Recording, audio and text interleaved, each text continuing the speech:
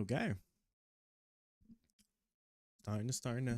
It's starting to come along. I hope I got those what's it called? Sorry, my hair might still be a little wet from showering. I tried to wait like 30 minutes because I did not feel like hand drying it. But anyway, I am hoping that the encoding freezing has stopped. Hopefully. Craziest thing. I don't know. It's some kind of like odd optimization bug or something. I have no idea because I had to set my Elgato to software encoding. And like, I have plenty of CPU usage because it's dual stream anyway. So it's like it's not like the CPU on the on the streaming PC is doing anything. Um so I sat there and set it to stream or sorry, software encoding and bump my 4K down to 3.5K. I had to sit there looking at that a little bit. 3.5K as well as the bit rate. So because there was plenty of room to like drop the bit rate some. So we did that. Did that for both the streams. That's both the streams. Bumped down to 20,000 bit rate. Of course, you guys on Twitch and Kick aren't gonna like none of this matters to you guys because the server was doing the re-encoding in order to make it compatible with those two platforms. But YouTube, if you're on YouTube, you get you'll get it raw for lack of a better way to put that. But yeah, we did that and I think we're golden. I do think we are golden. What I'm going to do is I am actually going to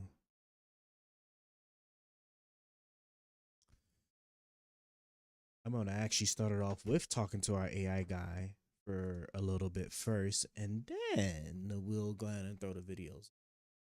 Um, let me see. Where is my? I just go ahead and just move this up here. And then also the other weird thing too with OBS is that I'm getting the encoding overloaded thingamabob for the entire time, but it's like literally not reflected anywhere, and I don't know why. One, two. Why does this look like there's a fifth? Oh, it's the like what? So I just want to open up Twitch real quick. Just Twitch is the one that'll really tell me. I'm just looking at Twitch over here on the other computer. See? That's what I don't understand. Like it looks fine. Like it looks fine. Like none of the streams are looking like they like acting crazy. Yeah. I don't know what the yeah, I don't know what to say. And that's such right. And I can't do I really wanna I really oh hold on, I don't even have to really check them like that, right? It's really just Twitch and Kick are the main ones, right? Because they're getting the re-encoded stuff, right? So if anything, they would be the ones that really just Twitch and be Kick the most the main ones, right? Because they're getting they literally getting like the what do you call it, like the leftovers of the stream. So if anything, they would be the ones whereas that YouTube like just gets it straight from main ones, or right? gets it Because straight past through. yeah, I don't know. I don't see it. I don't know why it's telling me the encoding is overloaded when I just don't it's just not reflected anywhere. It's just not reflected anywhere. Not reflected on my GPUs. It's not reflected on my CPUs. Uh, it's not stuttering OBS, and as far as the streams are still good. So see, that's what I'm saying. Like, I don't know. I don't know why my life's set up like this, bro. Like, I swear, it's like technology's out to get me. I don't know why I've dedicated my life to just trauma and turmoil. Because it's like everything I try to do is just so much harder than it is. Never understood why. Oh, let me can. Oh, that's good. That's good. Okay. Well, let's go ahead. Let's put back here. What are we doing? Oh yeah, our AI guy. So I need to actually bring my mouse back on the other computer real quick because the one thing I did forget to do is get Get this quarter. I am parched too. My gosh, but I'm tired of like drinking stuff. So, okay, so that bad boy's in there, and then I'm gonna try and like wipe his out from the AI person, or like reset him, like somehow. Um, can I? Are we? Yeah, there we go. I want you to. There's a stream mode in this, right?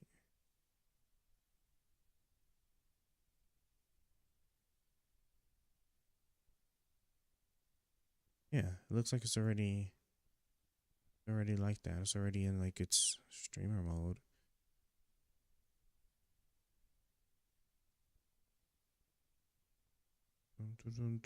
Streamer mode, right? Oh, I guess not. Oh, it's doing that. Wait, so does that mean like my stuff is still oh, I guess you wouldn't show it us. I guess you wouldn't even see like the last four. Okay, I mean it's not like it's the last four or anything, right? You don't. Okay, well, okay, so yeah, so the Discord thing is up. Let me get my hair guy here. So first, let me think about how I want to talk to him. So what am I gonna say? All right, Jeffrey, this is what I want you to do, right? Because like, I've been unsatisfied with your debate performance. So this is what I'm gonna do, right?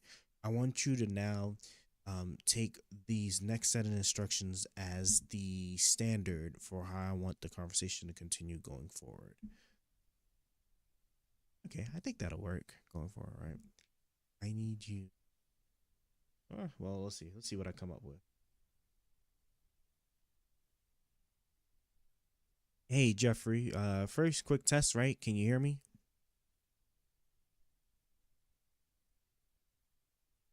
Yep, I got you. What's up? I want to know how you doing today before I get started actually talking to you.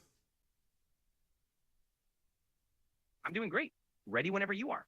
What's on your mind? All right, awesome. So first things first, right? I want you to take these next set of instructions as the standard going forward for how you're going to engage this conversation or future conversations in this thread here, okay? Because what I want you to do is, you're going to be a debate host, I'll say. What I want you to do is I want you to be able to actually engage with me in a debate like manner when it comes to these political topics that we're about to discuss. I want you to also like be free to, propose topics or try to, use whatever inquiry style you want to use, because the goal is for you to be, a big participant in the debate. I want you to be able to also employ common tactics, from an adversarial perspective, like, like those, especially those like nefarious, disingenuous tactics that you see in like, popular right-wing debate shows like Pierce Morgan or Tin Pool PBD podcast, right? Just like, just all those, disingenuous tactics that I want you to actively use in your conversation going forward. And then also too, I do want you to maintain the slang style thing that we had discussed before, about like, like incorporating modern, like, what is it, anime-ish, or um I don't want to necessarily say black culture, but you know what I'm getting, like a little bit more like less artificial, if you can do that. Do you understand what I'm saying so far? And can you actually give me like an example or two? Bet I got you. So you want me to keep it real and hit you with those debate tactics while also mixing in some dope slang? No cap. I'm ready to dive into these topics and keep it 100. Just let me know where you want to start and we'll rent it from there. Okay, okay. Well, I'm gonna go ahead. I'm gonna give this a test run. So first off, I want you to go ahead and propose me a controversial topic. Like, I don't know, like find something on the internet that people politics wise, is talking about right now, and then we can go from there.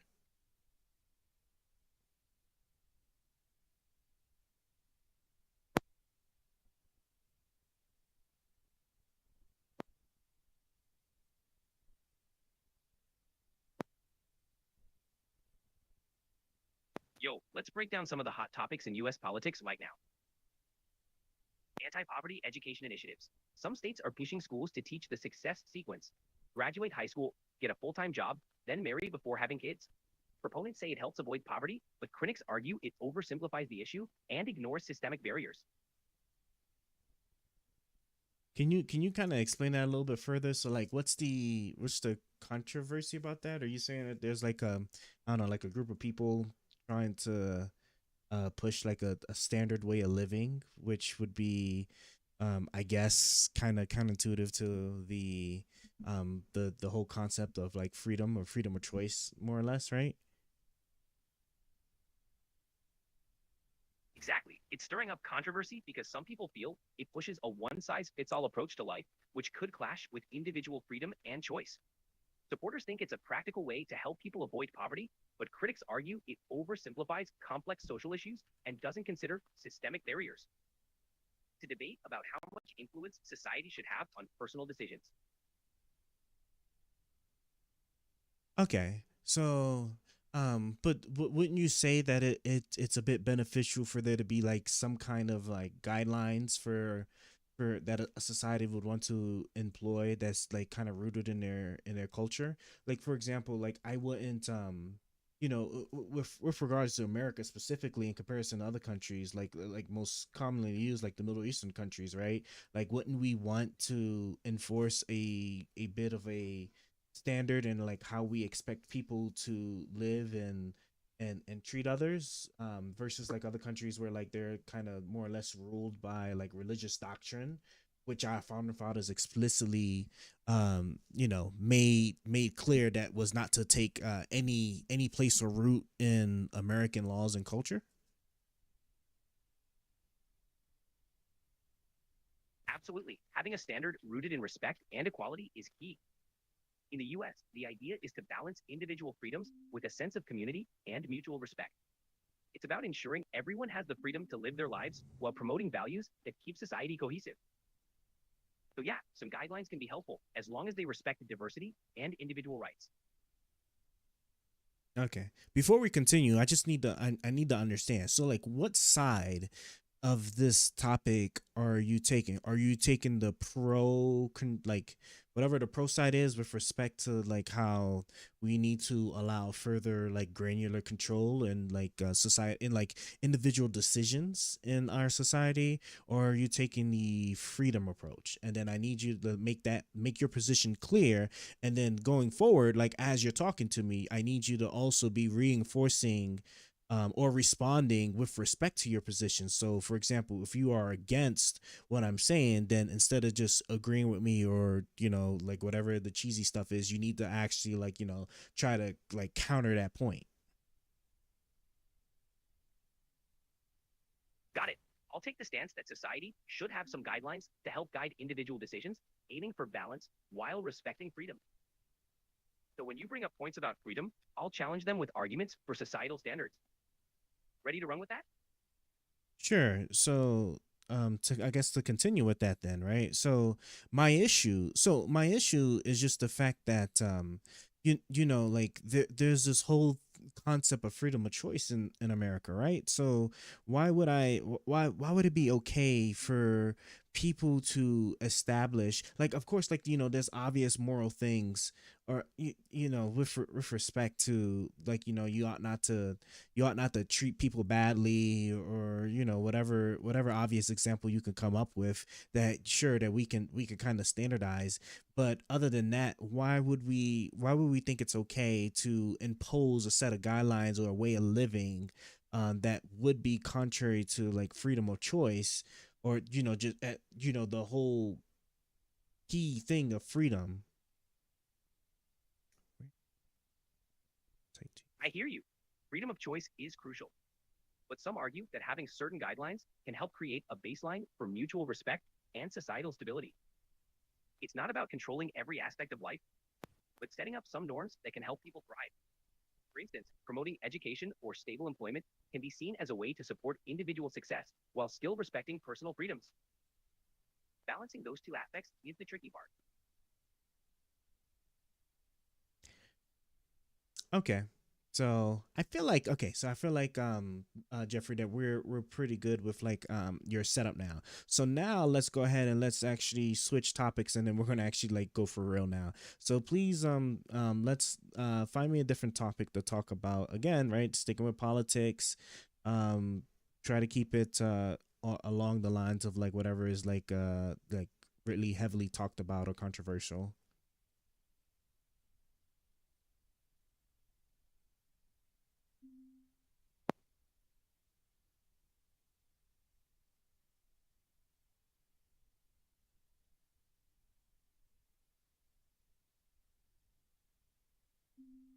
Right? Here's a spicy topic we can jump into. Upcoming Supreme Court case about a Texas law requiring users to upload government ID to access adult content.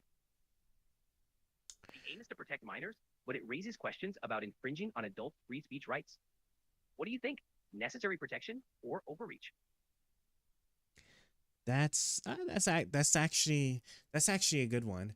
Let's see. Oh, hey, hold on, give me a second here, because I don't know how to actually pause them. Hey, hey, Clockwork. Is it Clockwork Orange? I'm glad you're here. I can never seem to give a decent answer. Yeah, exactly. Like religion, or moral acts, also more. Yep, yep. So I'm trying to see like how much I can like kind of fine tune them in order to um be a little bit more I don't want to say controversial, but at least act a little bit more normal instead of trying to like be super PG about it. So we'll see what happens. Now about this like porn. So okay, so I know the topic. The topic is basically that the government, or at least these like government bodies, want to make it so that all porn sites require you to verify your identity, which the idea is to keep children from accessing the porn sites. And it's like, okay, I get it. um and I guess you could say that, sure, that would be a good thing to not have minors accessing porn sites. But then on the other side of that, I guess the argument would be that obviously, like, people that want to watch or want to like go on those porn sites shouldn't have to place their identifiable information on them, where um where like these where obviously like these places get hacked into, right? And then your information gets leaked. As a matter of fact, wasn't it, what was that website? What was it like? Was it called like is it like Addie Madison? Or there was a website, right? Wasn't there like some kind of like dating website where like it got, or dating website? No, there was like a, yeah, wasn't there like a, it was like a dating or a porn website or something, like it was something along those lines that got hacked, and the hackers then like dumped the emails of the people who had accounts. I'm pretty sure. Yeah, yeah, the affair one. Yeah, yeah. That's what I'm talking about, right? There was like that's like a great example. Yeah, Ashley Madison, that's what it was. Oh man, you was good, because for the life of me, I could not remember. Right? Like that's the perfect example of why, like, people would typically be skeptical about um providing any kind of identification information. Now, you could argue morally, right, that obviously you shouldn't have even been on there right there doing the affair stuff to begin with. But if we actually just take that part out of it and just look at just a general consumer perspective, I see. So, oh, you stream too? Oh man, let me see if I can grab your here. I'll have to I'll have to click on. Will it let me? Oh, it does let me click on your thing. Sorry, my setup is like somewhat new here, so I most certainly I have to check you out. I see you got quite a lot of Fortnite. Yeah, quite a lot of Fortnite in there. I have to check you out. But I used to do politics and ish, but just got boring to me. Yeah, it gets boring after a while, like, cuz at some point like stuff starts to kind of like run dry. But yeah, no. This AI, yeah, the thing I'm talking to, yeah, is boy. Hello, you're golden. I stream from a PlayStation 5. I got a PS5 too. I got a PS5 Pro. I made sure to pick one up before the tariffs hit. I didn't have one until like literally like a couple of months ago when I knew the tariffs were about to come through. Did you see the prices rise? Like I'm trying to tell people, you know, them tariffs. I was telling people for months, bro. Them tariffs are coming, and you think they're not gonna raise prices? You just wait and see. You was complaining about inflation under Biden. Oh, you about to? It ain't gonna be called. It's gonna be so bad you don't even need to call it inflation. It's gonna need a whole different name for it. And sure enough, like there's just all kinds of stuff I bought that I have now. When I look at the prices of those, they're like $300 to $500 more. Using all my Twitch funds for a PC, and yeah, it's gonna be tough, you know. But hey, it's what people voted for, so I'm not at all upset about it. You know, there's only one way for people to learn. That's the point.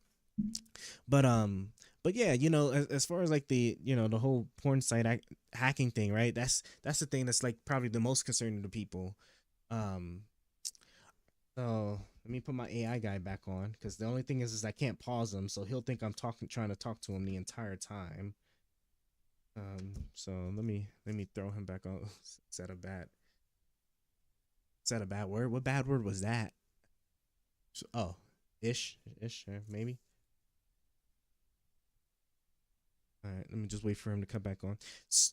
Hey Jeffrey. Okay, so like to kind of respond to your position here. So I would sit there and say that it is most certainly government overreach just for the simple fact that first and foremost, like there's that whole thing about markets should be able to choose, or companies should be free to kind of choose what they want. If you don't want kids to be accessing porn sites, I don't understand why we don't like further empower parents or technology companies to have their parents enable those restrictions, right? Like at the end of the day, it's a freedom of choice thing. Like as a matter of fact, like I don't even is there I'm sure there's probably a rule about explicit content being exposed to minors, sure, but like wasn't that something that we could just shift responsibility onto the parents? Like me, I'm all about like parental responsibility. Like we shouldn't be forcing anybody to do anything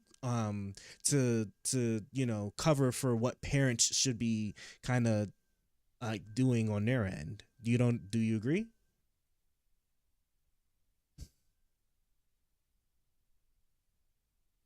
Okay, so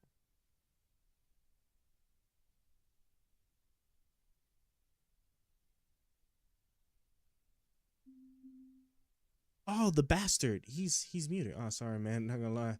A bit drunk and just vibing. Don't mean distracted. Nah, you're good, man. You're good. I'm just like I'm still trialing like my setup here because it's been one terrible thing after another. And let me just hold on because I see my thing is like acting up over here. Let me kind of close that. Come on. Bastards. Come on. There we go.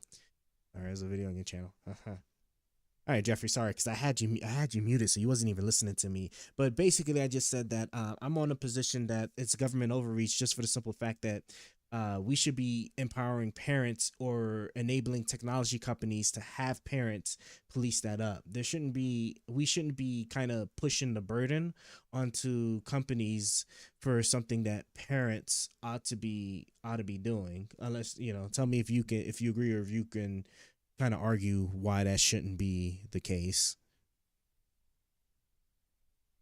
So I get where you're coming from, but one could argue that protecting minors is a shared responsibility. Sure, parents should be involved, but not all parents are tech savvy or have the resources to monitor everything. Requiring ID might be a heavy-handed approach, but it could act as a safeguard, especially for content that's easily accessible. Balancing parental control with broader protections might be the goal here. And I mean, okay, so I could kind of see your point with respect to like it being like a shared responsibility, but I can already see the way the government's doing this, and that they're just going to just require that there's some mechanism in place for people's identities to be verified and kept, right? So then would you be in favor then with like a one-time activation thing where like there's also not litigation, but there's also requirements to to like have them kind of scrub that information from an account? Hell yeah. A brother just hopped on the train for our Twitch movement. Better be speaking some damn English, motherfucker. More personal info, long term, could be a middle ground.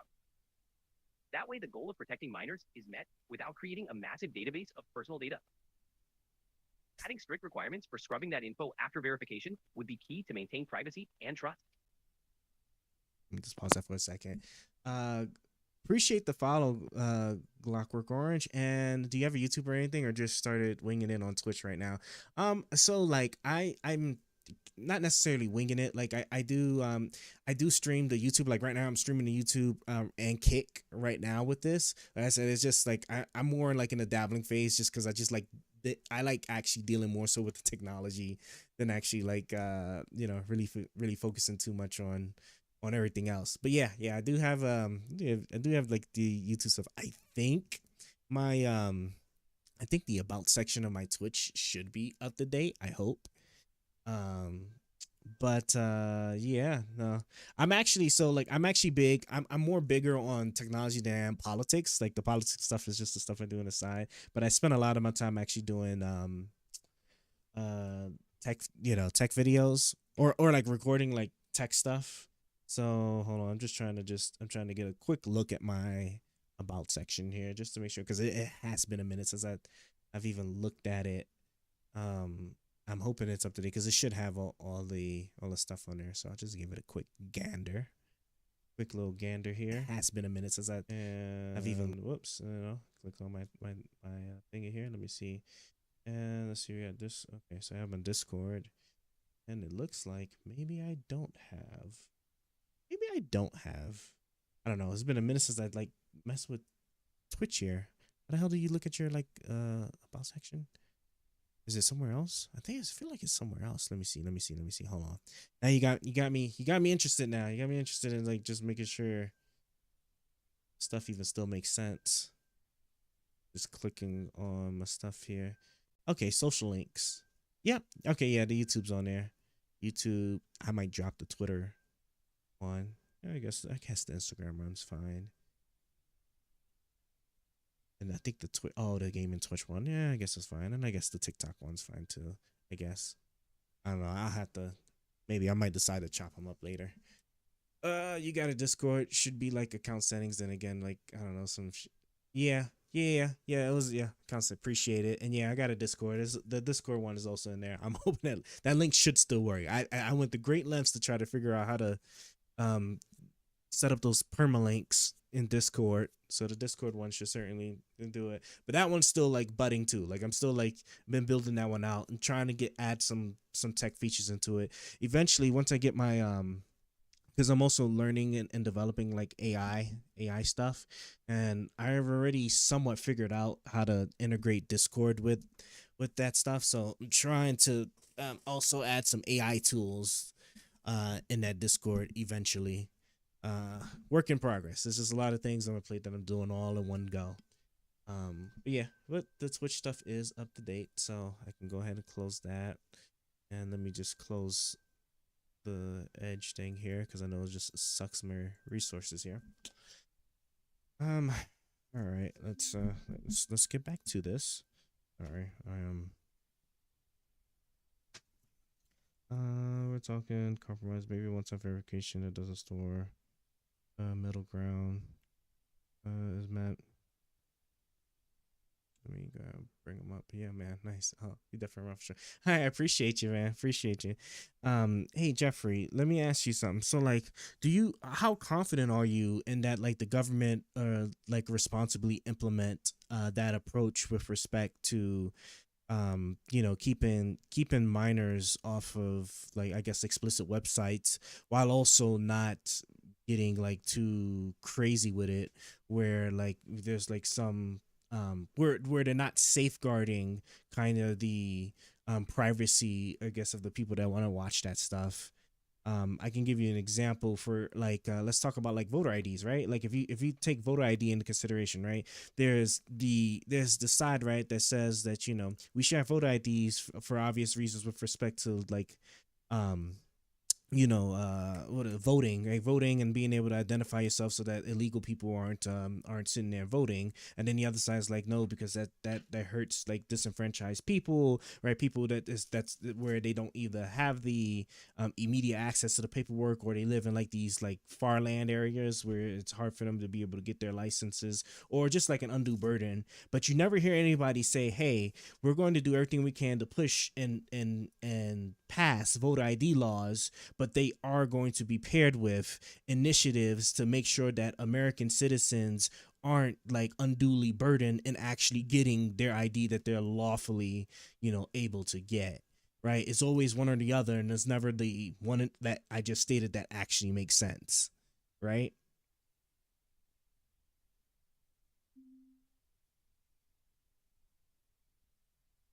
I feel you on that. The challenge is finding that balance. Historically, the government's track record isn't flawless, but with the right oversight and public pressure, there's potential to implement something that protects minors and respects privacy. It's all about accountability and making sure any legislation has clear, enforceable privacy protections. So cautiously optimistic, but with a side of skepticism. Okay. So I guess I'll sit there and say that that sure, like I can be on the side of what is it? Oh, hold on 1 second, Jeffrey. I got a person here. Hold on, because I want to make sure I also like don't don't ignore my messages. All good. Why is Take my your time. mouse acting weird? Okay, there we go. Like, bro, why is my mouse stupid? When I get my PC, I might be asking you questions. Yeah, sure. Yeah. As a matter of fact, I think I have a text section in my Discord, maybe. But you can also ask me on Twitch too. Like, I'm always open to like stopping what I'm doing to answer like tech questions. Just because that's like my main stick. And we'll go with that there. Oh, you know what I forgot to do?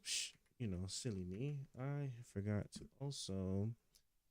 Oh, I don't even have to actually type it. I could just and then just wait for it to just open up eventually on my computer, so that's done. All right. Okay. Yeah. So sorry about that, Jeffrey. So okay. So you've convinced me that I'll be more so on the side of like or being okay with legislation that maybe requires like websites and stuff to like implement some kind of like verification service, so long as obviously like privacy needs to be the utmost goal in that. So I guess as long as like you also encode, codify that as well, so that these companies don't get reckless, or these companies don't start doing like weird things like selling the information, right? I would I'd be for that. For sure, making priority is key. If the legislation includes strict rules about data protection, transparency, and hefty penalties for misuse, it could create a safer environment. It's about finding that balance where protection doesn't come at the cost of personal freedom or privacy. Definitely a tricky line to walk, but not impossible. Okay, so let's go ahead and let's move on to another topic. And actually, I do want to pick up the one I was just talking about voter ID laws. Right. So what's your take on voter ID laws? So as a matter of fact, maybe I should start like actually making you pick a side. But you know what? I'll attempt that afterwards. For now, what side are you on with respect to voter ID laws? Are you for or against the voter ID law as it's being like currently pushed?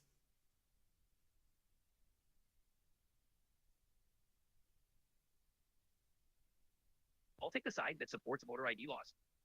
The argument here is that they can help ensure election integrity by preventing fraud. The idea is that if everyone needs ID for things like driving, it's not unreasonable to ask for it when voting. The goal is to protect the democratic process and ensure confidence in election results. What are your thoughts? So as it's typically presented now, I'm going to actually be against voter ID laws for this the simple fact that it always seems like to me that when the side that's for voter ID laws is pushing voter ID laws, is like they're not addressing any of the underlying issues that is being brought up. Like for example, I believe like the current one right now, I believe there was even, I think it was a Saves Act. I think it's called the Saves Act, right? That just passed the House, where we're talking about like requiring you to like show your birth certificate, right? So you have to show your birth certificate at the, whenever you're trying to vote, which to me is just like kind of crazy, right? Like why can't it just be, your driver's license, your state ID, and then why also can't it be? And then if you're going to sit there and you're going to make some outlandish or crazy requirement that you have to have your birth certificate, then you should at least be pairing that with like funding and initiatives to make sure that people are able to get their birth certificate, right? Because like maybe you've had your birth certificate for like 30 years, you didn't bother changing, so obviously like it's like a little, like maybe a little worn torn or whatever. And then also too, I would like to see like initiatives for people who have gotten married, right? So because I think it's common for people not to bother to go get their birth certificate name changed, like when they get married, because they usually just use their marriage certificate. So are we going to also have a carve out for people that are married? So obviously the birth certificate name wouldn't match their current name, right? And then they just so I guess they also have to carry their marriage certificate. You see what I mean? Like you see now it's like all these extra like documents that you have to have and carry with you, which to me is just kind of crazy. But that's kind of and that's why like I'm kind of just more so against voter ID laws as they're being presented now than I am for it.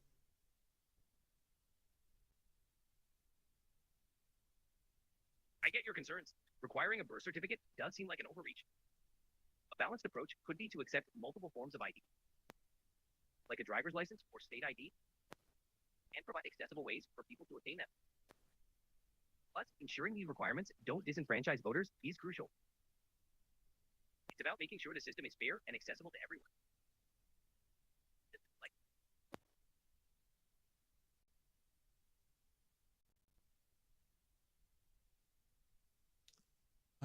Let me see. Sorry. Oh, that's what it was. Okay. Okay. Oh, now I get it. I get it. Sorry. I have to fix that. I think is a I don't know why I blocked you from using the word tard. I'm just now noticing it. Um, Man, was I just like lost in thought? Was I just lost in thought when it was doing that? Hold on. I need to now I have to see. I think I have to redo my YouTube thing real quick. Hold on, let me see. Oh, YouTube's good, right? And then switches. This is good, right? And then kick, right? Oh, ugh, that's gonna be so danky if I have to sit there and I gotta re-enable kick every time. Which I mean, I guess that's okay, but sorry guys. I am, like I said, this tech stuff don't come easy. It's multi-platform streaming and everything. Like my God, and then all these like special implementations I'm having, and yes, I'm gonna click on this one, right? And why am I an Abra? Why? Hold on. Do I even remember how to do it? I think it's like.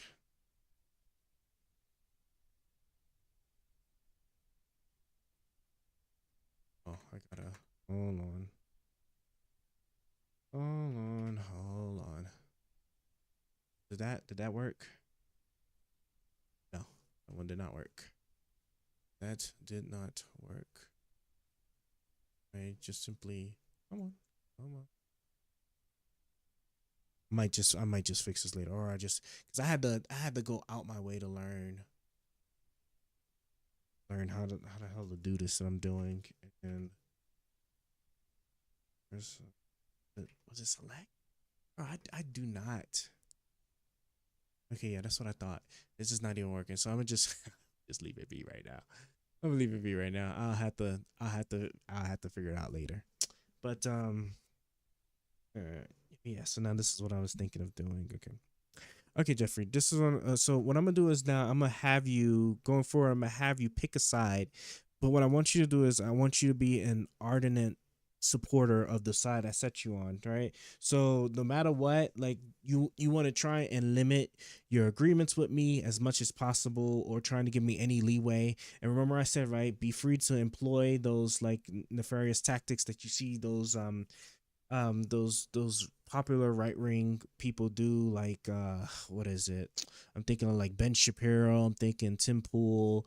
Like the people I always just mention you to try and mimic as far as like the the whataboutisms or whatever the other names are called, right? Because it's I'm drawing a blank on it right now because I got like a bunch of things just on my mind. Got it. I'll go full throttle on the pro voter ID side.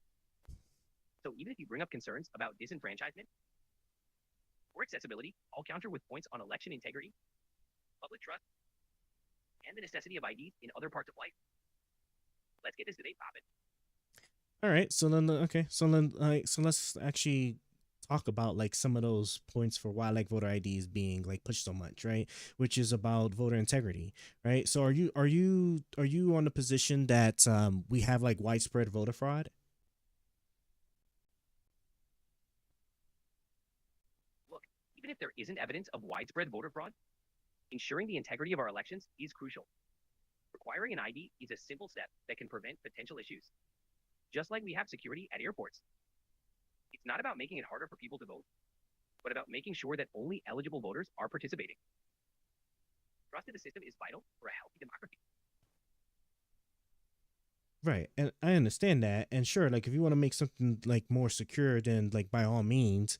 But I'm just trying to understand like why is it always the case that this comes up whenever like a particular side is losing? Like why is this not always like an immediate concern, right? Like you cry voter fraud, and there's always seem to be an extra focus just only in the places that it's that these sides lose, right? Because I don't ever see people complaining or saying like, my God, there's widespread voter fraud in like Texas, right? Which would be which to me is also kind of crazy because like that's like the main state that illegal immigrants have to like cross through. So like, why is it not the case that there's not allegations of widespread voter fraud in Texas, but there's always these states that their people lose? Mhm. That's a fair point, but focusing on election integrity isn't just about one state or party. It's about ensuring consistency nationwide, even if specific claims come up during heated elections. Broader goal is to have a system that everyone can trust, regardless of the outcome. Voter ID helps build that trust. It's worth considering. So I want you to then to tell me, so what give me an example of like the voter ID law you would pass, right? So what would be the requirement with respect to a lot, getting people to be able to register and to vote?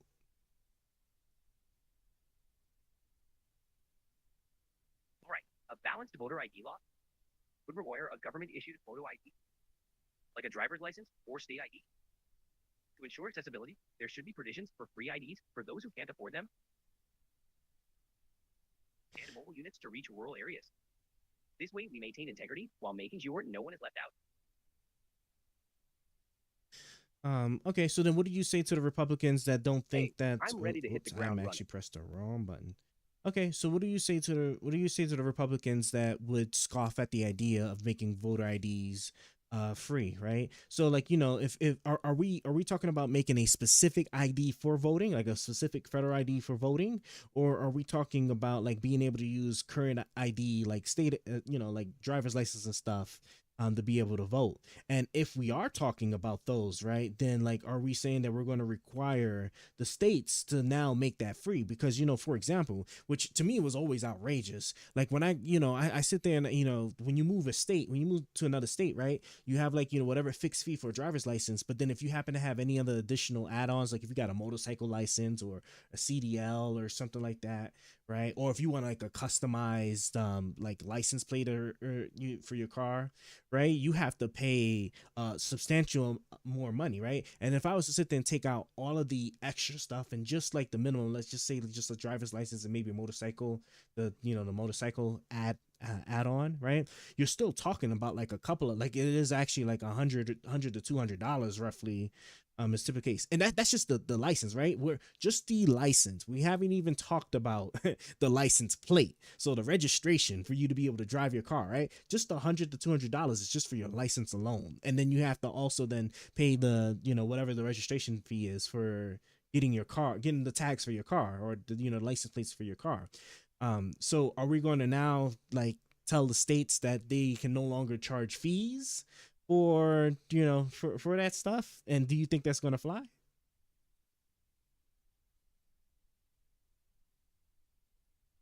So, if we're serious about voter ID laws, we got to address the cost. Making a specific free voter ID would be a solid step. It's not about cutting fees for everything, just ensuring no one is blocked from voting because of money. It'd be an investment in democracy. But if the goal is truly election integrity, removing barriers should be part of the deal.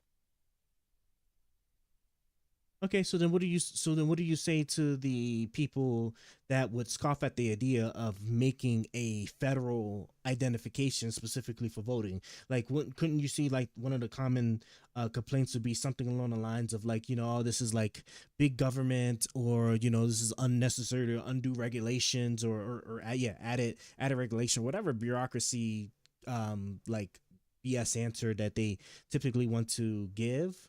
And then how do you counter that with the ones that just sit there and say, why are we making a whole new like ID for voting when we can just as easily just use the driver's license and stuff that people already have?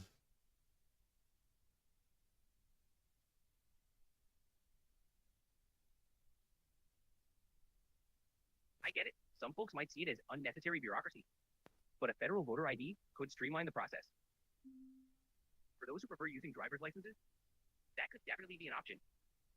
The idea is to create a baseline so everyone, regardless of their state, has an accessible way to get a free ID specifically for voting. It's about removing barriers, not adding them.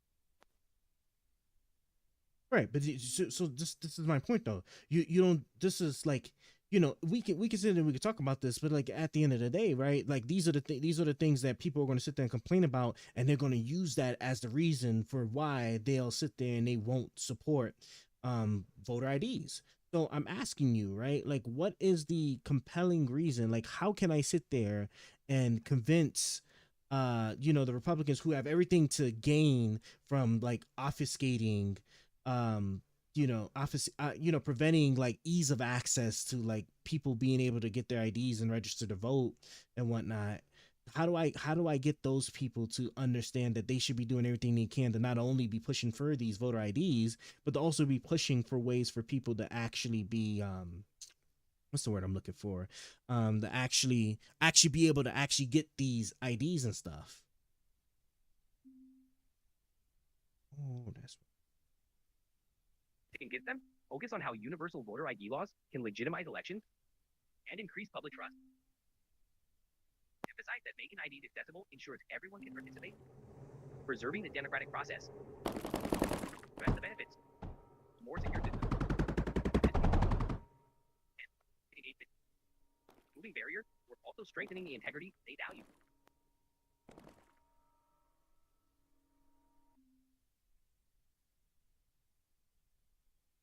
Hold on. Why do I not have any more happened? Oh, oh, that's why. Damn, I blew through my copper already? No, that's not good. Fuck. Okay, I'm sorry. I had to sit there and like take a moment to just think about what just happened. Bro, I blew through my copper. I'm about to be in. Well, I guess. Let me see something. Hold on. Okay, that's not too bad, right? Eventually they're going to fill through, but this is going to be a massive delay. So I just need to go ahead and just continue working on building stuff. Okay. So I guess we'll just kind of just leave it at that. Sorry. I'm sitting here like not getting myself into my microphone here. Okay, so I guess we'll just leave it at that for right now. Just that right now voter ID laws is just not going to be pushed in the way that they should, right? Because one side is just going to sit there and just make it so that there's going to be some like unnecessarily undue burden on getting some type of identification for you to be able to vote, while the other side is not going to want any identification at all. Instead of just marrying up the two positions to just make sure that voter IDs can be passed while being paired with initiatives, on making sure that American citizens are able to get their IDs much more easier. Okay, so let's just actually just move on to a different topic. This time because I had picked that one, so I want you to pick a different one now. So what do you wanna?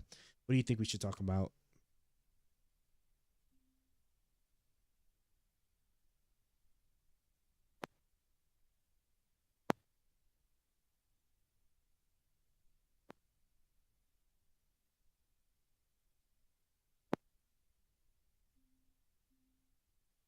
So the 2024 presidential debates are lit. Kamala Harris and Trump going head to head on economic optimism and immigration. Plus, the VP debates got Tim Walz and JD Vance showing off those Midwest vibes. It's all highlighting that political divide. What's your take on the debate drama? Let's I'm gonna have you pick a different topic just because that's we're we're that's like 2024. We're 2025 right now, right? So this is post Trump now. So go for a different like controversial politics topic, please.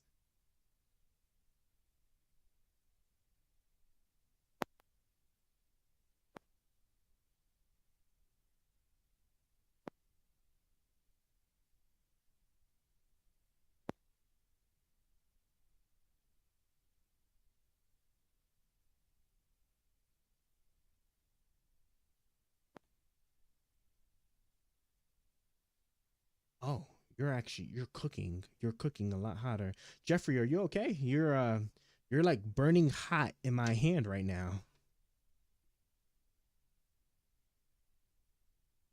All good on my end. Might just be a little data overload. For a fresh topic, how about the debate on AI regulation? With AI advancing so fast, there's a lot of talk about how to keep it in check.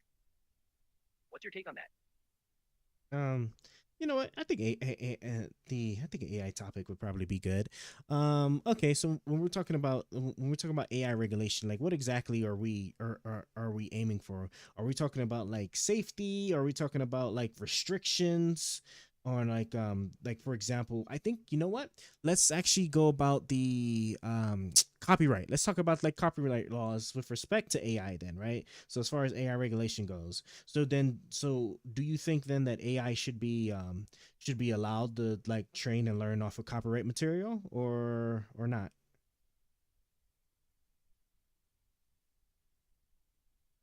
Copyright with AI is a hot topic. Some argue AI should be able to train on copyrighted material for innovation, while others think it infringes on creators' rights. It's about finding that balance between protecting intellectual property and fostering technological progress. Your take? Um, Let me think about this for a second. Well, hold on. So, are you saying? I'm sorry, because I said I was going to actually like dictate your positions. Okay, so for this topic, for with respect to AI copyright laws, I want you to take the position that you are for copyright laws and restricting AI from being able to learn from such work. Is that all right?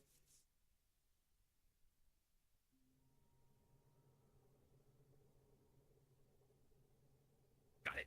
I'll take the stance that AI should be restricted from learning our copyrighted works. Protecting creators' rights is crucial, and allowing unrestricted use of their work could undermine their livelihood. It's about ensuring fair compensation.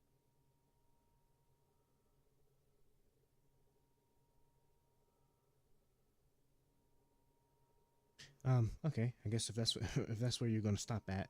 All right. So here's my thing about copyright work with AI work.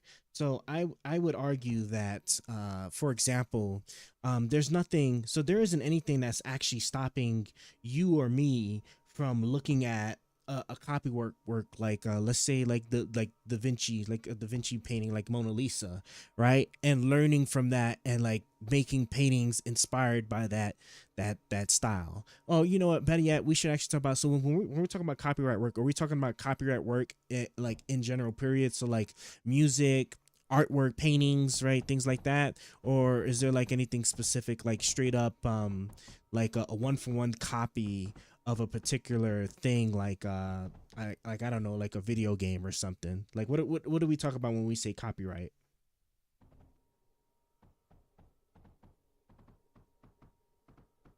For copyright, we're talking about everything. The issue is whether AI training on eWorks without permission undermines creators' rights. For example, if an AI studies thousands of songs to create something new, is that fair use or infringement?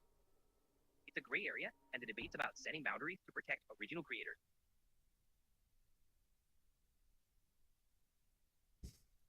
Okay, so okay, so how do I want to talk about this? So my thing is though that like with respect to like AI work, or sorry, copyright work though, is that like there's nothing like I don't think there's anything that should be preventing that. Like if I look at it from a regular like human person perspective, right? If I sat there and studied like a popular music artist's like beat style or the way he or she raps, right? Like there's nothing like if I was to sit there and copy that one for one, like sure that'd be copyright. But if I'm sitting there and I derive from that, with respect to like some things that ought not to be like fully copyrightable, like a style, right? I don't think I really don't.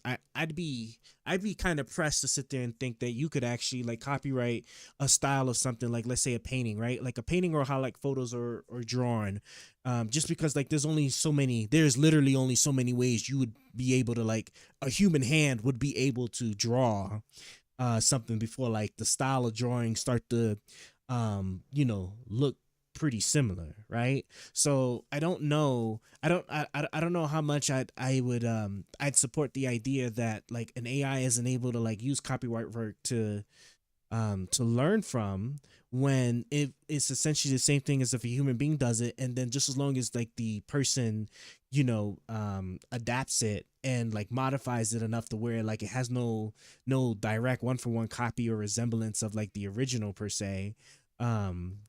And of course, like there's caveats to that when we're talking about things like when we talk about drawings, like color styles and things, where like there's only like but so much like limited combinations that you could possibly use in order to create something, that we should be giving AI the grace to be able to do that kind of stuff, right?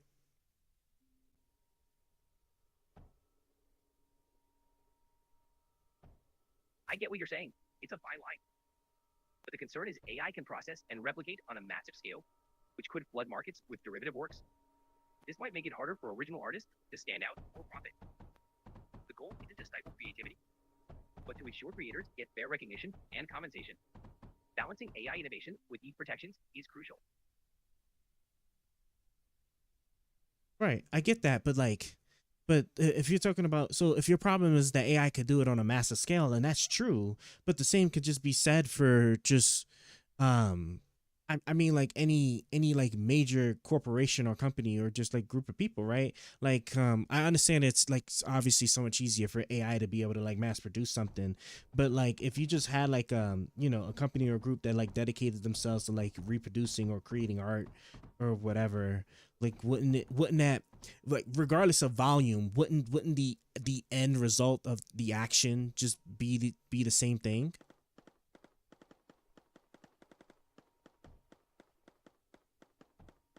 That's a valid point. The concern is more about scale and accessibility. AI can create endless variations in seconds, making it harder for individual artists to compete. While companies could do the same, AI accelerates that process. It's about maintaining a level playing field for all creators, ensuring their work isn't overshadowed by mass-produced AI content. Right. But okay, so but this is what I'm saying. So like what are we using? What's the metric or like thing that we're going to point at to say that this is the reason why AI should not be able to do this, that is substantially different from a human being, like a human being being able to be able to do the same thing. Like what makes AI uniquely different enough that we would impose a type of restriction that we wouldn't impose on a regular person. That's really what I'm trying to get at.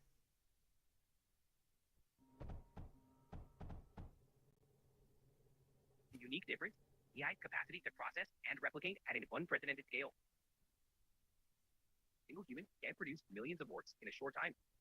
This capability can disrupt markets and dilute the value of original content. Not just about replication, the speed and volume that make AI a potential threat to creators' livelihoods. is why some argue for stricter rules.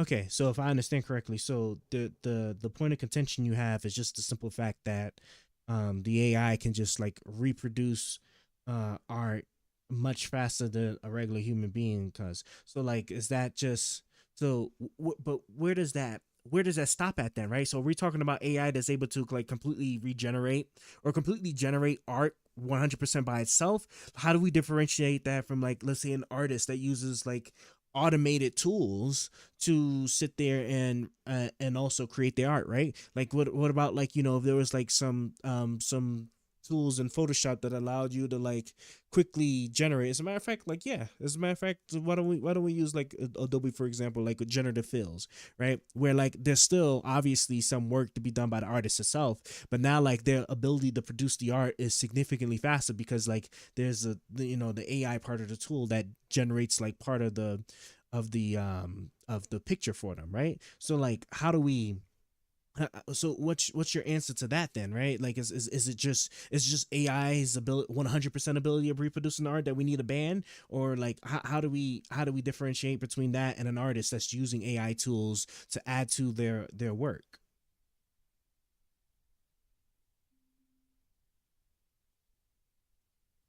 The line is tricky.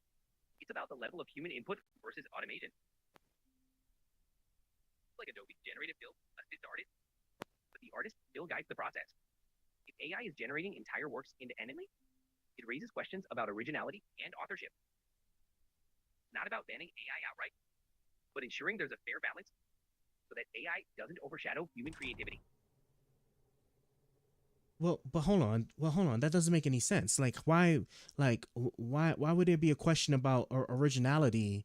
Like, wouldn't it just be the same thing? Like, what do we even like talk about then when we're talking about generative work then? Because like, I mean, technically speaking, like any kind of digital tool then you're using could kind of fall in that category, right? Like, if I sit there and just use the paint program and then just use like the bucket fill that just completely fills something with like a red color, how is that truly any different than just using a generative fill, right? That just like sits there and like just instead of just putting one specific color, just put a bunch of colors, just all obviously in a pattern to create the image that I want to create. How is that any different?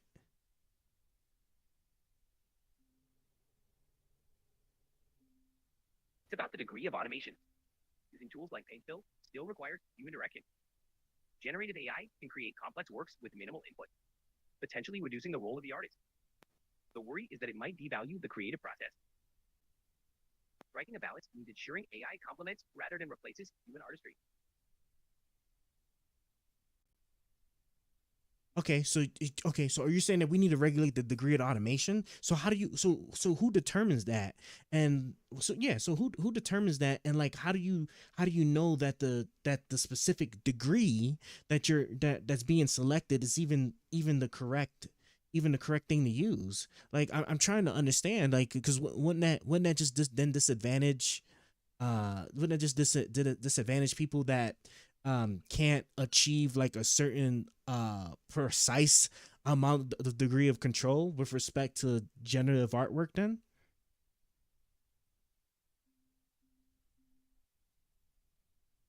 Regulating the degree of automation is complex. To set a universal standard, maybe the focus should be on transparency, disclosing when AI is heavily used, so consumers can make informed choices. This way, it's less about limiting creativity and more about maintaining a fair marketplace.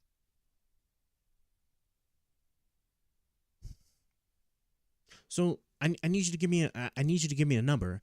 What is the degree of control a person, an artist, needs to have for their artwork to not be potentially questioned, or like their ability to copyright their work or their originality to be questioned, right? Because remember, the whole point of this conversation is we're trying to determine AI if AI is um able to use copyright work or not.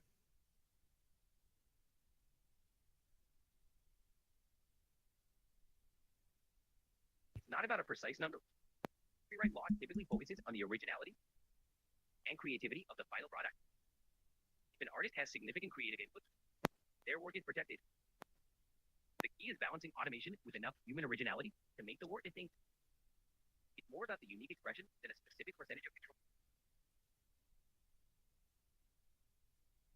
Okay, so but that's not a genuine position, right?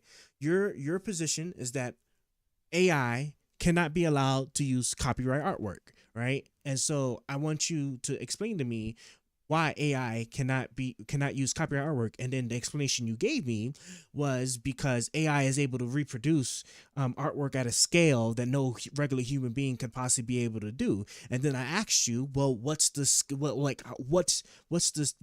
that we're determining that from, right? And how would just the action of AI producing the artwork differ from an artist using AI generative tools in order to supplement or be an additive to the artwork they're producing, which would allow them to then produce maybe not necessarily at the exact mass scale that AI solely could be able to do, but something that would be comparable to like a regular human being trying to just draw it outright themselves. So like you need to give me I'm looking for a explicit position on what exactly are we limiting from AI that we can point to say this is the exact reason why AI should not be able to use copyright work. It is because we have determined that like 70% of a produced art should be done like by human hands, no intervention. And how do we make that determination when a lot of artwork uses computer tools, right? That is just as easily the same. You could argue those are that the AI is essentially using the same tools, right? You just don't see it using those tools because it knows how to just do all of the actual work itself.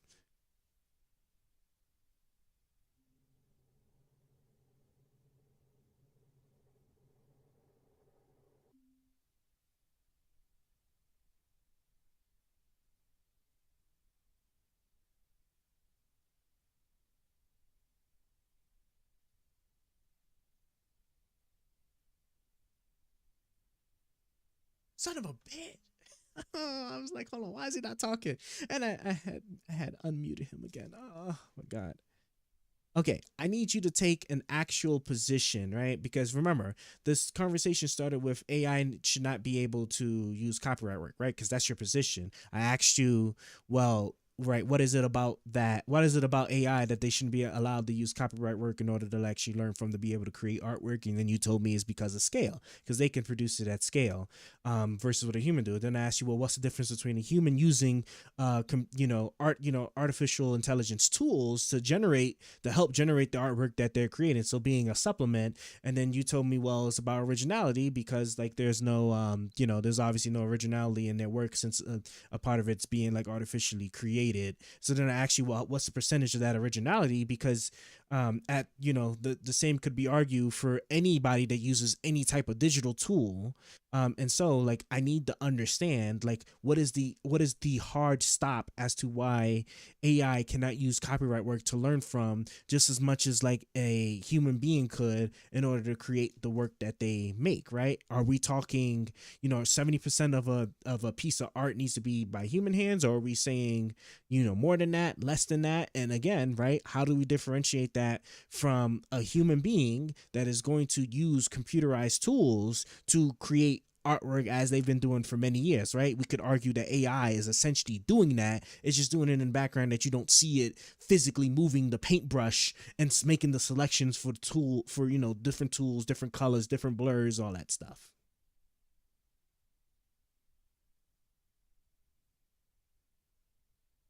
Fair enough. The issue isn't about a specific percentage, but about maintaining a meaningful level of human originality. When AI does the heavy lifting, the uniqueness and personal touch can get lost. The idea is to ensure that AI serves as a tool, not the creator.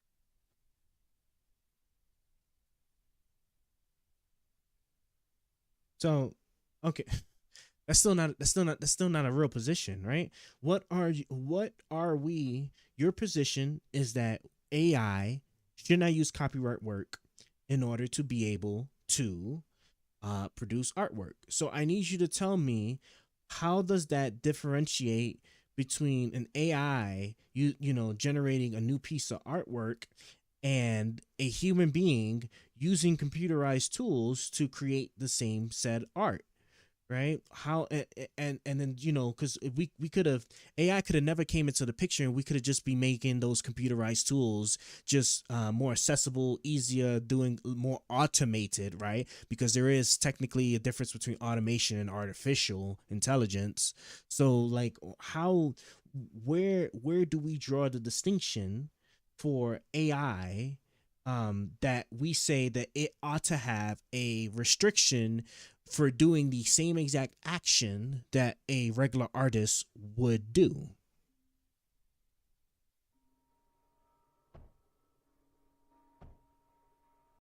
Lies in the intent and scale.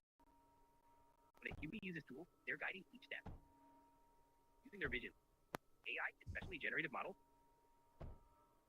can autonomously create without that direct human touch.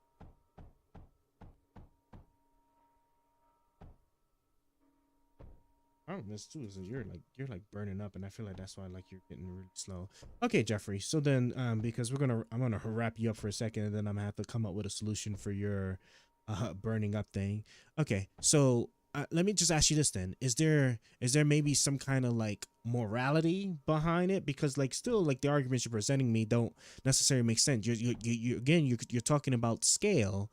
You keep saying scale and stuff, but like a company could just as easily just sit there and hire a bunch of artists using, and then, you know, with the assistance of automated tools, just sit there and then like just continue to expand as they gain more resources, more money and stuff like that. Just continue to expand, hire more people, produce more artwork, hire more people, produce more artwork, right? And then like this makes independent or small artists, it kind of crowds them out because you got like this big company that's like pushing art, right? Isn't this like akin to like the same thing when it comes to like big businesses versus small businesses, right? Where like the big business uses this unfair, you know, vast amounts of resources to be able to produce something at, you know, large scale that small businesses wouldn't be able to do. Like, is this not just the same exact thing?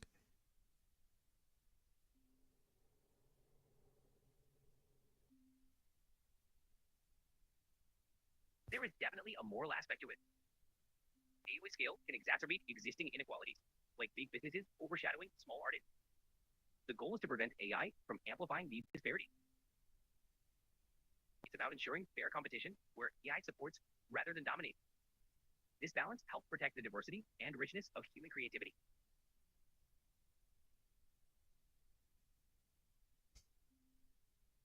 All right, Jeffrey, thank you. I'm gonna kill you. Sorry, excuse me. Let me rephrase that because I don't want to, you know, hurt anybody's feelings. I'm gonna go ahead and pause the conversation here, and we'll pick it up another time. Because I'm thinking I can't use my old phone no more in order to facilitate you, because you are like, you know, you're taking like, you're like literally a second almost for every 3 words, and like the phone is incredibly hot, so I know that's part of the reason why, and I don't understand it. I don't even have the phone in the case. So I'll just have to kind of figure that out. I kind of already have an idea because, you know, my brain is always just thinking of stuff. So I appreciate you joining for a bit. The next conversation, I promise, will be much more interactive and better, and like hopefully even louder and clearer. But like I said, I just think it's just a limitation on just the device I'm using, and we're just gonna have to move that to something else. I don't know how I'm gonna do it, but I'm gonna figure it out. So you take care now, all right?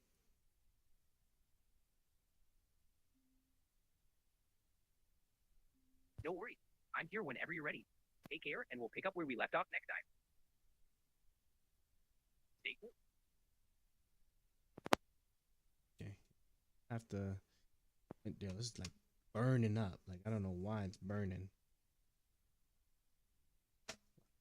And then I didn't think AI. I mean, I understand AI is like resource intensive, but good gracious, shouldn't be that bad. You know, shouldn't be that bad. Let's move you over here real quick. Guess we can close this. Hold on. Closing some stuff out the way. My eyes are so red. Guys, listen, pollen season is messing me up right now. It's killing me. All right. Let me see. Let me see what we got. Let me see what we got. Uh,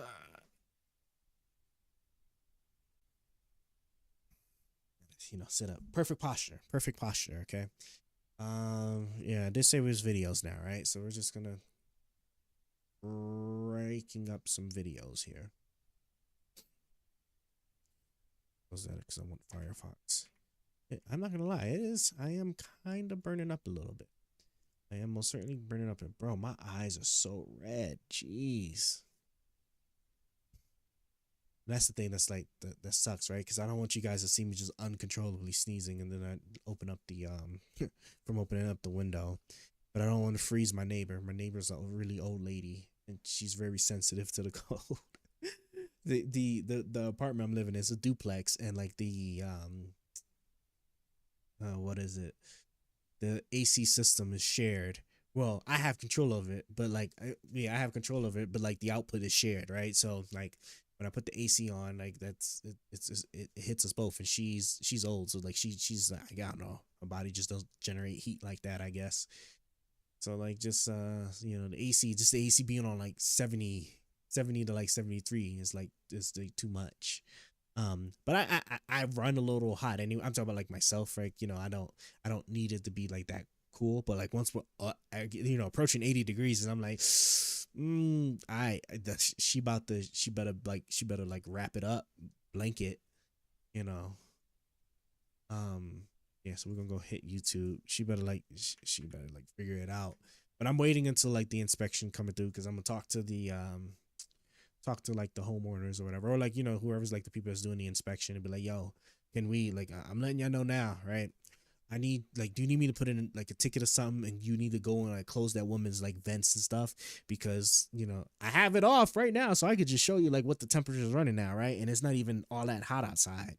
So like I'm about to cut this air on, and I'm gonna need y'all to like go down there and like close a vent. I understand, when you close them, it's not like a perfect thing, right? But like it should like most certainly prevent a lot of the airflow from going down there, like AC thing, so it doesn't like freeze it too much. I ain't gonna like knock it down to like 65 or even 70, right? But I'm like, right now I'm trying this 80 85, right? I have it 85 during the day, down to like 80 when I'm trying to go to sleep.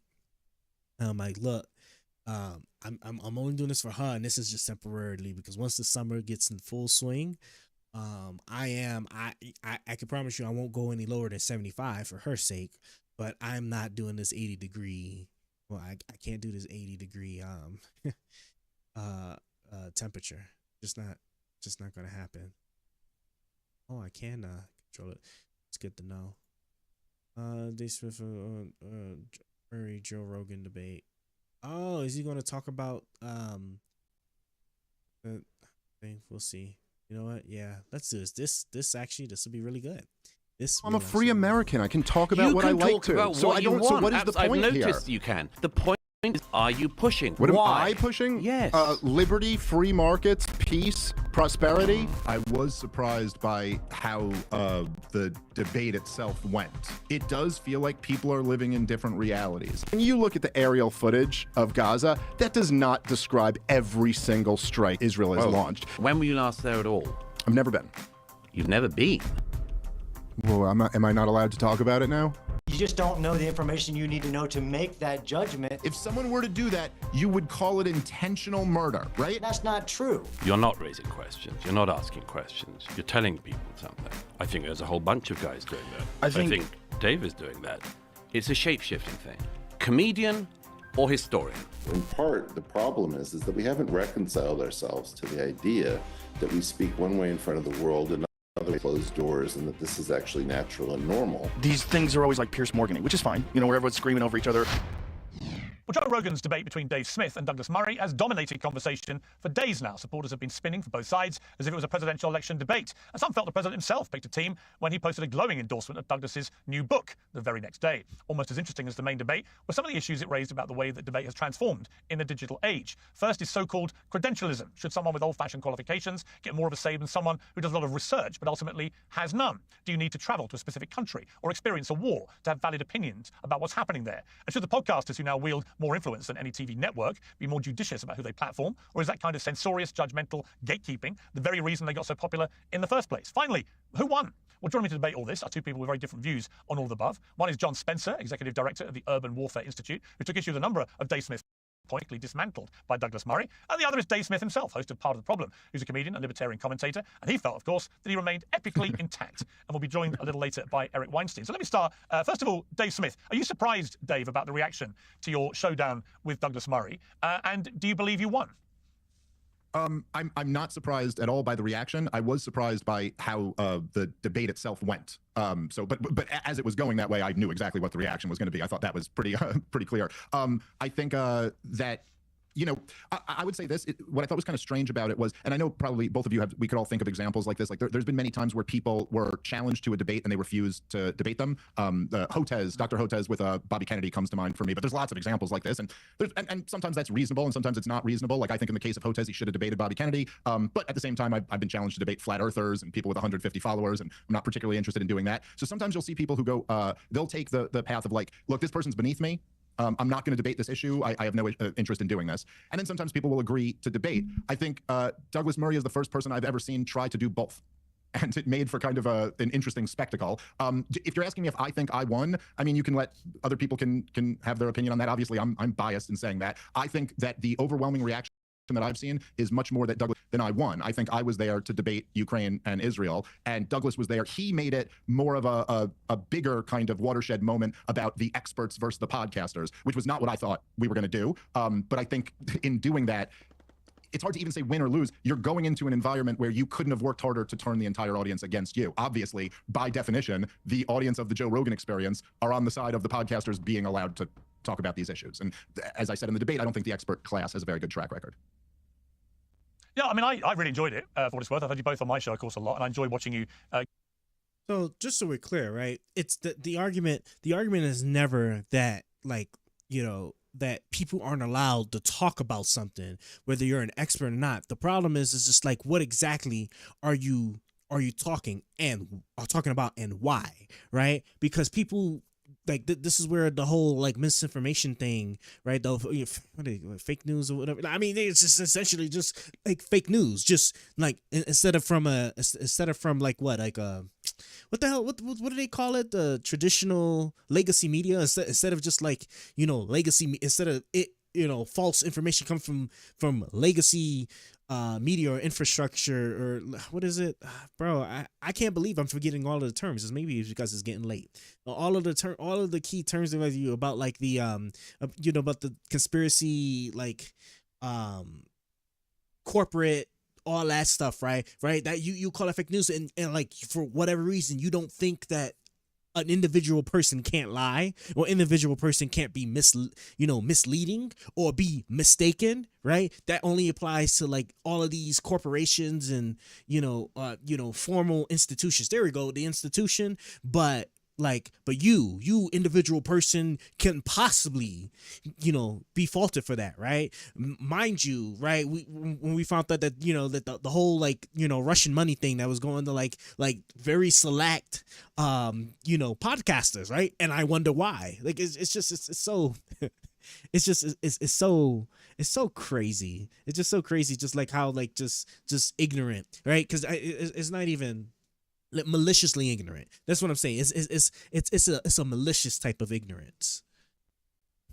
Go at each other. I've seen lots of praise for you, Dave, indisputably, a lot. I've also seen, and we've just got a little summary of some of the lack of praise for you. Dave Smith was eviscerated by Douglas Murray, posted Henry Hobson. This is what happens when bluster and shallow thinking go up against a considered intellect. John Daly said watching someone like Douglas Murray absolutely crucify Dave Smith is a real treat. And Con Tomlinson, Dave Smith is ignorant, Douglas Murray crushed him. And the only reason I read those three out is it shows me that on social media in particular, when these kind of events happen, and I call them events because everybody watches them, when they do happen, there's very little middle ground. There are very little people who pop up on social media and go, you know what, on the one hand, I thought Dave made some good points. On the other, Douglas made some good points, and I really enjoyed the experience, which is probably what Joe Rogan thought. But no, we're in a very tribal world where before you guys even sat down together with Joe Rogan, they'd already decided you were going to be disintegrated, dismantled, and crucified. And similarly, a lot of people who like you and don't like Douglas Murray felt exactly the same way about what was going to happen to him. What does that tell you about discourse today? What do we do about that, if anything? Well, for the record, I will say, I mean, and I try to not live my life in on internet comments, but for this one, I just could not help myself. But if you look at the YouTube comments or the Spotify comments, I mean, it's overwhelmingly hostile toward Douglas. It seems to me that there's every account on Twitter with an Israeli flag and a Hebrew name in their bio certainly seem to think that I got my ass kicked. What's even more fascinating is that there'd be specific moments that people draw 180-degree opposite conclusions from. Like the one that I saw going super viral is him, asking me if I've ever been to Israel and then kind of putting on a performance about how shocked he is that I haven't been there. And it was interesting to me how different people could look at the exact same moment, and one group of people could say, oh, this was Dave getting destroyed. And the other group of people could say, I mean, like objectively, this is a non-argument. This doesn't win you any points in a debate. Like I obviously fall into the second group there, but it certainly does show you how dug in certain people are, of course, which I think is to be expected in this most of contentious issues. But yeah, I don't know exactly what to take from that, but much like in the last 5 years particularly, it does feel like people are living in different realities. And even if you were to ask people to tell the story of COVID, I mean, like what just happened over the last 5 years with this global pandemic, it's amazing how much people could have completely diametrically opposed understandings of the reality we just lived through. Now, I'm not being a relativist here. I think one of those sides is wrong and the other one is right, but that is where we are. Funny enough, I would say the COVID debate is a lot more nuanced in reality than the two extremities take it, for what it's worth. But let's bring in John Spencer, because he certainly was not in the Dave Smith 1 camp. You tweeted, Dave Smith and Douglas Murray debated who qualifies as an expert and who should be making declarative statements about certain wars. That question answers itself. And that's been construed, John, to mean that you believe that Dave Smith was not the expert in the room. Explain why you felt that Dave Smith lost this debate. Sure. I wouldn't say it had anything to do with Douglas. I would have to say it was the statements that Dave Smith made during the highlight, and I won't get into the credentialism as Dave's quoting four-star generals or who's an expert, who's not. I do research. I think Dave tells jokes for a living. I had a problem with the statements he were made, and then how do you come to that conclusion, which really does get to the podcaster world versus other individuals on how did you come to that opinion or that declarative statement, like Israel is intentionally killing civilians. I mean, there's like 10 different ways you can do research. You can do comparativity. This is what Douglas was saying. If you haven't been there, then how are you getting to your conclusion? You ethnographic, you can go there and do interviews in Gaza, like both Douglas and I have done with soldiers. What's going on? How are you doing it? You can do even historical archival data research. That's not what it appears that Dave does, and it seems to be more of a historical revisionism. Take a piece of data that you got and tell a really convincing narrative on how you got to your conclusion. But as somebody who has students, I mean, correlation is not causation is that famous phrase. When that story is actually just a lot of correlation and inferences, how did you get to your conclusion? How do you do that research? Forget the expertise and the credentialism. You're making a statement like it's true, and I know Dave's anti-war, and that's great, but you can't be anti-factual, and Dave, without Douglas, just made a bunch of not true statements. Now, I may be about to shock you with this, but tallow is an exceptional moisturizer. The oil in our skin shares many of the same fatty acids as tallow, and the nutrients needed for all of Van Man shop / inaccurate. Absolutely. So, I mean, I think the overall one, which is what me and Dave were talking over X, is that Israel is intentionally killing civilians, especially children. That's not a factual statement at all, because it doesn't even include the base information. So it's almost like, you just don't know the information you need to know to make that judgment. And, let's forget comparing it to a domestic situation like Dave continues to do on Joe Rogan, Lex Friedman, others. Killed my kids, and I know where he's at, and I go to that apartment building, I kill everybody in it. That's murder, and that's what Israel is doing. And that's not true. Even you, peers, have commented about Israel striking something and saying, look at the number of civilians, that's not acceptable. That's not how war works. It's not even how you would assess that situation, because it completely rules out what the law of war says about proportionality, about assessing what is the target, who is that individual, what's his value, concrete value.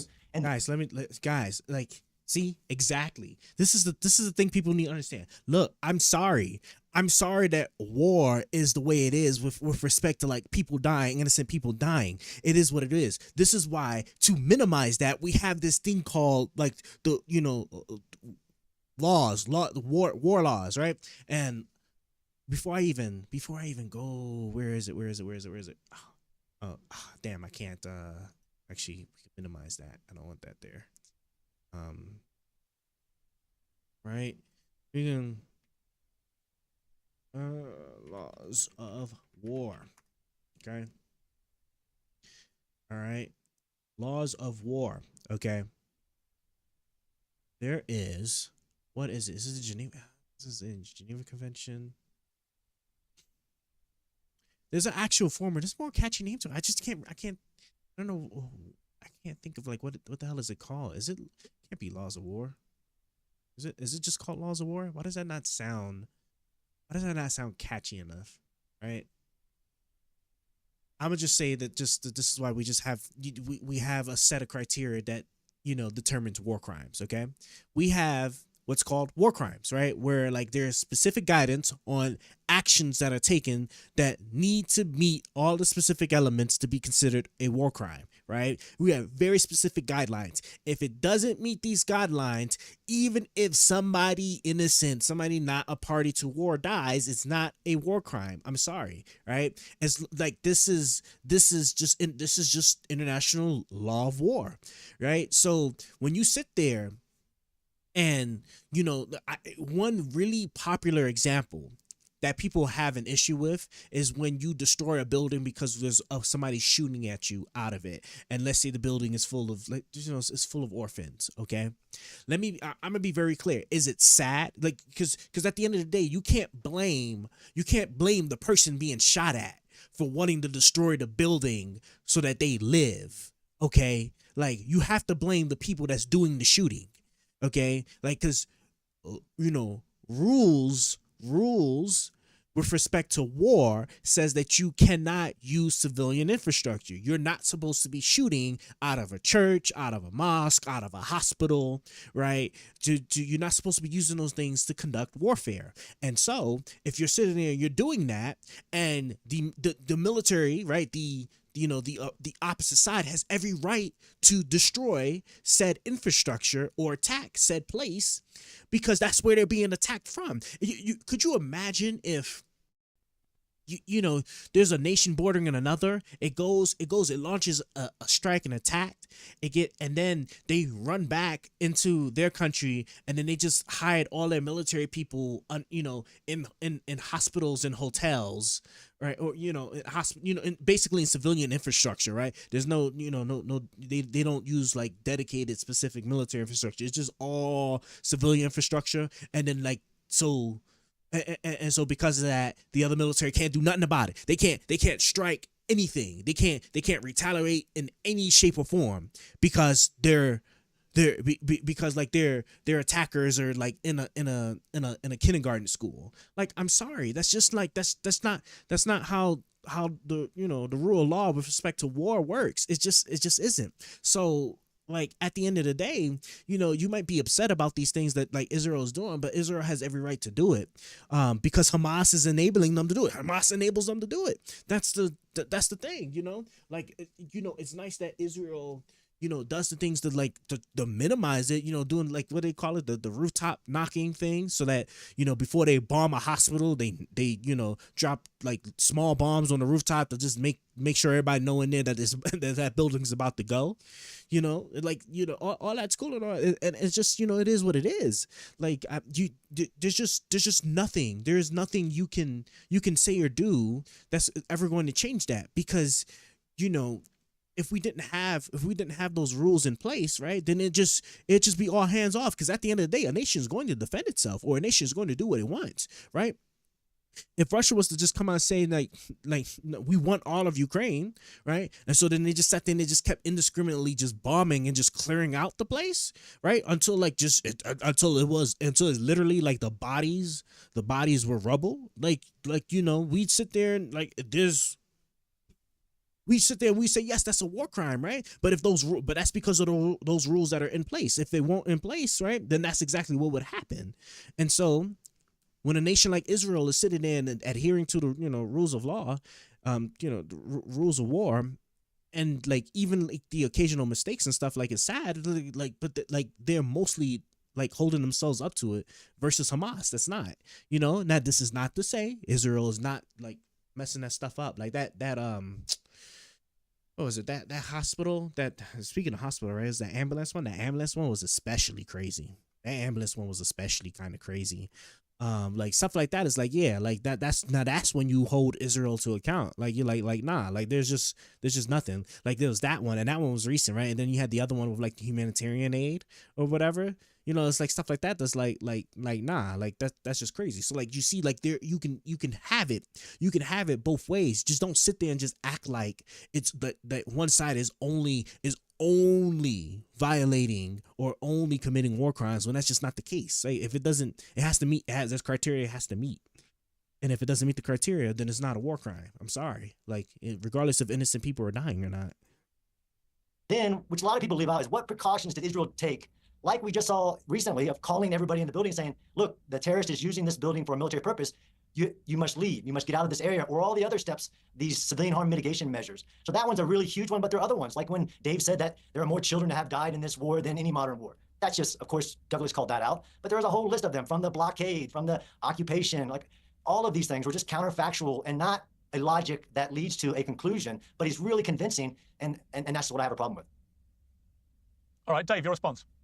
Sure. Well, okay. I mean, I do think that, like, you do a lot of this, as Douglas did, a lot of this poisoning of the well stuff and saying you tell jokes and I do research, and you could say this isn't credentialism if you want to, but it's really a lot before you start taking on an actual argument. In fact, it wasn't until the follow-up question that you pointed anything out. So to the analogy that I'm making, and you know, as you were quoting me on Twitter the other day, it's not, I'm not saying that I'm not familiar, although I'm not claiming to have your level of expertise with international humanitarian law, or you can assert that war works a different way. I'm talking about something much more fundamental. What I'm saying is that Douglas is making the claim, and many others are, that Israel's killing of civilians is unintentional. And I'm talking about a very basic philosophical concept of morality, of intentionality, and that by what people mean when they say intentional, that if this was done domestically, we would consider it intentional. The point is that war, yes, look, there's been the Geneva Convention, there's international humanitarian law. It goes back to the mid-19th century, was codified into law after World War II. I think that's a good thing. I think it's a step in the right direction. But this is all a politician or a group of politicians declaring a word, and the fact that there are lines drawn on a map does not in any way magically transform morality or the basic philosophical concept of intent. And even in your example there, if I were to give out pamphlets, give out a warning, tell everybody I'd really like you to leave, and then they didn't, and I blew up a building, we would consider that intentional murder. Now, my point, I think a lot of times people object to almost what the implications of this way of looking at the world might be, but forget all of that for a second. I just explained it to you, right? At war, none of that shit matters, okay? One nation gets attacked by the other, and then when they make it to that other nation's homeland, right, if they know the enemy's in there, they can do a courtesy knock if they want, right? At the end of the day, the enemy shouldn't have been in there in that civilian infrastructure if they wanted those people not to be killed, right? It cannot be the case that somebody that attacks you gets to then just like go run away and hide, and there's absolutely nothing you could do about it, right? Because then it would never stop. Because then they could just sit there, hide, and then they could come back out and attack you. Then they could go back and hide back underneath like the civilian infrastructure, and they could come out and attack you. Like that's not a doable, feasible position. He's sitting there, he's trying to argue. What is he arguing? Is it morality or something? Like I don't understand. Like what is it exactly his problem is? Blockade, from the occupation, like all of these things were just counterfactual and not a logic that leads to a conclusion, but he's really convincing, and that's what I have a problem with. All right, Dave, your response. Sure. Well, okay. I mean, I do think that, like, you do a lot of this, as Douglas did, a lot of this poisoning of the well stuff and saying you tell jokes and I do research, and you could say this isn't credentialism all you want to, but it's really a lot before you start taking on an actual argument. In fact, it wasn't until the follow-up question that you pointed anything out. So to the analogy that I'm making, and you know, as you were quoting me on Twitter the other day, it's not, I'm not saying that I'm not familiar, although I'm not claiming to have your level of expertise with international humanitarian law, or you can assert that war works a different way. I'm talking about something much more fundamental. What I'm saying is that Douglas is making the claim, and many others are, that Israel's killing of civilians is unintentional. And I'm talking about a very basic philosophical concept of morality, of intentionality, and that by what people mean when they say intentional, that if this was done domestically, we would consider it intentional. The point is that war, yes, look, there's been the Geneva Convention, there's international humanitarian law. It goes back to the mid-19th century, was codified into law after World War II. I think that's a good thing. I think it's a step in the right direction. But this is all a politician or a group of politicians declaring a word, and the fact that there are lines drawn on a map does not in any way magically transform morality or the basic philosophical concept of intent. And even in your example there, if I were to give out Okay, yeah, I was sorry. He was arguing morality intent, and that's what I'm saying. It just doesn't make any sense. Like, why are we holding the attacked nation to that standard then? Why are we not holding the nation that did the attacking to that standard? Like, I'm sorry. Like, you're not going to shoot at me and then hide in a hospital, hide in like an orphanage building or something, right? Like, I'm sorry. That's just not going to happen. Like, if they want to sit there and they're going to hold those people in there and then they're going to just sit there, just keep shooting at me, it's getting leveled. I'm sorry. It's getting leveled. Like, I'm not like giving up my life just because like they want to make immoral decisions, right? They're the ones making the immoral decision. So I have to respond in the most appropriate way possible that preserves my life. pamphlets, give out a warning, tell everybody I'd really like you to leave, and then they didn't, and I blew up a building, we would consider that intentional murder. Now, my point, I think a lot of times people object to almost what the implications of this way of looking at the world might be, but forget all of that for a second. I'm just talking about how human beings think about these things. And when you talk about an intentional killing, now, by the way, I should also stipulate that it's not as if that's the case in every single one of these strikes that Israel's taken, and we've gotten all types of evidence about this, and there's quite a number of cases, hundreds of cases, where they're waiting for terrorists to go back into a residential building and then attacking the building, suspected terrorists, I should say. But regardless, none of this is even really the point. The point is that on a very basic human level, and I would also think this is completely incompatible with Christianity, although I'm not trying to lecture anybody about that, but there is no micro and macro morality. There is no micro and macro intentionality. These are human concepts. And if you are dropping a bomb and you know that there are women and children on the receiving end of that bomb, then that was done intentionally. And I think this is the reality of war. And I think if we're going to have a conversation about this, we should deal with it in reality. Yeah, and also, John, I'll get you to respond to that. But I mean, it just seems to me, having done so many debates about this since October the 7th, I've never disputed that Israel had a right to defend itself, in fact, a duty to defend itself and its people from any further attacks of that magnitude, given how horrific it was. So let me just restate that again. But there's a kind of unique battlefield in Gaza, I would argue, and maybe you would argue differently, that you've got 2 million people, 50% of whom are under 18. And that the enemy are all living in civilian areas amongst the civilians. So you have a kind of horrific battleground, if you like, to attack if you're Israel, in the sense that you can only constantly kill a lot of civilians, including children, if you go after the enemy in those civilian areas. And that's exactly what's happened. And I can't think of a similar war, and maybe you can, you're more experienced at this, I accept, than I am, but can you think of another scenario where the proportion of children that is in the attack zone has been at 50% or higher, and therefore we're seeing so many children being killed? So look, yeah, that's the case study or comparative model that you could do the research on. How does this compare to anything else? And it doesn't, right? The 20 years of preparing Gaza for war, the 400 miles of tunnels, the human sacrifice strategy, because both sides actually have legal obligations. When Hamas says, I need the death of my women and children, that's not right. So the data about what is the population. So one, I don't want to be heartless about it, and every death of a child is terrible. But you're evaluating anybody who's below the 18 as a child. As in, that Hamas has basically children. I joined the military at 17. Am I a child? And Hamas deploys. The average age of a Hamas recruit right now is 16 and a half. We've seen them put weapons in hands of very young children. You have combatant and you have non-combatant. Is there any comparable status to the demographic of Gaza? No. Is there any comparison to where another country, Egypt, refuses to let out from the combat areas, and Israel, who took weeks to evacuate the civilians from the areas they're going into? So absolutely, there are so many here. But back to Dave's comment, which it stands on itself, explaining what he doesn't know about war or the laws of war, about them being codified and when they went into effect. Or this is a simple question of morality, that war should be no killing of civilians. That should be it. You two military should go find your place to fight and just have it out. That's not the history of war from the creation, literally, of city-states going out and everything. I think you want to missing, get into the frameworks to point. judge. No, the frameworks to judge war. We as societies, all the societies of war, the Geneva Conventions is one example, have decided here are the boundaries of brutality of war. Like, we don't bomb civilians, and you cannot say, I don't care what your Haaretz articles say, you're not going to show me that Israel has targeted civilians, intentionally killing civilians, when I can show you measures that Israel has taken that no military in the history of war have taken to get civilians out of harm's way so they can target that terrorist. You once said on a podcast, if the terrorist is holding a baby and shooting at you, then of course you can kill the terrorist, and unfortunately what they're doing is wrong. But then I understand that when we have cases of Hamas doing that, holding children so nobody will shoot at them, or going underneath a hospital, a school, a mosque, doing what we call lawfare. You have to have an understanding of the evolutions of the law of war, how it is adjudicated. When you say evidence, I mean evidence, not TikTok videos. I mean actual evidence of what did the person dropping the commander know, what did he do to prevent it, what time did he do it, what type of munition did he use. Dave's statement stand on his own of showing that he doesn't know the foundations of war, even if it's what you call a just war, execution of the war. You're just not communicating that you know enough to make a statement like that. I'm just philosophically talking about killing civilians is wrong. That's what the law of war says. It says don't target civilians. Yeah. What Hamas did on October 7th. It doesn't say 0 civilians will die in a war. There's a precaution law of war. There is the feasible things you do to prevent the civilian death. But you can't say Israel hasn't done that.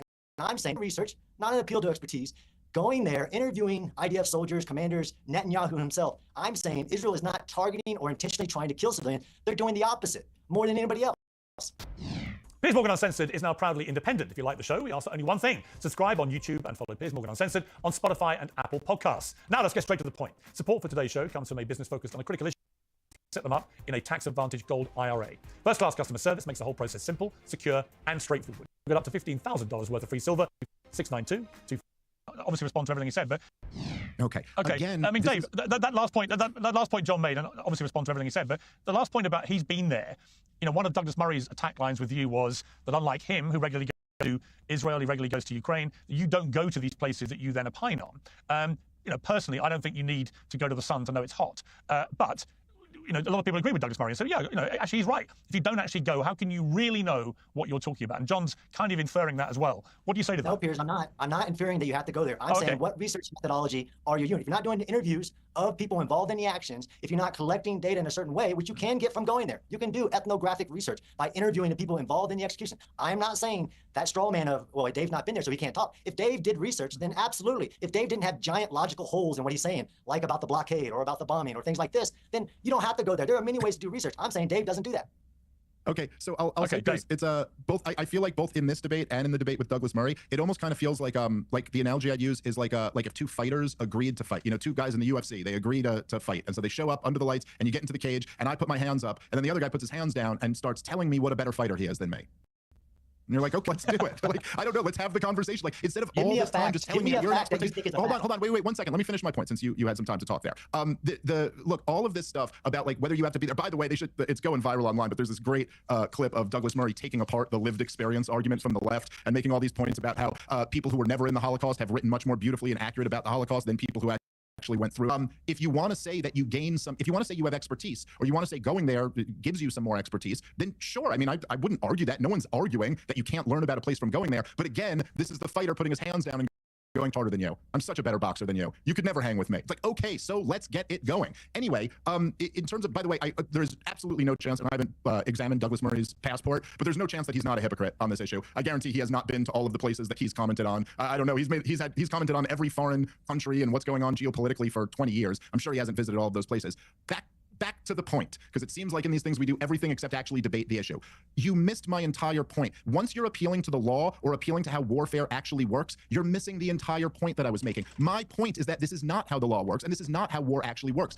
I'm making a much more basic human point, a fundamental point. Look, Pierce, the other day, okay, this is, and by the way, if you don't want to believe this story on first-hand account from Gaza, but whether it's true or not, there's no reason to suspect it's not true, but whether it's true or not, there's just been hundreds and hundreds, if not thousands of examples like this. So there was a woman, a building collapsed. She says as she's walking down the building, she can hear the little kids, not 16-year-old members of Hamas. You're talking 4- and 5-year-olds screaming for their mothers while they're buried underneath the rubble, screaming for help from their mommy. And you know what, Pierce? No help is coming because there's no bulldozers in Gaza. Nobody's coming to get those kids out. This is the reality of war. And this is what this is the main point that I was trying to make to Douglas Murray, which he kept running away from. If you're going to say that our goal here is to degrade Hamas, Murray conceded you probably can't eliminate them, but he feels like you can degrade them. If you're going to degrade Hamas and the cost of it is those little children dying under rubble, screaming for their mother as their bones are crushed and no one's coming to help them, then fine. But at least say that you find that price acceptable. And then we could have a real conversation about why people are going to view you as a monster and why the other side will never stop fighting and will always be against you. Because I could tell you for sure, if that was my kids, and I know, Pierce, if those were your kids as well, you wouldn't want to hear anything about how, well, we've codified in international law that this is the norm of the way wars are allowed to be fought versus not allowed to be fought. I'm making a very human point that this is the reality of war. And you can say under international humanitarian law, it's not considered intentional. We would consider this an intentional act in any other area. That's the point. It's a very basic human point that if anyone were to do this domestically and then tried to use the defense of like, no, but I dropped, I didn't really want to kill them. I just wanted to kill them. We go, I don't care. You blew up a building knowing there were kids in there. That's the essence of this whole thing. And there's no amount, there's no amount of expertise that can really get you away from this basic fundamental moral logic. Dave, let me ask you a difficult. Hang on, John. I will come to you. I just wanted to ask you, let's go back to the end of World War II and the dropping of 2 atomic bombs in Japan, which obviously caused huge loss of life. And I imagine by your criteria, that was a deliberate targeting of civilians. The argument in favor of doing it was that it brought an end to World War II and potentially saved millions more lives from being taken. In other words, there's your moral argument right there, is that you do this to stop this. You take this number of lives to stop many more lives being killed. I mean, when you look at that, for example, what's your view of that moral debate? So, okay, well, first of all, just on the specifics, and we have talked about this before, but I tend to agree with 5-star General Dwight D. Eisenhower that it was unnecessary and wrong for us to drop the nuclear weapons. But regardless of that, even if 5-star General Eisenhower is wrong about that, and the other generals who supported it. Oh my God! You see what I'm talking about? This is what I'm talking about, bro. Like you just cannot take this man seriously. Like anybody that actually sits there and pays attention to history, like I promise you, this is always the case right here. It's always this right here. Okay, you only need to ask yourself if it was so wrong or egregious for them to do a set action, then just ask yourself, why did they decide to do it? it couldn't have been something blatantly obvious. Maybe it had to have been some kind of just like obscure, like, you know, wishy-washy reason as to like why they thought it was necessary. It couldn't be anything like super obvious, right? Now this thing about like not dropping nuclear bombs, like this is, if you know the history on World War II, you know that as they were making their approach to Japan, going island to island, they were fighting to the death. They were fighting to the death. It did not matter. There was no such thing as a white flag to the Japanese, period. There was no, you were trained to kill yourself before you would choose to surrender. That's how they took it, okay? When they were jumping island to island, they were fighting. They were fighting. There was no show them that any overwhelming strength, no negotiations, nothing, period. It was either fight or die, or fight or kill us. That was how the Japanese military was engaged in World War II, okay? As a matter of fact, didn't we see that? Wasn't one of the reports when the North Koreans was fighting with Russia into Ukraine, and when they captured, like the Ukrainians sat there and said that they could not capture a single North Korean. The North Koreans were fighting like you would in those movies where like they are fighting to the death. Like there is no I'm badly injured, I'm badly hurt. I am, for as long as there is a blood pulsing in my body, I am going to use every fiber of my being to try to kill you until I am dead. Okay, that is how the Japanese were fighting. So at some point, you have to sit there and ask yourself, if we were not to, like, once we made it to the mainland, because this is what happened. Once they started getting to the mainland, right, they sat there, and I remember explicitly reading, like, they had a choice. They could sit there and either do a crazy costly like land invasion where you know that shit was going to get bloody, or you can drop the nuclear bomb and hope to God, and even then it wasn't no guarantee, and hope to God that they'll sit there and be like, all right, we will surrender. As a matter of fact, if I recall correctly, I think after the first, it was a couple of days. It was like there was some gap between the first and the second one, and it took the second one before they was like, okay, we'll surrender. The first one wasn't even enough. The first ever nuclear bomb of mass destruction wasn't even enough. It took two to get them to stop fighting. Like that's like I'm sorry. So this is why I'm telling you, I can't take this. I can't take him seriously. Like you could just pull it out. You could sit there and just read about the history, read about the decision making of the military, like the people that actually lived through it, that wrote about it, that talked about it. Right? If you sit there and it kills me so much that you gotta find like one person. They always gotta find some one fringe quote example to try and like push a thing that you can't find supported anywhere else. You cannot find this supported anywhere else. I assure you, the nuclear bombs are necessary because the Japanese were not playing. They were not playing. Is my hair dry yet? Okay, it is. I can finally put this on my head now. They were not playing. Like it's so oh God, it's just so like just so just stupid. It really is. It really is. It's so damn stupid. Okay, I need sand here. All right. We're right. This is exactly the point, Pierce, is that when you start to think about war for what it actually is, what the overwhelming onus becomes clear. And the onus is on you to demonstrate that we absolutely have to do this. That the standard for war, when you're talking about intentionally killing innocent civilians, the standard ought to be, the burden should always be on you to demonstrate that we absolutely have to do this. I know this is horrible. I know what the result of this is, but that we have to do this because so much more human suffering would come from us not doing this. And this is, to me, the essence of the point of why I talk about war in this way, is that because if you don't think about it this way, it ends up being very easy to find other justifications, justifications like Hamas must go. Hamas must go. It's like, whoa, hold on, wait a second. I kind of think Hamas must go. I kind of think the Likud party must go. I definitely think Kim Jong-un must go. I kind of think Vladimir Putin must go. But that's not the standard for whether or not we're justified to just start slaughtering innocent people in the hope of achieving that end. What the standard ought to be is simply, do you absolutely have to do this, or there will be more human suffering? That should be the standard. And in the case of Israel-Gaza, I think that entirely changes the scope of things, because look, as all of us know, right?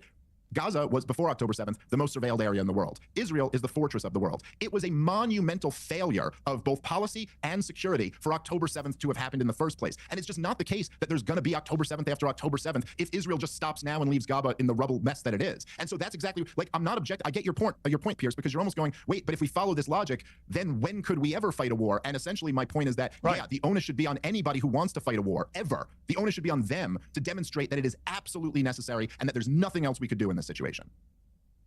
Okay, John, your response. Pierce. Yeah, Pierce, two UFC fighters enter a ring and one punches the other in the nose, and Dave says, how dare he punches him in the nose in this fight? That's the analogy. He's not making an appeal to facts, how the law of war works, how war works, whether it's the theory underneath the war or the actual framework to understand it. He doesn't like theory like just war theory, things like that, but the framework that is there. Now, he just said that there has to, one side has to show that there is a military necessity, he doesn't know these words, but that's what he's talking about, to actually enter the war. Hamas invaded Israel on October 7th. I've never heard military necessity before. You blew my mind with your expertise. Right, I know. It's like you need, I'll give you War 101 offline. That's fine. Hamas invaded Israel on October 7th. Israel invoked Article 51, a self-defense war in accordance with the United Nations, again, more frameworks that people need to know, and said Hamas will be destroyed, removed from political power, and the hostages returned. Now, David said that's not necessary, and that all Israel needs to do is put more men on the wall. That's what Dave said his solution, because he also doesn't study military theory on how do you win a war. He intermixes counterinsurgency theory with a war against removing a regime from power, defeating their military. That's not, this is what I was doing. Factual, you said those exact words on Lex Freeman. No. He's not making an appeal to facts. I'm debating. He's making an appeal to emotion and morals, not what the law. Morals. I'm making an appeal to logic and morals. Hamas started a war on October 7th. Hamas is going to lose a war, and it's going to never be in power again. It's never, and Hamas is the one that says they want to do October 7th. But Dave said, just put the wall up. They won't be able to do it on October 7th ever again, right? You had this blockade, although there was 100 tunnels going from Egypt to Gaza to build this military that Hamas built. And he'll say that Netanyahu sent him money. He's not making an appeal to facts. This is what we have a problem with Dave Smith. He makes an appeal to emotion and does historical revisionism. And he tells these narratives that aren't true. Pierce, so his can I just tell you, Pierce? fails. He's anti-war. What's so funny about this, Pierce? Okay, what's so funny about this, Pierce, is that after all of this, once again, all of this, I'm an expert, you don't know this, I'm an expert, you haven't studied military 101, then after all of that, the substance of what we're left with is, right, okay, got it. After all of that, the substance that we're left with is Hamas started the war on October 7th. Yes, the most basic point that every pro-Israel person has made on this show forever. That's what you've got here. Okay. I got a fact. It's not a fact. It's not a fact. Israel could achieve that goal. By the way, you also don't even know what an appeal. It's not an appeal to emotion, by the way. That's not what it is. Although you do seem to be flirting with an appeal to authority. Right? No, it's an appeal to morality. For me to describe the actual human impact of what this policy is resulting in is not an appeal to emotion. I mean, like, it's an appeal to morality and it's an appeal to logic. An appeal to logic. Look, you can't answer me this very simple question. Okay, here's the very simple question. Okay, which you'd have to admit. Look, let's take the worst example. Just not your example where there's a Hamas rocket firing at Israel. Give me Gaza. Don't give me a hypothetical and the morals of the law. Give me I was about to. If you interrupted me, I was on my way to. Let's say Israel targets an area where there are 2 combatants and 2 civilians. It's your 1-to-1 ratio, okay? And they decide that's acceptable by the international laws of war, whatever. By the way, in your appeal to the international laws, you didn't mention the ICC warrant for Netanyahu, which they don't seem to be respecting that much. But anyway, but we're still, you can still appeal to this framework, even though they never have to live up to it. But let's just say, okay, the exact same action happened domestically. If someone were to do that, you would call it intentional murder, right? How does the concept of intentionality change? Because a politician uttered the word war, they declared it, and it's taking place without appealing to authority or appealing to law or appealing to what war normally is. Can you as a human being explain to me how the concept of intentional changes magically because a politician uttered the phrase war? Well, the thing about the politician, it's the framework. So yes, I can give you, and this is literally you're explaining in the question how you don't know how the framework of a war works. And the entire Stop telling me I don't know. Stop telling me I don't know and demonstrate it. I didn't say you don't know. Your question, I'll teach you something. Your domestic law has a complete societal agreement on what those laws will be adjudicated and how they'll be determined. No, it doesn't. How a criminal deterrence, absolutely, American law. Lots of people don't agree to the law. If you kill somebody, then you'll be convicted of a crime based on a jury and a judge, all this. Then you want to apply that on war, but then disregard what the laws of war, the things that all nations have agreed to on. This is how we account for intentionality. You can't do it without making an appeal to the law. You can't do it. You can't explain it to me logically. The body of laws have accounted for how do you get over that intentionality thing. Combatants and 2 civilians. It's your. Did I miss something? He's anti-war. What's so funny about this, Pierce? Okay, what's so funny about this, Pierce, is that after all of this, once again, all of this, I'm an expert, you don't know this, I'm an expert, you haven't studied military 101, then after all of that, the substance of what we're left with is. Right, okay. After all of that, the substance that we're left with is Hamas started the war on October 7th. Yes, the most basic point that every pro-Israel person has made on this show forever. That's what you've got here. Okay. I got a fact.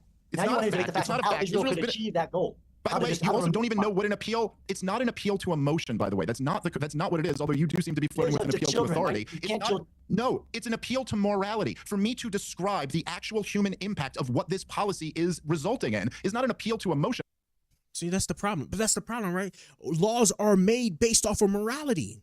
Laws are made both based off of morality. What it sounds like to me is that his morality is just skewed then, because if somebody can just have just unfathered capacity to just be able to attack you and not be able to be held account so long as they hide behind women and children or civilian infrastructure, I'm sorry, that's just not the case. Laws are made based off of morality. We create laws based off of what society has agreed, morality from a moral perspective, what you should be able to or should not be able to do, right?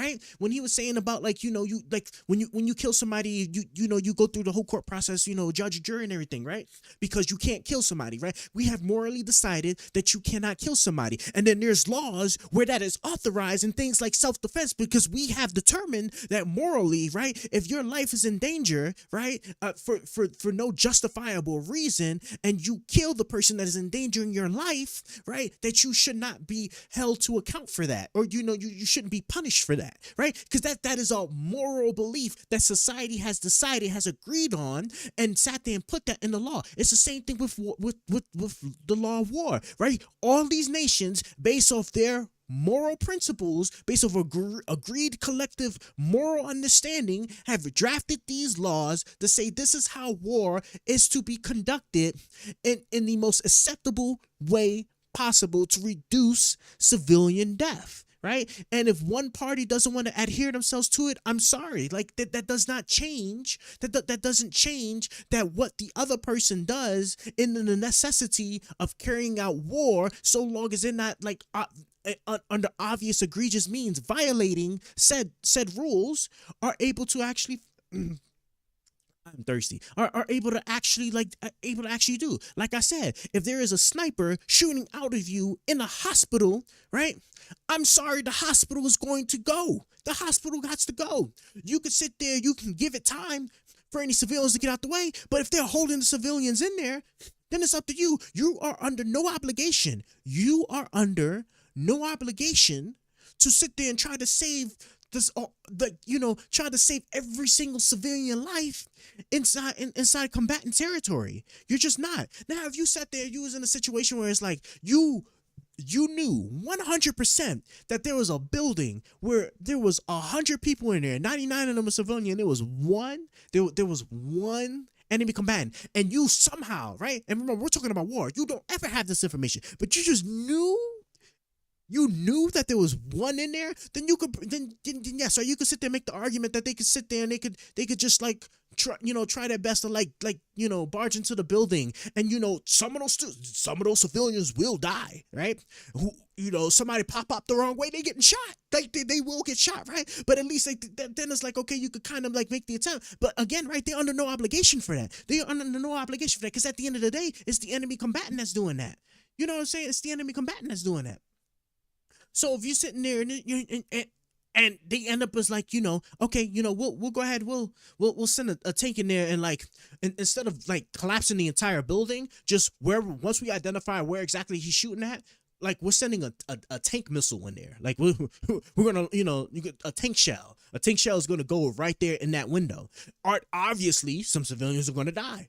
Not all of them, but obviously some of them are going to die. And that's probably the best way you could sit there and handle that situation, where you're attacking the combatant and trying to save as much lives as possible. But remember, this is based off of information that you don't typically have in war, right? You're getting shot at. You don't know how many people's in there.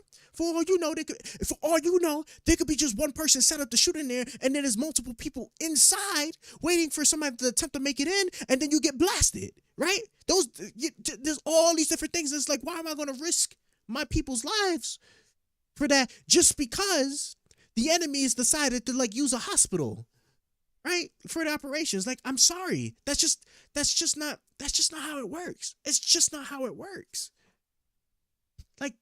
He's sitting there, he's making it seem like his morality is the only thing that matters, that counts, right? All these nations came up with a set of laws based off of what was agreed to be morally justifiable.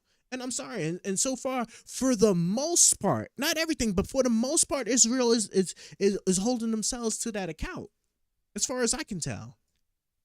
I mean, like, it's an appeal to morality, and it's an appeal to logic. An appeal to logic. Look, you can't. Question, okay? Here's the very simple question, okay? If what, which you'd have to admit. Look, let's take the worst example. Just not your example where there's a Hamas rocket firing at Israel. Give me Gaza. Don't give me a hypothetical. Right. And the rules of the law. Give me an actual. If you told me, I was on my way to. Let's say Israel targets an area where there are 2 combatants and 2 civilians. It's your 1-to-1 ratio, okay? And they decide that's acceptable by the international laws of war, whatever. By the way, in your appeal to the international laws, we didn't mention the ICC warrant for Netanyahu, which they don't seem to be respecting that much. But anyway, but we're still, you can still appeal to this framework, even though they never have to live up to it. But let's just say, okay, the exact same action happened domestically. If someone were to do that, you would call it intentional murder, right? How does the concept of intentionality change because a politician uttered the word war, they declared it, and it's taking place in a foreign country? Without appealing to authority or appealing to law or appealing to what war normally is, can you as a human being explain to me how the concept of intentional changes magically because a politician uttered the phrase war? Well, the thing about the politician, it's the framework. So yes, I can give you, and this is literally you're explaining in the question how you don't know how the framework of a war works. And the entire Stop telling me I don't know. Stop telling me I don't know and demonstrate it. I didn't say you don't know. Your question, I'll teach you something. Your domestic law has a complete societal agreement on what those laws will be adjudicated and how they'll be determined. No, it doesn't. How a criminal deterrence, absolutely, American law. Lots of people don't agree to the law. If you kill somebody, then you'll be convicted of a crime based on a jury and a judge, all this. Then you want to apply that on war, but then disregard what the laws of war, the things that all nations have agreed to on. This is how we account for intentionality. You can't do it without making an appeal to the law. You can't do it. You can't explain it to me logically. The body of laws have accounted for how do you get over that intentionality thing. If you use the same thing, which is when somebody says there's a war crime, or when you say Israel has intentionally targeted a civilian because, look, there's if you have to go to the statistical thing, we have issues unless you're doing comparative analysis.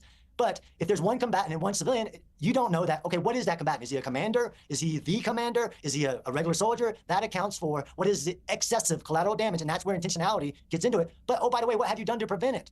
In the domestic situation, you'd send the police to go get that criminal and then try them. In war, if you're a member of the other military in which I'm at war against, I don't have to have an excuse. I can kill you on sight. Yeah, no, okay, I know, very quickly, again, before I let you, hang on, there are logistical differences. Hang on, David. Hang on, Dave. Dave's going to stay with me when Eric wants. Hang on, guys. Hang on, John. We're going to let you go, John. Before we let you go, I want to ask you just one thing that also came out of the debate with Douglas and Dave, which was this issue of whether people who have what most people believe to be bad faith, deliberate conspiracy theory nonsense views. For example, Darryl Cooper saying Churchill was the chief villain of the Second World War, whether people like Darryl Cooper should be platformed on gigantic podcasts like Joe Rogan or not, particularly if they're not going to be really vigorously challenged on what is something that to me is such an obviously untrue and offensive premise. What's your quick view of that? I think that we should not platform historical revisionists who go back in time and find a fact and then tell it in a certain way to spin the narrative of what we should know about events. If you want to look at Darryl Cooper, look at the list of deleted tweets from Darryl Cooper. I'm against intellectually. Again, no expertise involved. Anybody can research whatever they want. If they come out with a new finding, that's great. Using evidence, using data, using a research methodology. But no, you don't get to be a historical revisionist like Dave. Actually, I do. Okay, John Spencer, thank you very much indeed. Well, Dave, I'm going to let you respond, but with Eric. So I'm going to say goodbye to John. John, thank you. It was a riveting debate between you two. I really appreciate it. We're joining now with some final thoughts on the debate. A man who can claim to be friends with Joe Rogan, with Dave Smith, and with Douglas Murray. I would like to think now with me, Harvard mathematician, the founder of the intellectual dark web, Dr. Eric Weinstein, has just returned from his own research trip to Israel. And Dave is staying with us. So, Eric, great to see you. Just on that point, Eric, about platforming people. It seems to me Darryl Cooper is one of those characters out there at the moment who are promoting something they know to be untrue. It's a bit like Alex Jones when he went after the Sandy Hook families and said it was all a hoax. They're promoting something that is deliberately untrue but can be commercially very lucrative to them. Should those people who are making good money from perpetrating, in my estimation, obvious lies, should they be given platforms? That was the question. Everybody's doing something different online. I mean, somebody could say you're making good money from holding conflicts and shouting matches that play into the inguinal desire for combat. You know, and in a certain sense, we're all making money doing something, hopefully. The problem is, what is anyone's intention? And one of the problems of knowing Darryl Cooper is that the shitposting Darryl Cooper and the thoughtful Darryl Cooper are not always the same person, easily reconciled. Many people talk about having sort of, yeah, this is the way I am online, this is the way I am in a different place. And, you know, the odd thing about that is that this mirrors a tradition in academics that is not much discussed, which is the esoteric-exoteric tradition, in which typically a scholar behaves one way in the seminar room and another way when his or her words might influence policy. And so even if you're in the heterodox movement, I'm sure that Donald Trump is keeping his own counsel about what he intends to do with tariffs. He's doing an esoteric, exoteric routine. And so in part, the problem is that we haven't reconciled ourselves to the idea that we speak one way in front of the world, another way behind closed doors, and that this is actually natural and normal. And as a result, what we're doing is we're hauling out different people. We see that Fauci and Collins are, behaving one way behind the scenes, a different way in Congress. Darrell is the same way. I no doubt have my own version of esoteric, exoteric, and we're just not comfortable with it. And so in a certain sense, we're all waking up on the same day to the reality that this is a natural, normal part of scholarship, governance, civics, and personal life. Yeah, I mean, Dave, it's an interesting one because I had Dan Balzerian on, who was spewing repulsive anti-Semitic crap to me for about half an hour before I finally ended it. But he has a big following and had been sort of going slightly down that road, and I felt it was right to challenge him. And then there was a big debate afterwards about whether I should give him the oxygen of being able to repeat this stuff on a big platform like Uncensored. I would say it was slightly different to what I think, because I think he may genuinely believe what he was saying, and it may be that Darrell Cooper does too. I don't know him. In Alex Jones's case, I mean, Elon Musk cancelled an interview with me because he saw a clip of me criticizing him for reversing his decision about whether allowing Alex Jones onto X, for example. His original position was he shouldn't be on X because he was dancing on the graves of children deliberately, and was deliberately lying to make hundreds of millions of dollars out of making the grief of those poor families immeasurably worse. And I felt it was wrong to give someone like that a platform again on X. Now, it's an arguable point. But I guess my question for you would be, you're a libertarian. You clearly think Darrell Cooper should be platformed. I heard that strongly when you were talking to Douglas. But is there anyone who shouldn't be platformed? I mean, where is that line for a libertarian? Well, I mean, the libertarian position would be that it's up to the people who own the platforms to decide who they want to platform and don't. And our only red line would be that the government should never be in the business of deciding any of this. Can I say, though, yes, I love Darrell Cooper. He's a friend of mine, and I think his work is phenomenal. I am really beginning to resent the fact that every show I go on, I get asked about Darrell Cooper, who somehow, I'm working as hard as I can to generate outrage and controversy. I've been on Rogan like 15 times more than him, and still when I'm on, all anyone wants to talk about is Darrell Cooper. And look, I think this in and of itself just says something that's so fascinating. I mean, the guy had one almost throwaway line on the Tucker Carlson show, where, by the way, he caveated it in the beginning and the end. Said, I just say this to get a rise out of my buddy. I'm kind of ribbing him. Also, I'm being hyperbolic. And when I say Churchill's the villain, I don't mean that he committed the most atrocities or was the worst person. And it's like, my God, this sentence, the reaction alone to it almost proves the point, that which ultimately is what Darrell Cooper was making, which is that World War II has become essentially our religion. It is like down to the fact that if somebody were to say they're a devil worshiper, you wouldn't even bring them on your show, Pierce, because it's not that interesting. No one's even going to want to watch that. It's not. No, but I think. No, but hang on, Dave. But if you're, Dave, I would say, if you're a Nazi, I'm at your defense. I'm at your defense, but let's be clear. If someone is going to say that Churchill's the chief villain of World War II, they deserve all that's coming their way, because Churchill tried to defend the world really say that. from a genocidal maniac called Adolf Hitler. I don't think there's any debate to be had. When you do that, you are deliberately putting yourself in the fire. Fair enough. And maybe he could have been more precise in that comment. But to your like larger question, there's look, I mean, all of this stuff is somewhat debatable and somewhat arbitrary. I tend to err on the side of, I think you were right to have Dan on your show, and I think that it's like, look, this is, if you think this stuff is bubbling up on the internet and it's very concerning to you, okay, well, like, look, we had a massive experiment between 2016 and then really culminating in 2020, and then kind of died down after Elon Musk bought Twitter. We had a massive experiment in internet censorship and deplatforming. Where did that get us? I mean, I think it's much healthier to air these grievances out and give pushback where warranted. And I think I tend to lean in that direction. But I will have the humility to admit, I don't know. Maybe that's not the best way to go. I tend to be on the side of a free exchange of ideas. Eric. So the concern that I have is there's no real solution if we try to solve this problem in terms of platforming, free speech, who's an expert, who isn't, what's the credential. We're not even being genuine, in my opinion, about what it is that we're talking about. Let's give a simple example. I can essentially guarantee you that 6 million people on the nose of Jewish faith were not killed during the Holocaust. I don't know what the number was, but the odds that it would have all of those round zeros and come in exactly where it does is negligible. Oh my God. Every time I hear somebody make that point, I worry.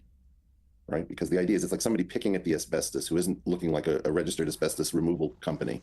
There's a way in which World War II settled in a particular way, which is, thank God we didn't appease infinitely. We had an absolute monster on our hands. There were extermination camps. Genocide matters as a word.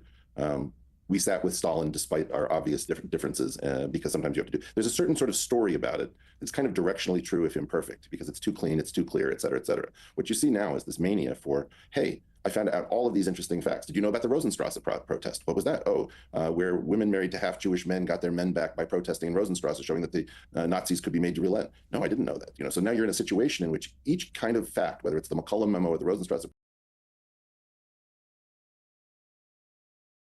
to Dave about this morning privately. There's a French philosopher, I think his name is Renan, whose great quote is, "A nation is a group of people who have agreed to forget something in common." Unfortunately, We have a very simplistic notion at the moment that because we've been lied to by these elites, and boy, is that clear over the last several years, we are now deciding that we're going to pick at everything that might be a fiction, everything that might not be exactly true. And by the way, we have a new problem with X, which was formerly Twitter, which is that you cannot walk a foot in it without, being covered in anti-Semitic leeches if your last name sounds like mine. And Dave, I've understood the same thing has been happening to you. We are not finding the formula for a good life. It's not coming about by censorship. It's not coming about by false expertise, and it's not coming about by an anonymous free-for-all where everybody is, sharing everything at an equal level, and we have no ability to discern what's going on, and it's not being settled through debate or combat, David. I agree with you on that. And Eric, what did you make of the debate with Dave and Douglas? I don't think it was a debate.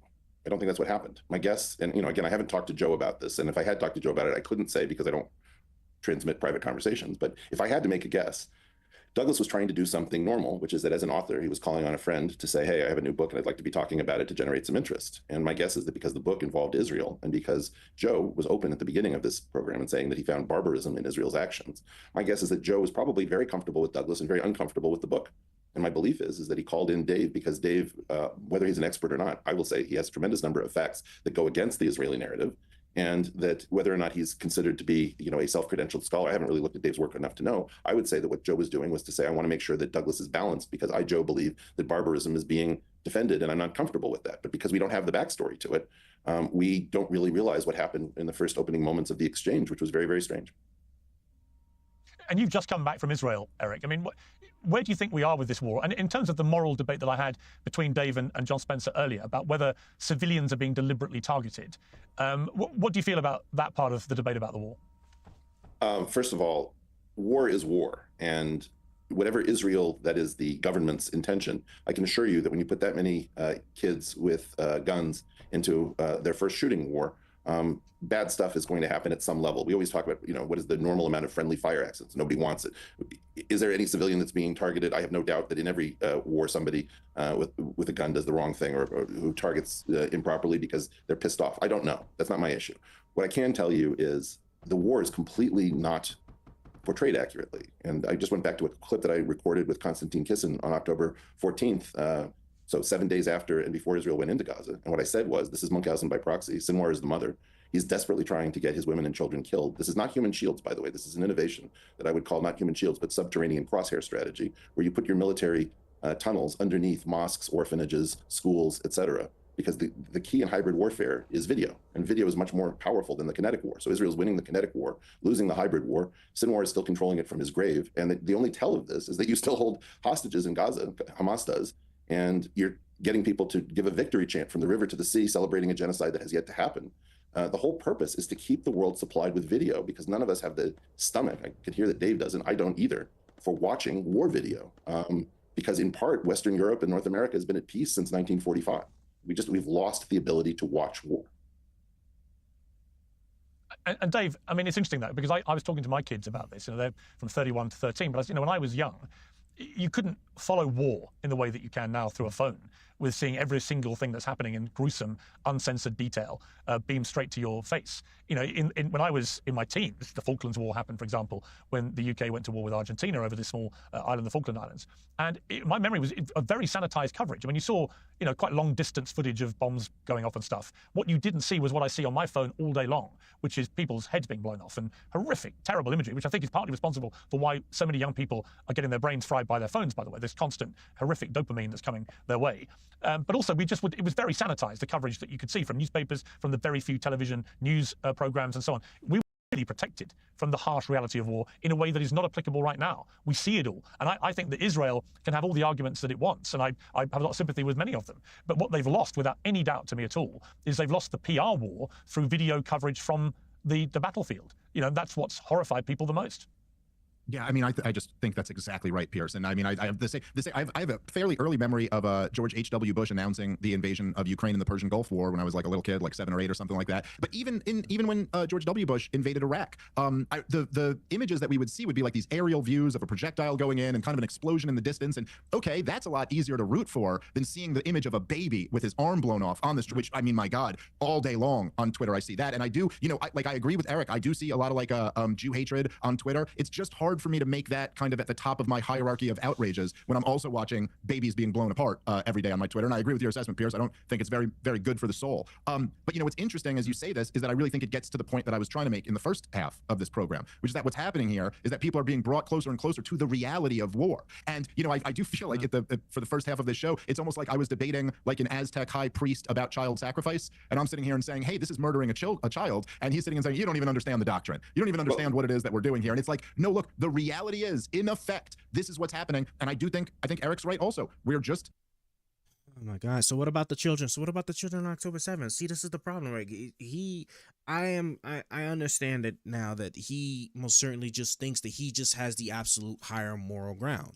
That under no circumstances, right, do we ever give the side that's attacked any leeway in making sure that the attack that they suffered just cannot happen again, and they deal with the root cause of why they've been constantly attacked, targeted, and always have missiles like lobbed at them like over decades of just being in existence, right? I'm sorry, like at some point you just have to at some point you just gotta give it up. You just gotta give it up. Like you just can't, this cannot be the actual position that you actually like truly believe. I just don't know. I don't know. It just cannot be. Like, so what is his solution? I'm curious, what is his actual solution? So that what? So like Israel should now just stop and just like give them a chance? Or is he just say that, oh, now Israel should leave and not monitor anymore, so no more blockades or anything, and now just let them live their lives, and you'll see that they'll never attack you again. Okay. You see, that's that. And I feel like that's probably exactly what he would sit there and suggest. Part of this has to do with the fact that we're wealthier than previous generations. We have a different understanding of morality, but it is just not the case. Also, I think it's part of the fact that in the West we have less children, and we value the lives of our children, that we have more. All of these things play a role. But again, the essential point, which I've said several times on the show to you, Pierce, here is that this is the whole game. Asymmetrical warfare. The action is always in the reaction, right? You could watch Osama bin Laden's son had a great article. If you want to Google it, it's Osama bin Laden, Dead and Loving It. And he wrote it like 2 years after Osama bin Laden died. And he was just talking about how like this is in my father's wildest dreams. He couldn't have imagined you would invade Afghanistan and invade Iraq and overthrow Gaddafi and take all of these other steps. The whole point of 9/11 wasn't to destroy America by bringing down our towers. It was to lure us into a war where he could bankrupt the United States of America, just as our CIA had trained him to do with the Soviets. And so the whole game here from Hamas was to get Israel to do exactly what Israel's doing now and turn the entire world against them. And from what? Did I just hear that right? Osama bin Laden's son. First off, that's already kind of crazy, okay? Osama bin Laden's son wrote an article. I just need to make sure. Let me see. Osama bin Laden's son wrote an article that Osama bin Laden's goal was not whatever the excuses for that we know to be his reason for attacking the U.S. It was explicitly to make the country invade all these other countries so that the United States of America could go broke. And then for what? You know what? Fine. You have me intrigued, right? Because not only does it smell like just like a whole bunch of like just like not only does that just sound crazy, but like obviously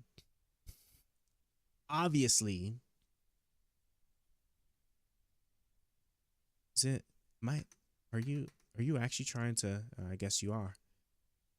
Oh, is it just because I held you right here on the side here? So if I grab you like right here, okay. Huh, that's interesting. I didn't know that. You grab it on the left corner and it'll always be in like a snap mode. I did not notice.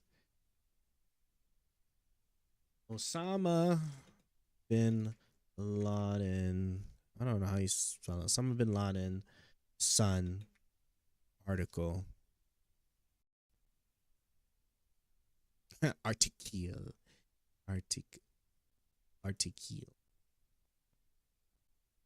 Come on. Osama bin Laden's son article.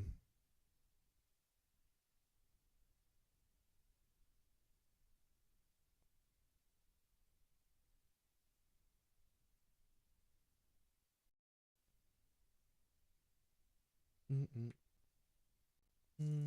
article. One written article. Father's tent.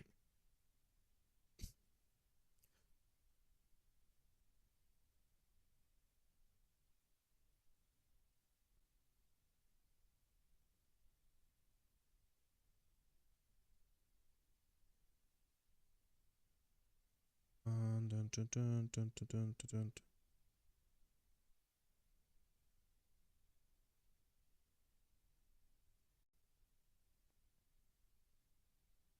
Topography.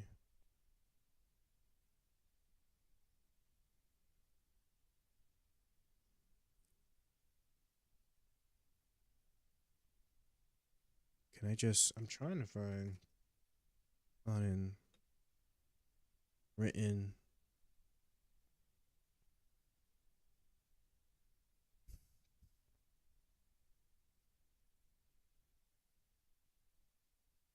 Okay, let me try to see if I could just play that back a little bit. Maybe I get enough keywords on of a baby with his arm blown off on the street, which, I mean, my God, all day long on Twitter I see that. And I do, you know, I agree with Eric. I do see a lot of like Jew hatred on Twitter. It's just hard for me to make that kind of at the top of my hierarchy of outrages when I'm also watching babies being blown apart every day on my Twitter. And I agree with your assessment, Pierce. I don't think it's very, very good for the soul. But, you know, what's interesting as you say this is that I really think it gets to the point that I was trying to make in the first half of this program, which is that what's happening here is that people are being brought closer and closer to the reality of war. And, you know, I do feel like for the first half of this show, it's almost like I was debating like an Aztec high priest about child sacrifice. And I'm sitting here and saying, hey, this is murdering a child. And he's sitting and saying, you don't even understand the doctrine. You don't even understand what it is that we're doing here. And it's like, no, look, the reality is, in effect, this is what's happening. And I think Eric's right also. Part of this has to do with the fact that we're wealthier than previous generations. We have a different understanding of morality, but it is just not the case. Also, I think it's part of the fact that in the West, we have less children. And we have less children and we value the lives of our children that we have more. All of these things play a role. But again, the essential point, which I've said several times on the show to you, Pierce, here is that this is the whole game. Asymmetrical warfare. The action is always in the reaction, right? You could watch Osama bin Laden's son had a great article. If you want to Google it, it's Osama bin Laden, Dead and Loving It. And he wrote it like 2. Okay. That wasn't it. Okay. Osama bin Laden, Dead, and I had caps. Dead and Loving It.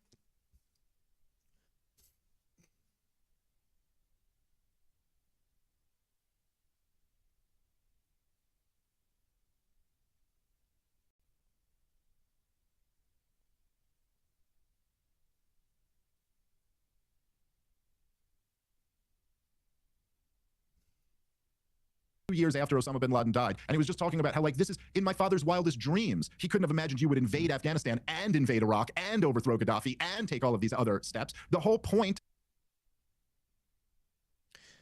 Hopefully, can I get chat?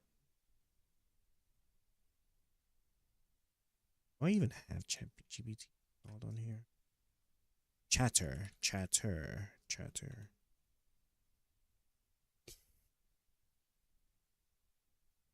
Hopefully, yes, Google search. So Google search like just fails me sometimes.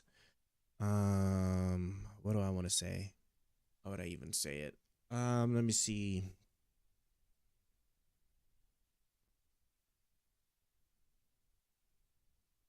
Can you tell me if you know of an article, or writing by one of Osama bin Laden's son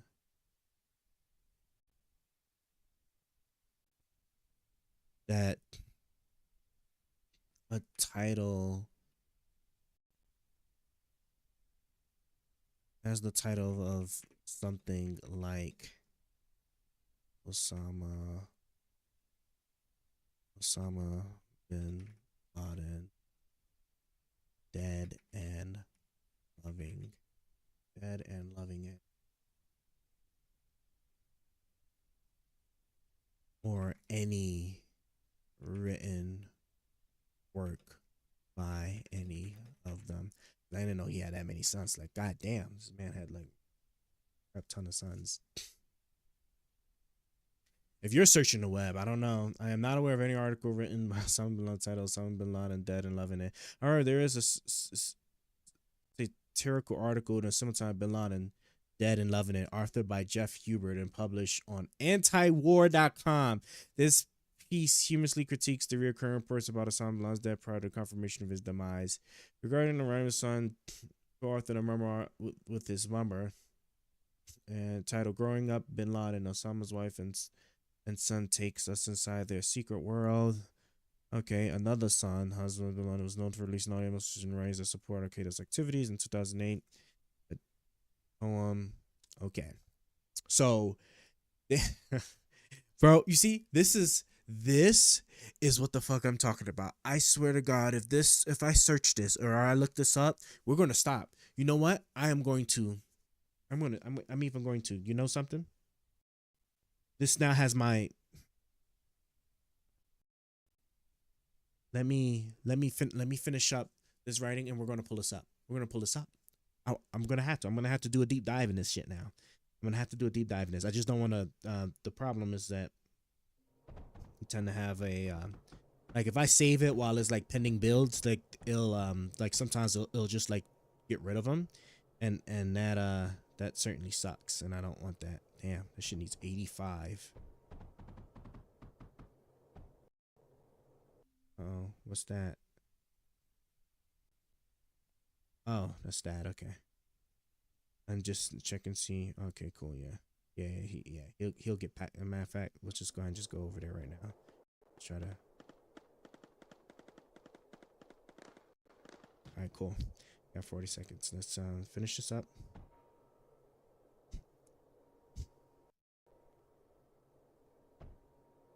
And then, like I said, we're gonna save this, and then we're gonna look it up. We're gonna look it up because this is exactly the shit I'm talking about. Because like they'll I swear to God, I feel like I already know what it's gonna be, and I'm trying to tell you guys like this is a key example of the shit I'll be talking about, which is why I do this. Okay, because like they will talk with so much confidence. They'll look you dead in your eyes and try to feed you something that they're sitting there hoping to God that you do not look up yourself because they're using it as like a main crux to prove something. It is always this case. They all do it. Candace Owen does this. Like goddamn Tim Pool does it. Like they all do this, and this is the shit that just like pisses me off so goddamn much, bro. Like there's no need to lie. There's no need to lie or misrepresent something.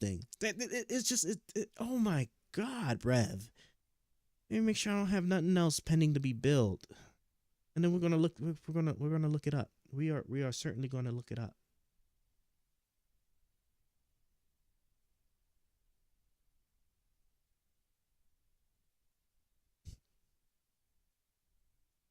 We're going to look it up. Yeah, see, I just have that over there. I just need to make real quick. And then we're gonna go look it up. Okay, so you're doing that. You're going to eventually flow in. Oh wait. Yeah, I did that all wrong. Okay. So what I can just easily do is, yeah. Most certainly, I'm an idiot.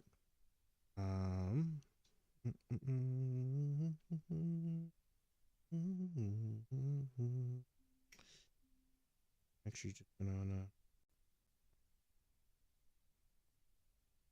yeah, that's how you. No, I just need that. Yeah, I just need to just.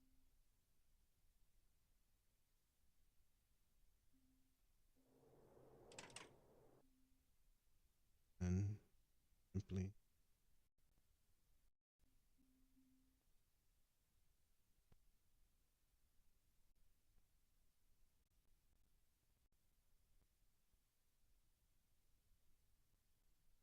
Yeah, actually, I could do it right here. Yeah. This is coming along now. Now this is coming along properly in my mind.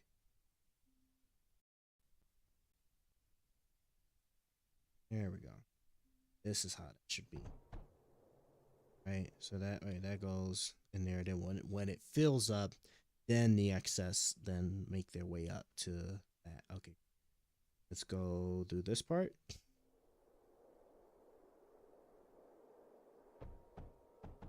Right. Okay, cool. We're gonna do one more quick check. Okay, everything looks good.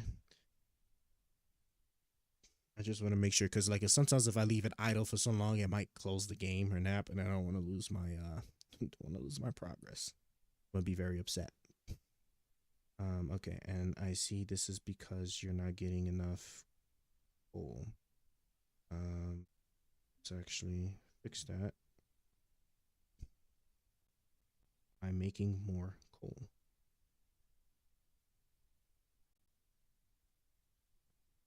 Going to, sorry guys, I have to do this, otherwise I'm gonna forget. I want to do that.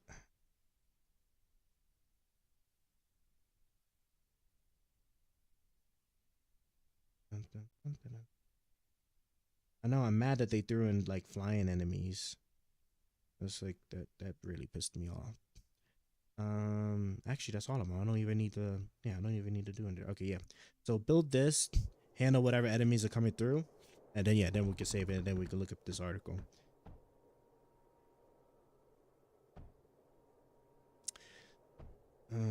Okay, yeah, so there we go, right? Oh. And all right, let's see.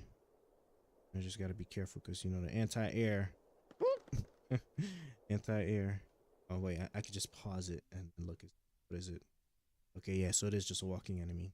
Okay, yeah, that's good enough.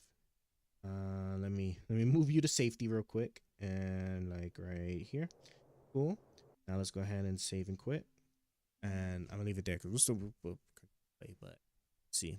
Okay, and this is also why we sit there and why I like to use AI some, you know, a decent amount of times, right? Because like if I'm having a hard time finding something, then I can hopefully get it to find something for me.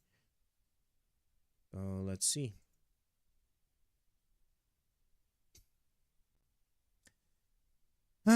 Okay, the tallest, and you know, let me give it the benefit of a doubt. This doesn't necessarily have to be the article. It doesn't have to be the article. Let's do a search. Make sure it's not satirical or something. All right. See, this is the problem. Like, I'm not gonna. I can't even get it in the Google search thing. So like, I'm gonna have to figure it out. Like, how do I do like a comprehensive search? I feel like AI would be the best one to do it, right? Because AI would have been trained on like as much like, you know, freely accessible data as possible. So it would most certainly know, ChatGPT especially. We're gonna assume this is the article. We're gonna give this the benefit. It has to be because I can't find anything else. Okay, let's see. Bin Laden, dead and loving it. The tallest Arab or Arab ever wanted, dead or alive, by a president of the United States is still at large. Either that or he's dead. Again, we've been hearing from intelligence sources in the media that bin Laden is dead for a long time. How dead can one evildoer get? In July 2002, the New York Times carried an op-ed piece that led with Osama bin Laden is dead. Bin Laden died in December 2001, according to the author Amir Tahiri, an editor of the Paris-based journal Politique. I think it's Politique. Yeah, Politique. I don't know. International. I'm sorry. I get really anal about this right here. I have to see how this word is pronounced. It's going to drive me crazy. It is going to drive me crazy. Politique, pronunciation. Sorry. Oh, actually, if I just say definition, I think it doesn't have the little speaker thing. No, it doesn't. Okay.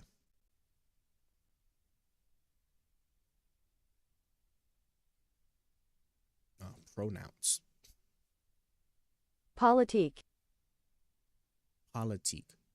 Politique. Okay. I made that a little bit more complicated than it needed to be. Okay. All right, so going back. Politique International. Both Tahiri and his journal have been broadly accused of questionable journalism practices. Tahiri's sources, all unnamed except for then Pakistani President Pervez Musharraf, who repeated the information weren't any more reliable than Tahiri is, but he ultimately based his conclusion on logic. With an ego the size of Mount Everest, Tahiri reasoned Osama bin Laden could not have remained silent for so long if he were still alive. In one of all the videos of bin Laden that have surfaced between 2001 and now, David Ray Griffin, whom the BBC identifies as a former theology professor and member of the 9/11 Truth Movement, says they're false because none of them can be proven to be authentic. There are negative proof arguments. This isn't too long, right? It's not too bad. There are negative proof arguments, the kind that say we can't prove little green men are flying over Nevada in spaceships, but we can't prove they aren't, so it must be true. Ah, yes. There's no evidence to say that it's not happening, so therefore that's just as valid as as not having evidence that would have otherwise said that it is happening. Yes, I do recognize this argument. Live or Memorex. As former CIA officer Philip Giraldi noted in December 2009, Analysis Inside and Out, the government based their assessment that bin Laden has found sanctuary in the hereafter on non-evidence, specifically that they haven't had any solid information about the Al-Qaeda leader since 2001. So this does not sound like. Let me skip. Where's the part?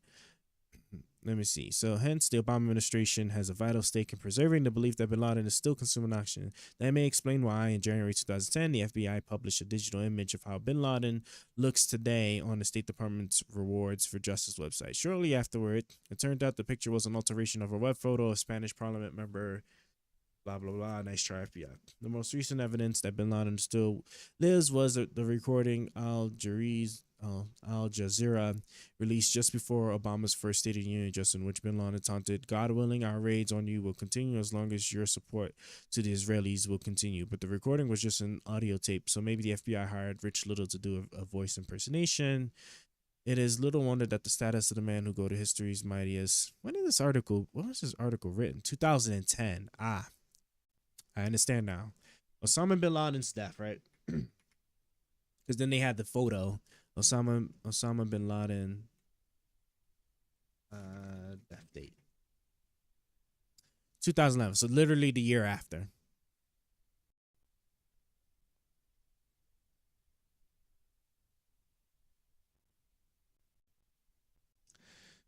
Let me listen to his thing one more time. Think it's very, very good for the soul. But what's interesting as you say this is that I really think it gets to the point that I was trying to make in the first half of this program, which is that what's happening here is that people are being brought closer and closer to the reality of war. And I do feel like for the first half of this show, it's almost like I was debating like an Aztec high priest about child sacrifice, and I'm sitting here and saying, hey, this is murdering a child, and he's sitting and saying, you don't even understand the doctrine. You don't even understand what it is that we're doing here. And it's like, no, look, the reality is, in effect, this is what's happening. And I think Eric's right also. Part of this has to do with the fact that we're wealthier than previous generations. We have a different understanding of morality, but it is just not the case. Also, I think it's part of the fact that in the West we have less children, and we have less children, and we value the lives of our children that we have more. All of these things play a role, but again, the essential point, which I've said several times here is right, is that this is the whole game. Asymmetrical warfare. The action is always in the reaction, right? You could watch Osama bin Laden's son had a great article. If you want to Google it, it's Osama bin Laden dead and loving it, and he wrote it like 2 years after Osama bin Laden died, and he was just talking about how like.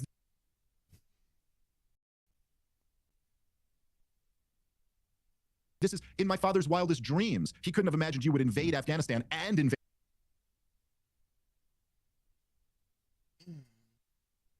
Is there any writings that you know of that were written after the death of Osama bin Laden?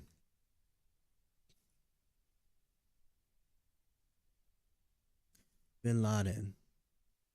Not necessarily. I'm going to remove the having to have to be from his son. Not necessarily.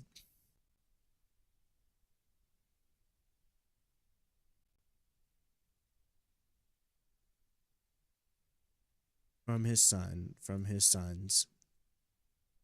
Can be from anybody. Can be from anybody. Are you aware of any writings that talked about how Osama bin Laden's goal was to get the United States to invade for some specific reason.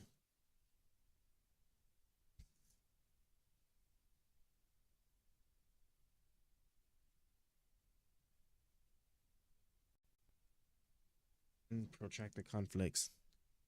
A notable example is the 2005 publication was after his death, right? He died in 2011, so it can't be this. This document outlines a multi-phase plan with the initial phase aiming to provoke the U.S. into invading a Muslim country, a large-scale attack on American soil. This is in 2005, right? Didn't they do that in 2001? Didn't they, you know, the 9/11 was in 2001. The subsequent phases involve inciting local resistance, expanding the conflict to neighboring regions, and ultimately leading to the collapsing U.S. economy under the strain of prolonged warfare.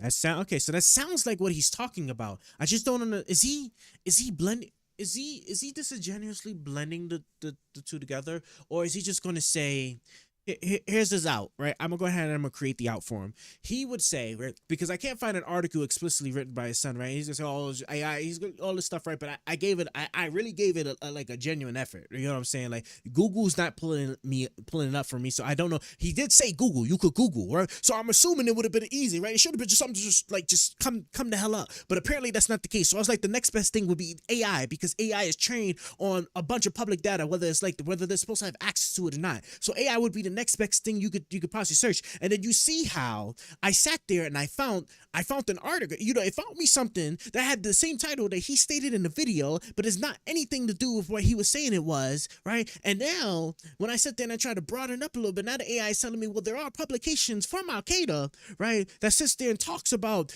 getting the U.S. to be invaded, to get in a prolonged war in order to essentially bankrupt them. So it sounds like to me he's sitting there and for his own nefarious purposes is blending a bunch of different things together to sit there and and actually present you to something that's not actually even correct or factually true. Because remember, he's leveraging that his son. So I need you guys to really pay attention to this, okay? Pay attention to the reasoning behind why they emphasize certain elements, all right? He was making it clear that his son wrote it in order to basically say that their father's main goal was strictly just to get the United States into a long war to get them bankrupt. Okay. Now, I don't know. I don't know why the son part was so important to him, but there was an obvious reason for it. And like after a while, I have to do a better job of this. I just get lost. It's just like the different webs of just bullshit that they usually just like put together in order when they're making their points. Because like it gets so hard to just keep with at a time if you don't just sit there and stop and just try to just look the shit up and look up the individual parts to see like what the hell are they talking about. So I don't know about his son. I don't know why he was emphasizing his son. I know there was something behind why he wanted to do it, but taking that out from aside, there's some publication. And then he said after his death. I'm seeing there's writings, there's potentially writings before his death, because he died in 2011, that talked about strategy to the year 22. Yeah, there's like some writings before his death that maybe that was actually his end goal and stuff. Like I can see that, but oh, now I understand why. Now I understand. I think I understand now why he's making that argument. He's trying to sit there and say that Osama bin Laden achieved this goal of cementing the United States into a forever conflict after his death, and that was the plan the entire time. I find it hard to believe that these people knew for sure. And then maybe he was invoking his son because his son also inherently knew of the act of work being done to keep the United States in these protracted wars to achieve the goal of bankrupting them. But I don't I don't get. I'm really trying. I'm trying. Like I said, I legit tried. I try to give it a benefit of doubt here, but I don't understand why you would take that. Why you would assume that was exactly what was going to happen? Like, how are you saying that they were masterminds, that they knew that they could guarantee that the U.S. would stay in the Middle East? Like, that was it before, like, by the time they got bankrupt. So I guess obviously they never predicted somebody like Donald Trump, I guess, or anybody that would have been like, all right, like, we've been in here for too long, let's go ahead and pull out. Like, I don't get it. I don't understand. Bin Laden's intentions. Peter, in his book Osama Bin Laden, I Know, argues that Bin Laden anticipated that U.S. military response to Al-Qaeda attacks would inflame anti-American sentiment in the Muslim world, thereby bolstering support for his cause. So that's a completely different thing. This 2002 letter to the American people attributed to Bin Laden articulates grievances against U.S. foreign policies and justifies Al-Qaeda's action as a response to American aggression in Muslim countries. These arguments suggest that poking U.S. military intervention was a calculated component of Al-Qaeda's broader strategy to galvanize support and destabilize perceived adversaries. Okay. Now this is all. At least the nice thing is that this is in Wikipedia. And Wikipedia, I should have like further articles. Let me see. Is it? Can I protract it? That no. Bank. Guess not. Long. Sorry, I said loing. Long. You out the way. Here we go. Strategy. In a disagreement whether Al-Qaeda's objectives are religious or political, Mark Sedgwick describes Al-Qaeda's strategy as political in the immediate term, but with ultimate aims that are religious. On March 11, blah, blah, blah, published from this document, Al-Qaeda's strategy to the year 2020, summarizes the strategy as comprising 5 stages to it.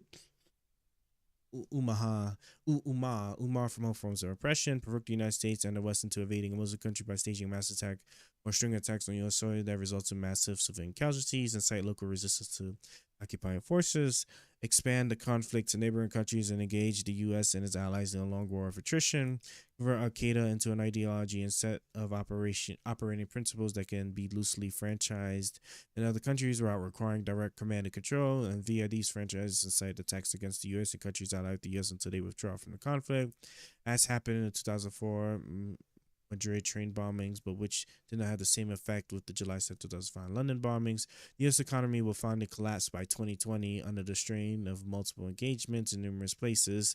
This will lead to, God forbid, those COVID conspiracy people read this shit. This will lead to a collapse of the world economic system, lead to global political instability. This will lead to a global jihad led by Al-Qaeda, and a Wahhabi caliphate will then be installed across the world. Noted that while the plan is unrealistic, it is sobering to consider that this virtually describes the downfall of the Soviet Union. That is true.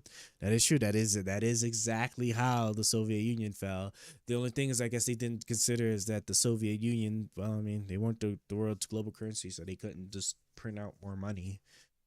According to Farhan Hussein, a journalist who spent his time in prison, Al-Qaeda's strategy consists of 7 phases and is similar to the plan in the Al-Qaeda strategy to the year 2020. These phases include the awakening. It's supposed to last until 2003. The goal of the phase was to provoke the United States to attack a Muslim country by executing an attack that kills many civilians on the U.S. soil. Opening eyes. This phase was supposed to last from 03 to 06. The goal of this phase was to recruit young men to the cause and to transform the Al-Qaeda group into a movement. Iraq was supposed to become the center of all operations with financial military support for bases in other states. Arising and standing up was supposed to be from 07 to 2010. And this phase, Al-Qaeda wanted to execute additional attacks and focus their attention on Syria. Hussein believed other countries in the Arab Peninsula was also in danger. Al-Qaeda expected a steady growth among their ranks and territories due to the decline in power of the regimes in the Arabian Peninsula. The main focus of attack in this phase was supposed to be on oil suppliers and cyber terrorism, targeting the U.S. economy and military infrastructure. The declaration of an Islamic caliphate was which was projected between 2013 and 2016. In this phase, Al-Qaeda expected the resistance from Israel to be heavily reduced. Declaration of the Islamic Army and a fight between believers and non-believers also called total confrontation. Definitive victory projected to be completed by 2020. According to the 7-phase strategy, the war is projected to last 2 years. These are some ambitious people. The new model of Al-Qaeda is to socialize communities and build a broad territorial base of operations with the support of local communities, also gaining income independent of the funding of sheiks. I see. So, is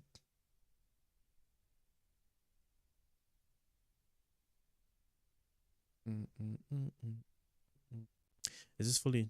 This might be actually be. Is this fully available public? I think it is. 264 pages. I'm gonna assume that this is the that what I read is just basically the idea. Okay. Being brought closer and closer to the reality of war. And, I do feel like for the first half of this show, it's almost like I was debating like an Aztec high priest about child sacrifice. And I'm sitting here and saying, hey, this is murdering a child. And he's sitting and saying, you don't even understand the doctrine. You don't even understand what it is that we're doing here. And it's like, no, look, the reality is, in effect, this is what's happening. And I think Eric's right also. Part of this has to do with the fact that we're wealthier than previous generations. We have a different understanding of morality, but it is just not the case. Also, I think it's part of the fact that in the West we have less children. And we have less children and we value the lives of our children that we have more. All of these things play a role. But again, the essential point, which I've said several times on the show to you, Pierce, here is that this is the whole game. Asymmetrical warfare. The action is always in the reaction, right? You could watch Osama bin Laden's son had a great article. If you want to Google it, it's Osama bin Laden, Dead and Loving It. And he wrote it like 2 years after Osama bin Laden died. And he was just talking about how like this is in my father's wildest dreams. He couldn't have imagined you would invade Afghanistan and invade Iraq and overthrow Gaddafi and take all of these other steps. The whole point of 9/11 wasn't to destroy America by bringing down our towers. It was to lure us into a war where he could bankrupt the United States of America, just as our CIA had trained him to do with the Soviets. And so the whole game here from Hamas was to get Israel to do exactly what Israel's doing now and turn the entire world against them. And from that, obviously, it's a sick, disgusting game to play. But from that perspective, they've been incredibly successful. I mean, Eric, anyone who's watched the 45-minute film that Israel authorities produced of all the gruesome lowlights of what happened on October the 7th will feel the same sickening sense of utter revulsion that I felt when I watched it, as I have done to the scenes I've seen from Gaza. It was utterly horrific what happened on that day. And so I completely understand why so many Israelis and Jewish people around the world have felt so utterly determined to get rid of Hamas at all costs. I totally get all this. But in relation to what Dave said at the end there, just final word to you, where does that leave us, do you think? I'm confused because I watched these videos and I hate it. It scars my mind. I will never be the same person after watching the gruesome nature of what's happened in Gaza. Some of it is fake, some of it is real. It doesn't matter. What I don't understand, and I'm just completely at a loss, is this hardens one's heart against whom? My tweet that I keep reading from October 17th, before Israel went into North Gaza, IDF-assisted suicide, Zugzwang, Munchausen by proxy. I said, this is going to be horrific. Innocent life is going to be lost in Gaza. This is a plan. And every time I see that, and I see people holding hostages, I think, wow, how fascinating that the world can't put together the fact that Israel is in effect forced to move. And this was clear before Israel ever went into Gaza. Sinwar, one of the things I did when I was in Israel was to yell at the Israelis saying, you had an evil genius who bested you. You pride yourself on your intellectual achievement. You lost. You're still talking about human shields. This guy's 2 moves, 3 moves ahead of you from the grave. And the fact is, I feel what Dave feels. I just feel it 100% towards Hamas. I don't understand.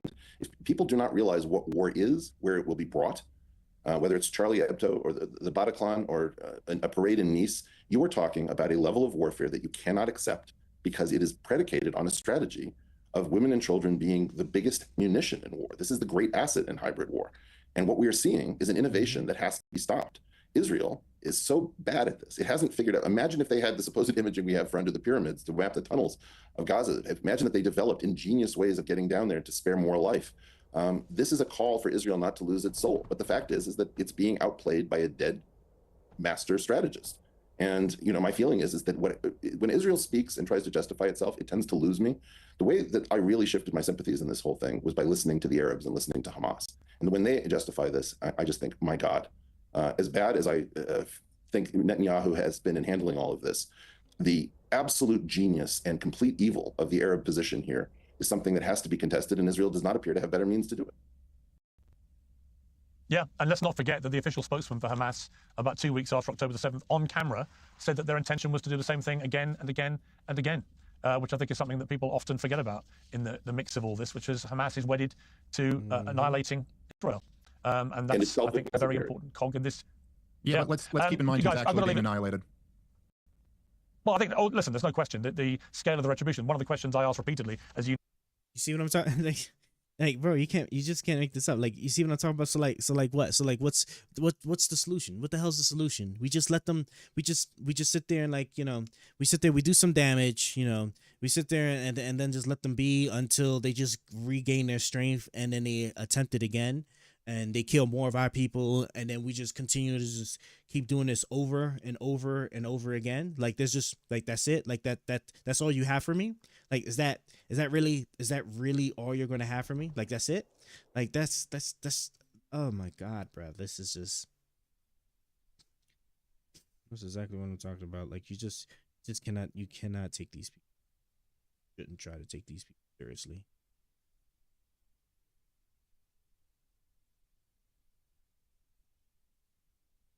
I feel like I could just that's right. All right, now we're finally caught up. Well, by caught up, I mean, like, we finally, because after I do this, yeah, after I do this now, should be producing all of the resources I need.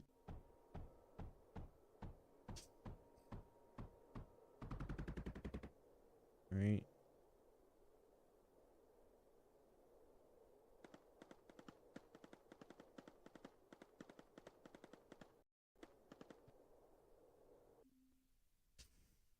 Yep, there we go. See, now we're making our pyrite. Fantastic. Okay, cool.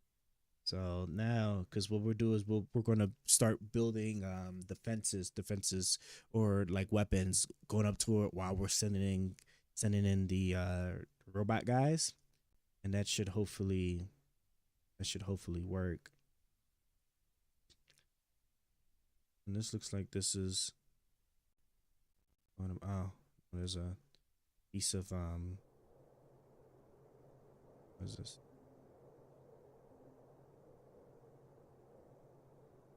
Need you to do that. Okay. So, because once I have that, are y'all both getting enough water? You both are getting enough water.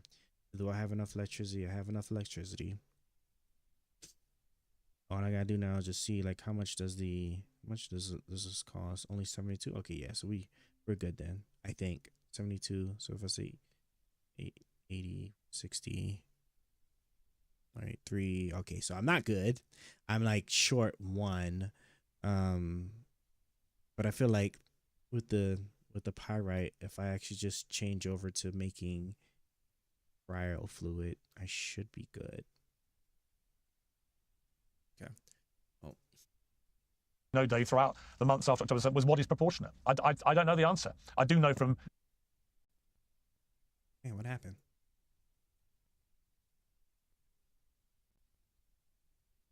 Relatives of mine who fought wars, that once a war starts, it's very, very difficult to control it. And it tends to be something that evolves in the way that it evolves, and history will show that a lot of innocent people get killed in every war that's ever been conducted. But what is happening in Gaza right now, I've never understood quite what Israel's end game is. I totally understand. They want to have the hostages released, and they should be. But what happens after you have flattened Gaza, short of what Trump is advocating of 2 million people migrating to neighboring Arab countries, which is a form of ethnic cleansing we haven't seen in modern times, in my estimation, by the definition of ethnic cleansing, I don't know how this ends or what happens afterwards. But it's whatever it is, it's going to be extremely messy to resolve. I've got to leave it there, guys. Dave, I thoroughly enjoyed your debate with Douglas. I thoroughly enjoy you coming on Uncensored. I think you're what I would call you're a good faith actor. I always believe with you, as I do with Douglas, actually, that I think you believe what you say. People may take issue with it, they may disagree with you, but I think both of you come from a position of believing what you say. And I obviously feel the same with you, Eric, and that's why you're 3 of my favorite guests. So thank you all very much.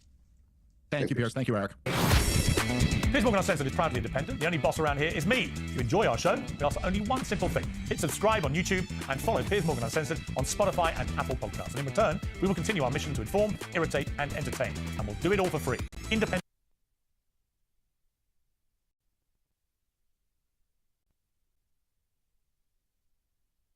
do I want to sit there and Hassan? Not really.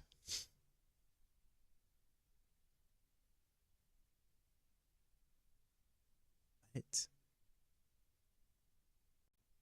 Ooh, do we wanna? It's only 13 minutes. I think we can. I think we could do this. I thought it was pretty extraordinary how Trump basically had the whole cabinet in there. It was. I haven't seen that before. I mean, did you see them all standing there behind the couch? Right. It was Marco Rubio sitting on the couch with Pam Bondi, and then Trump and Bukele sitting in their chairs, and behind Rubio and Bondi was everybody. Stephen Miller was there.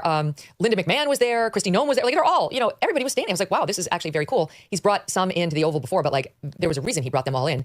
And he used them to answer questions from reporters. And as I hear you talking about this, like park your car on it, I think he was parking the car yesterday. I'll just show you some of what I'm talking about because those cabinet members and Stephen Miller, who's senior advisor to the president, were doing battle in particular with CNN's Caitlin Collins. Which one is that?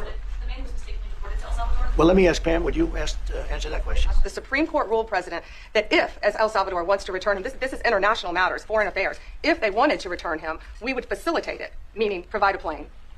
So will you return him? It's very arrogant even for American media to suggest that we would even tell El Salvador how to handle their own citizens, who again is a member of MS-13, which is, I'm sure you understand, rapes little girls, murders women, murders children, is engaged in the most barbaric activities in the world, and I can promise you if he was your neighbor, you would move right away. So you don't plan to ask the Supreme Court's asking to... No version of this legally ends up with him ever living here, because he is a citizen of El Salvador. That is the president of El Salvador. Your question to that for the court can only be... How can I return him to the United States? Like, I smuggle him into the United States or whatever I do? Of course, I'm not going to do it. It's like, I mean, the question is preposterous. How can I smuggle a terrorist into the United States? I don't have the power to return him to the United States. You can release him inside El Salvador. Yeah, but I'm not releasing. I mean, we're not very fond of releasing terrorists into our country. That's not going to happen. Well, they'd love to have a criminal, released into I mean, there's a fascination. They would love it. Yeah.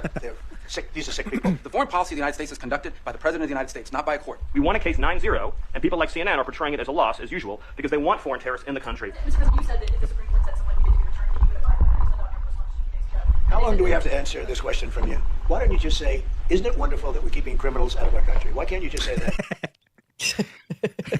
Megan, I don't do this very often, okay, but that is so crazy. And this is I knew this was gonna be bad, but you know what? Let me just hear what they're gonna say.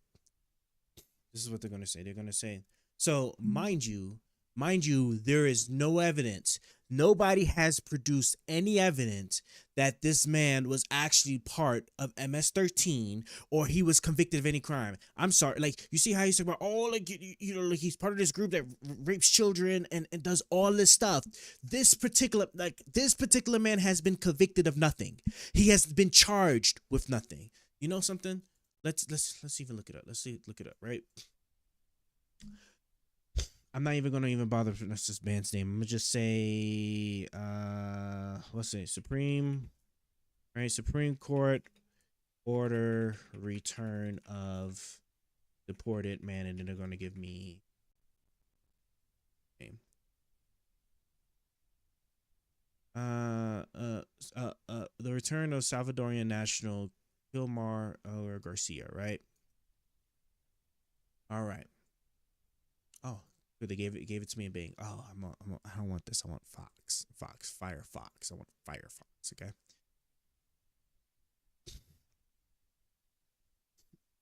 And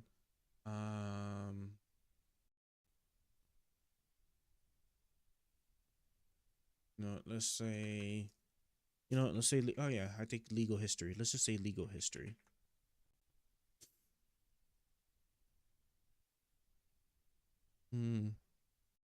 Let's try this one.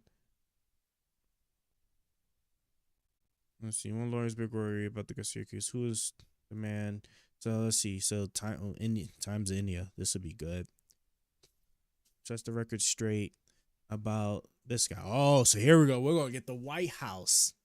We'll get the White House one. Let's see. So first, let's go here. Time on the case of Maryland man mistakenly deported. April 14, April 4th, March 12th, arrested by ICE. Yeah, but I want to know about like his background. The government accused him of legally living in Maryland, of being a member of MS-13, even though he has not been charged with any gang-related crimes. In the court find that if it managed to return to U.S., he would be detained and removed from the country. He will either be removed to the country that's not El Salvador, or the government will seek to terminate his withholding of removal status, and send him back to El Salvador, the foreign states, right? He can't return there is nor will he release him within El Salvador. The question is preposterous. Yeah, we just heard that. Said in the court filing, the federal courts have no authority to direct the executive branch to conduct foreign relations in a particular way or engage with foreign sovereign. Okay. Garcia's attorney in a Saturday court filing highlighted President Trump's comments a day earlier that he would bring somebody back if directed to. Comments a day earlier that he would bring somebody back if directed to by the Supreme Court. Man, crazy. Because he never thought that the Supreme Court would actually tell him to do it. The lawyers characterized the president's statement as he acknowledges that the U.S. has the power to facilitate. I mean, maybe.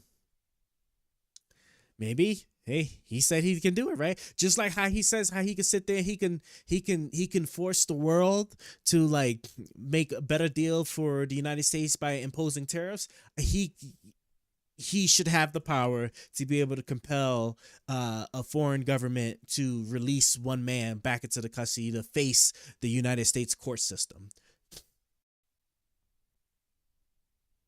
I mean, sounds right to me. Federal judge demanded the government provide daily updates. Yep. Supreme Court ruled in undecided with no dissenting votes that Trump must take steps to facilitate. I'm reading this shit backwards. Who wrongfully told him his status had changed. He had a withholding from removal status, which means he was allowed to stay in the U.S. because of the likelihood that he faced. So they lied. Well, I ain't even gonna go there. That they lied to him. And then transferred it to a Texas detention center. Okay. We're going to see what the White House provides us, because this would be good. They better provide us like concrete, hard evidence that he committed crimes and all this other stuff. Story, blah, blah, blah. Was living legally in Maryland with his wife and child under a special immigration status that protected him from being deported. But despite the judge's order allowing him to remain in the United States due to fears of gang persecution in El Salvador, he was mistakenly deported last month. Reports to BBC, the Trump administration later admitted the removal was on administrative error, but has since refused to comply with the Supreme Court directive. Yep. Maryland, a prisoner originally from El Salvador, crossed into the United States illegally around 2011. In 2019, he was detained by immigration officials in Maryland. A judge later ruled that he could stay in the country because returning home posed a threat to his safety. His wife, blah, blah, blah, U.S. citizen, has accused both the Trump and the Biden to play political games with his life. The Trump and Bukele, I read that as Biden, I don't know, and Bukele administration. Garcia had no criminal record in either the U.S. or El Salvador and has never been charged with any gang-related activity. Trump officials claim he has ties to MS-13, a violent gang that started in 1980s and spread to Central America. A federal judge dismissed the allegations as a singular unsubstantiated allegation. Senior lawyers insist the claims are baseless. Legal orders ignored. Diplomatic standoff. I mean, I wouldn't call this a diplomatic standoff. The U.S. doesn't want to do it, and the U.S. is telling the other guy not to do anything. Like on back channels, on the back end, I promise you, Trump is telling the man like you like no, I don't want you to do anything to get this man back. As long as you do that, we're good. Okay, so there's nothing there. Now let's see what the White House has to say. So Homeland Security. Today, Department of Homeland Security has set the record straight about in light of misleading mainstream media reports. This was just one of those examples of an individual that MS-13 gang member, multiple charges and encounters with an individual who had trafficking in his background, was found with other MS-13 gang members. Very dangerous person, and what the liberal left says fake news is said. Okay. So they're saying he was around said people. Okay, let's see. Well, let's see. White House Deputy Chief of Staff also highlighted the president's authority to deport. The Supreme Court said, okay, yeah, I got that. Oh my God, they gave no information. You know how, you know what would be so easy? You know what would be so easy? He committed crimes. He was involved in gang activity, right? Where's your evidence? Provide us something. A charge. criminal background, a report, something. All you're telling me so far is that you're just saying by just word of mouth that he was part of MS-13, but you haven't given no photo of saying he was found. Like, can I get information of where the nature of his detainment? Right? Because if I'm saying right here, so if I'm gonna take what Secretary Noam is saying, right? This is just one of those examples of an individual that is an MS-13 gang member, multiple charges and encounters with the individuals here. Trafficking in his background was found with other MS-13 members, right? Trafficking in his background. How easy would it be to release that information? It's supposed to be public information, right? If he has trafficking in his background, that means he has some involvement with the court system, right? Or the legal system. They could just as easily just release that in the background. You know what I'm talking about? This is how you know they're lying, right? How easy would it be? Because this would be father justification for your own side of people, like the MAGA people, and then this would be a way for you to also sit there and then prove that the left is crazy. If you just show us the information, just show the information that he has did these things, or that he is at least probability wise is a part of MS-13. But you're not showing us anything. And I'm sitting here, and I was actually excited.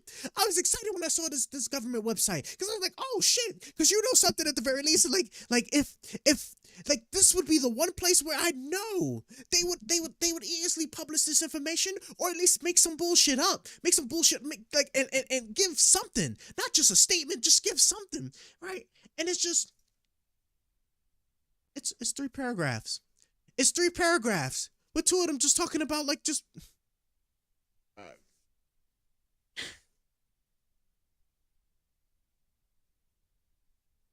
this is crazy, right? One of them is just about what the fuck the bald guy that doesn't have any understanding of just like how the American justice system's supposed to work. It's just full of like just bullshit. In addition, DHS Assistant Secretary, then it's the Assistant Secretary. So, okay, so we got the Homeland.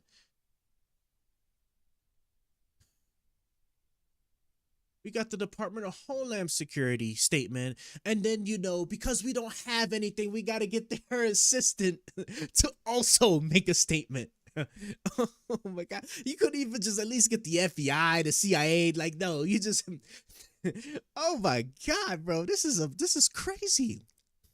In addition, DHS Assistant Secretary reaffirmed that this MS-13 terrorist gang member is where he belongs. I think this illegal alien is exactly where he belongs, home in El Salvador. He was in our country illegally. He is from El Salvador, born in El Salvador, and the media forgets to mention he is a MS-13 gang member. The media would love for you to believe, it's the same.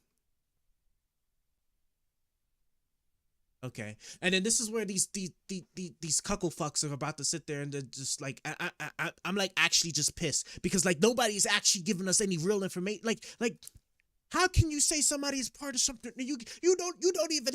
Does he even have tattoos?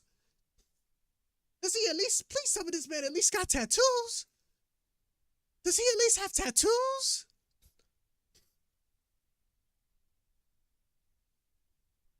There it is. There it is. I see a tattoo. I see tattoos. I see a star. I see a star at least. Okay, at least he has a tattoo. At least he has a tattoo. Maybe that's all of that, right?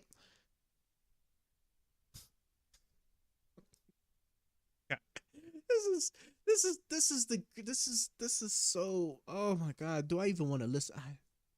We're gonna let this video play.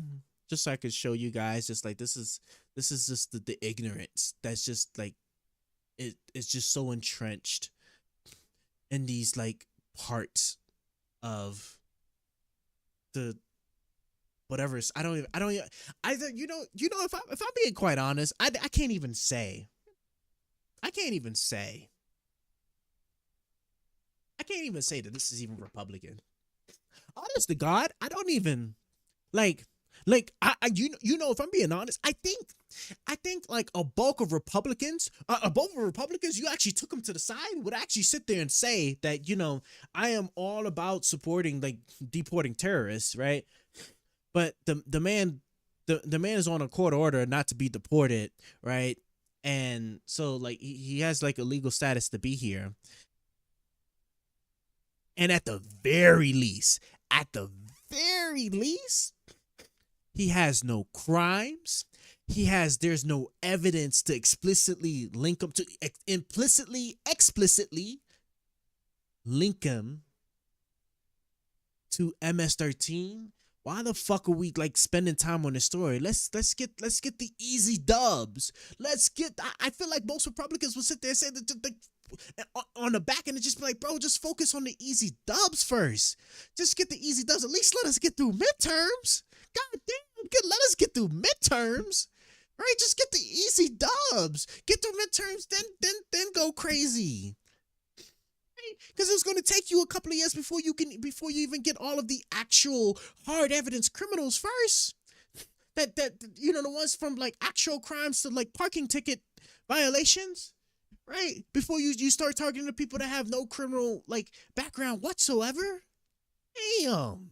That's what I'm talking about. Like, damn, you can't like I'm sure that's what I'm saying. Like, I can't even call this position or this level of just entrenched ignorance a real Republican position. It's being parroted by most Republicans because they're scared shitless out of themselves on like standing up for the American Constitution and what the justice system's supposed to be. It could, something? It could be very well the case that whatever his like legal this is a judge ruling, so let's look it up real quick. Let me see. Garcia legal status, right? Because this is a court ruling, but I wonder. Oh no. That's the Supreme Court ruling. I'm curious. Damn, it's not even that many pages. We're gonna read that in a second. Let me just. Where is? Let me think. It says lawyers did U.S. courts back.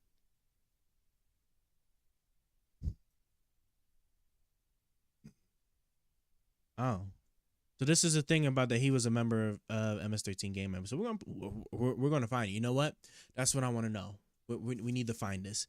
I really wanted to see. So what I was looking for, what I was about to look for, was his actual legal status, because I'm just curious, like, what's the actual like legal, I don't know what the hell to call it, statutes or whatever, right? Whatever the court system just uses to say that he can stay in the U.S. Like, is that like pending one? Is like, I know it's a temporary status, but like temporary status under like what like, like statute or whatever. But before we even get into that, let's just see if any of this stuff is even true.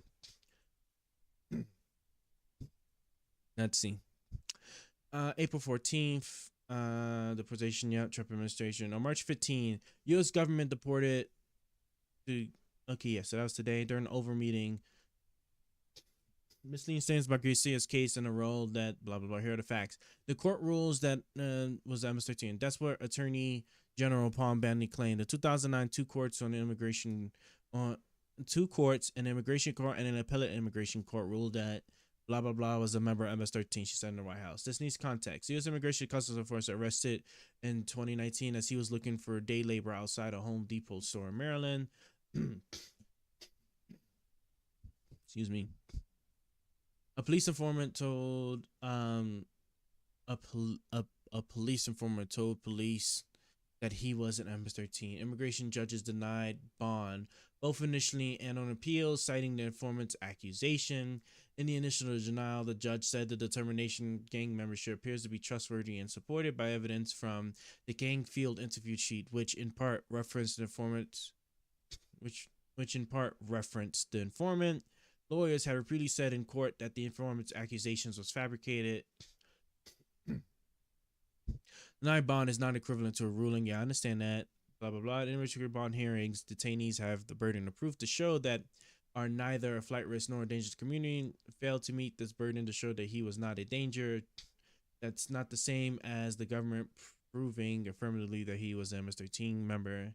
The immigration judge is only taking at face value any evidence that the government provides. It is not assessing its underlying validity at that stage. Right, because that was just for a bond hearing. So it sounds like to me he was still in the process of court proceedings. Later received an immigration protection called withholding or removal. Granting that protection required the Department of Homeland Security to decide he was not a danger to the security of the United States. That U.S. immigration law. The Trump administration did not appeal these determinations or granting of withhold or removal. So at the time, it did not consider him a threat, and no new evidence was presented. Wait, I just realized something. This shit was in 2019. This was during Trump's first term. So what the fuck was not the problem then that it was now? What? I'm sorry, guys. I'm like badly congested. I don't believe this. The Trump administration did not appeal these determinations, granting of withholding of removal. So at the time, it did not consider him a threat, and no evidence had presented since then. Since blah blah blah, lawyer and his client said his client has never been convicted of any crime guaranteed. Otherwise, any immigration court proceedings, conviction, blah blah blah. Declared MS-13 to be a foreign terrorist group. That meant that it was no longer eligible under federal law for any form of immigration relief in the United States, White House Deputy Chief of Staff Stephen Mills said. It's inaccurate for designations as a foreign automatically revoke is protection from removal. As senior fellow American causes people who are proven. Well, I don't even have to read that far. Like even if I was to take all of this at face value, what it sounds like to me, it sounds like so the court hearings from the first level court and the appeal immigration court, that was just that sounded like that was just strictly over his bond, like whether he was going to get bond or not, and they denied him bond just because on just like the evidence being presented that he was potentially a member of MS-13. Right, so this has nothing to do, right? So that's on bond, right? So this isn't like the actual proceeding where you need to prove that he is a member of MS-13 and so therefore needs to be deported, right? We're gonna try to find like the original case. I have to find the original case to actually figure out what was the what was being argued, what was being asked of, and go from there. People who are proven members of terrorist organizations are ineligible for protection from removal. But that's what I'm saying. Like they hadn't gotten to that part. They just denied him bail just based off of the evidence. They didn't actually make a determination. They're just like, okay, there's some evidence that says that you could be, so I'm not going to give you any bond. How do you become a flight risk when you're an illegal immigrant? I guess you could smuggle yourself back out of the U.S. I guess, maybe. So this is completely like inaccurate. So people were proven okay, but in Garcia's case, to revoke his protection, the U.S. government would have been required under law to reopen his immigration court proceeding and prove to the judge that he was a member of MS-13. Wait. I'm thinking I'm thinking the status was just because like he was just in the midst of immigration proceedings, so they didn't want him to just be sent off while he was going through it. Was that the end result of the court system? Meaning, so this is what happened. So it sounds like to me like the initial thing in the court. So he starts the court proceeding. They're going to lock him up and then determine if he's going to be eligible for bond. The U.S. government says, no, he should not be eligible for bond because we have this evidence to suggest that they're always going to argue that he is part of MS-13, but we have evidence to say that he's part of MS-13. The judge looks at it under the lens of specifically determining if they're going to give him a bond.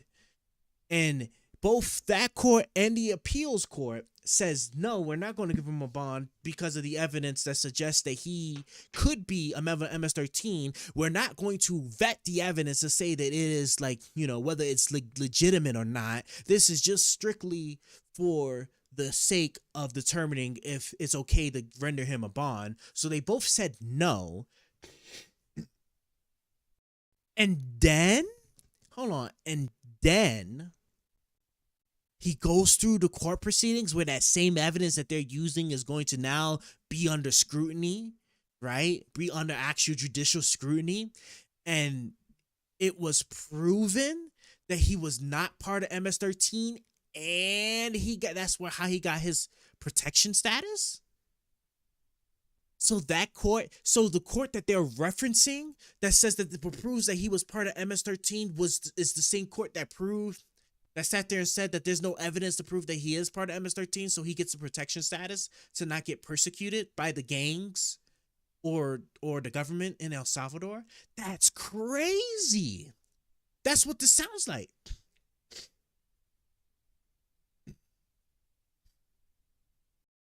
But did not do so. Would be akin. There's no evidence that is a terrorist. It's unproven. MS-13, therefore, a terrorist after the gang's foreign terrorism, blah blah blah.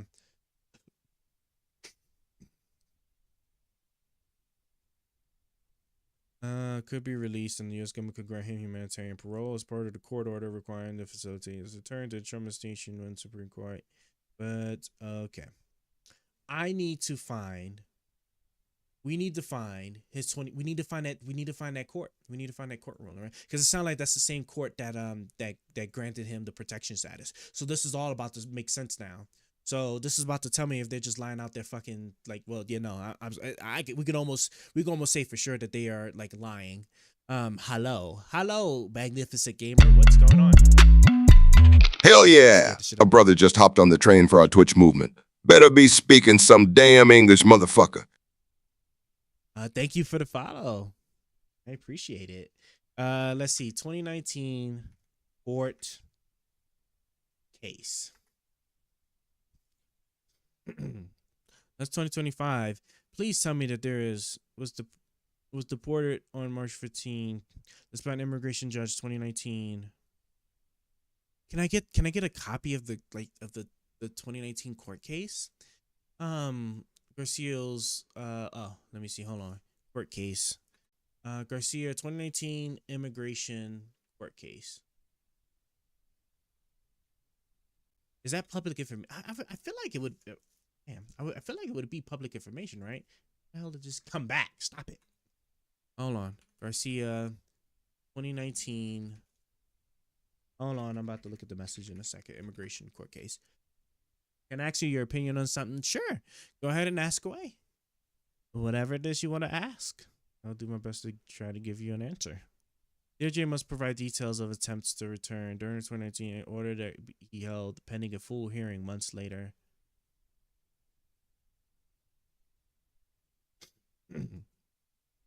Excuse me. Don't tell me I'm gonna have to go to like one of those like paid like legal document hosting places.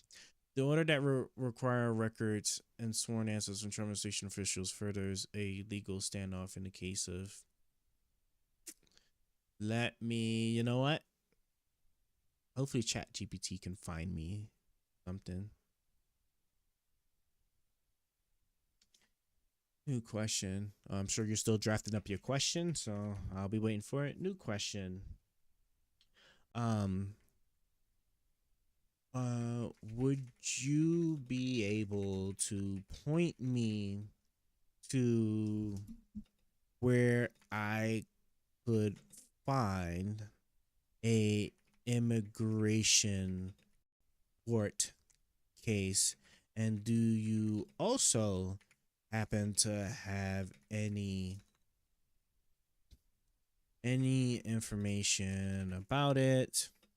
I am looking for a 2019 immigration court case to include any appeals on Kilmar Arbor Garcia.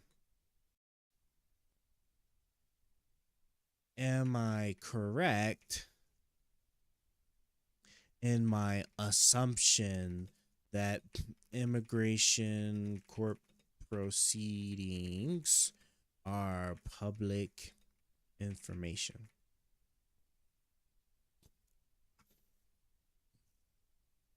Okay. And while ChatGPT is making that stuff for me, let me see what the question you asked us. All right. So let's see what we got here. So I'm a Christian from the United States, and Trump said in a quote, "We're a great country, but we had stupid people running this country," and I can say it.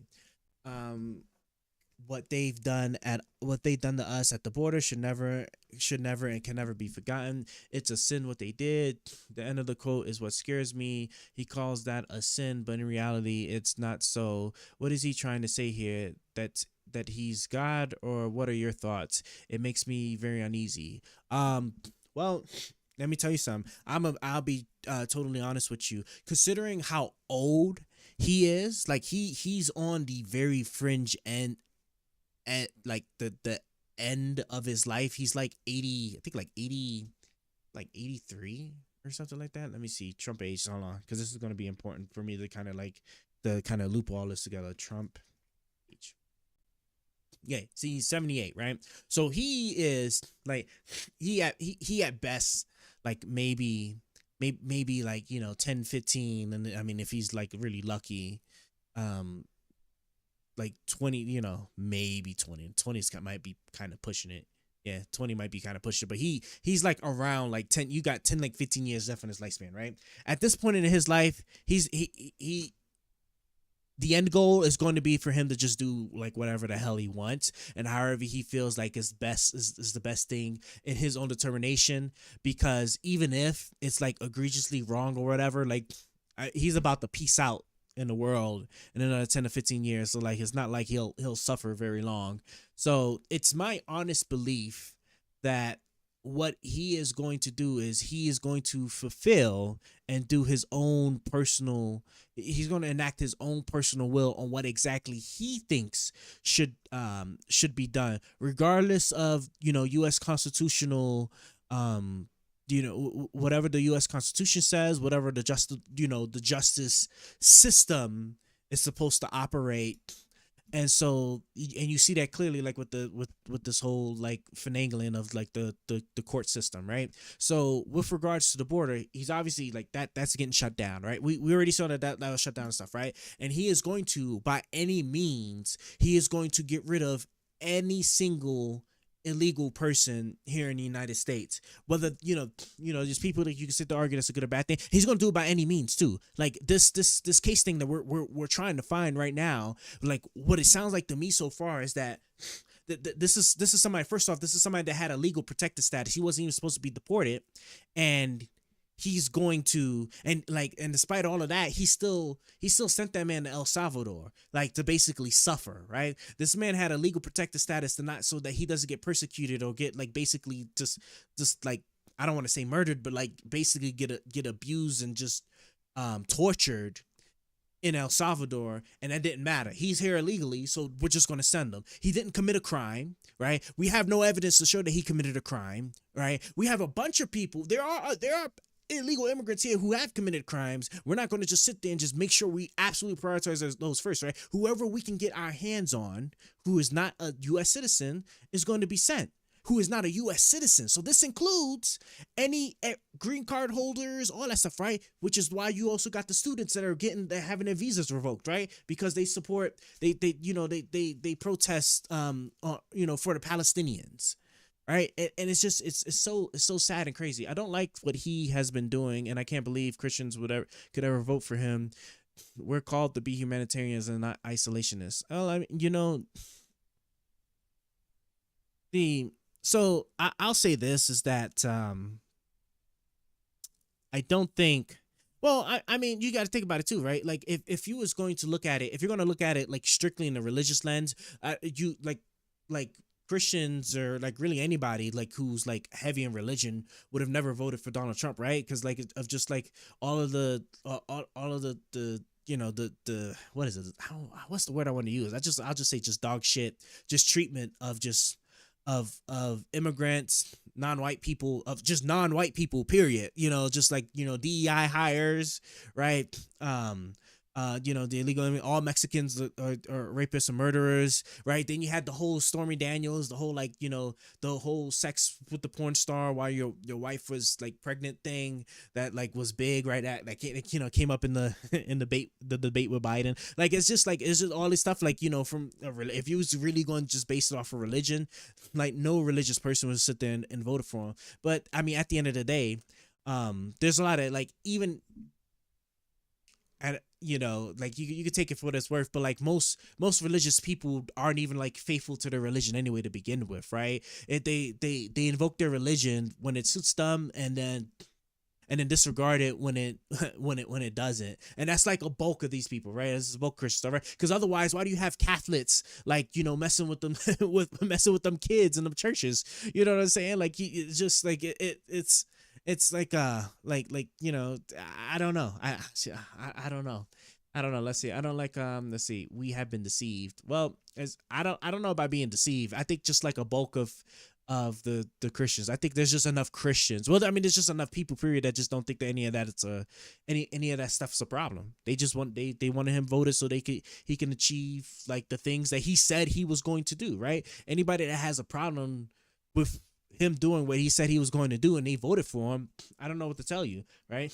The people I have the most like issue with are the people that chose not to vote because they thought the other side was worse, and then he's ended up doing the things that were your reason for not voting for the other person. Like, for example, like I'm like the people that didn't vote for Kamala Harris because they was like she wasn't going to do enough for the Palestinians, for example, right? I want to especially hear what these people got to say now, right? Because obviously Trump is going to let Israel, like you could have told he was going to just let Israel just do whatever the hell they want now, which is exactly what they're doing, and about to take up more land and stuff, all throughout Palestine. So all that's like all said and gone with, I don't know. He campaigned to be for us, but he isn't for us at all. I had my doubts from the start. At the end of the day, that didn't matter. As far as I could tell, what most people are saying they voted for him on the economy. And it's just crazy. They voted for him for the economy, because inflation was so bad. Meanwhile, the rest of the world had like much more worse inflation than the U.S. But, I'm not even going to talk about that. But, about the economy being so bad. And then here he is with his tariffs is now about to completely just set it on, set it in the toilet. Like that's what's about to happen. And then the worst thing is that he couldn't even keep his word on that, right? Because you see now he gave the exemptions for chips and other stuff that was about to just be made crazy expensive because tariffs doesn't work when you don't have the supply chain to like not make things overly expensive for the American people. But let's see. We're supposed to be forgiving, not fueling the hatred towards people. Well, at this point, I would say that a bulk of the nation, by bulk, I mean like close to about 50% now. Like all of that just doesn't matter anymore. I mean, it just doesn't. I would even argue, I'd argue that even if you was to take the separation of church and state out of the Constitution, or the intent of the Constitution, and like indoctrinate all of the United States into a Christian religion, like the outcome this treatment would actually kind of be more or less the same, as far as like they're not American citizens, and therefore they have no legal status here, they have no legal justification here, and so we're just gonna kick them out. There's regardless of asylum laws, international agreements, all that other stuff. I am pro-Israel, but I don't like that people die. Yeah, and you can make arguments on both sides, but at the end of the day, with regards to Israel and Palestine, like, if Hamas, the Palestinians voted in Hamas kept on like shooting rockets and launching attacks on Israel. After a while, and then like they sat there, and then they did the October 7th, and then just after a while, then you just give the Israelis enough of a justification to do what their end goal is. Because I can sit there and say for sure that Israel's end goal is just to wipe out that whole area. Like if they could just make all of the Palestinians just poof, so they could just take all the land, there's enough people there that I'm sure would do it. And it's understandable why, because like you wouldn't want to live next to a group of people whose governments like has stated that their whole point of existence and goal is to like destroy your country, and then they keep lobbing rocket after rocket into your territory. It's just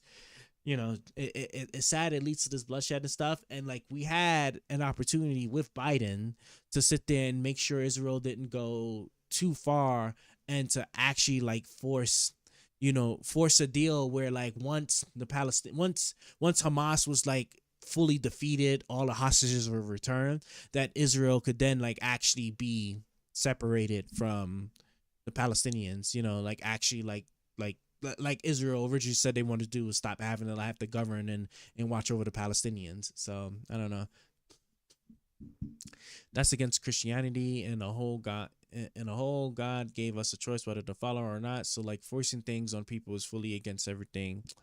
This is true. Yeah, we got all these people, like especially on the Republican side, that are so adamant on pumping religion into the school system, and into all these other parts of the United States. I have a friend from Haifa who's Arab, Arab. He doesn't like Hamas. It's like a lot of misinformation. So when I say that they voted him in, I'm not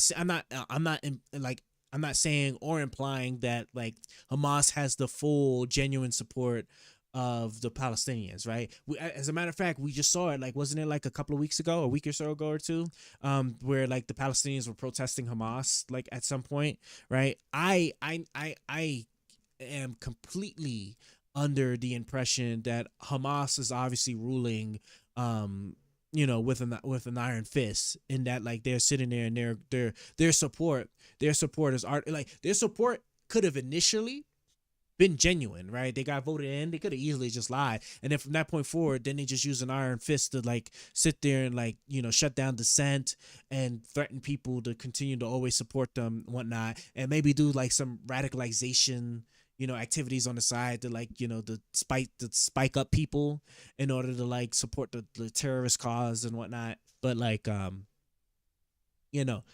totally understand that the Palestinians, that there's probably like a decent amount of, hell, it could be 50% of the population that doesn't support them. But the unfortunate reality is that so long as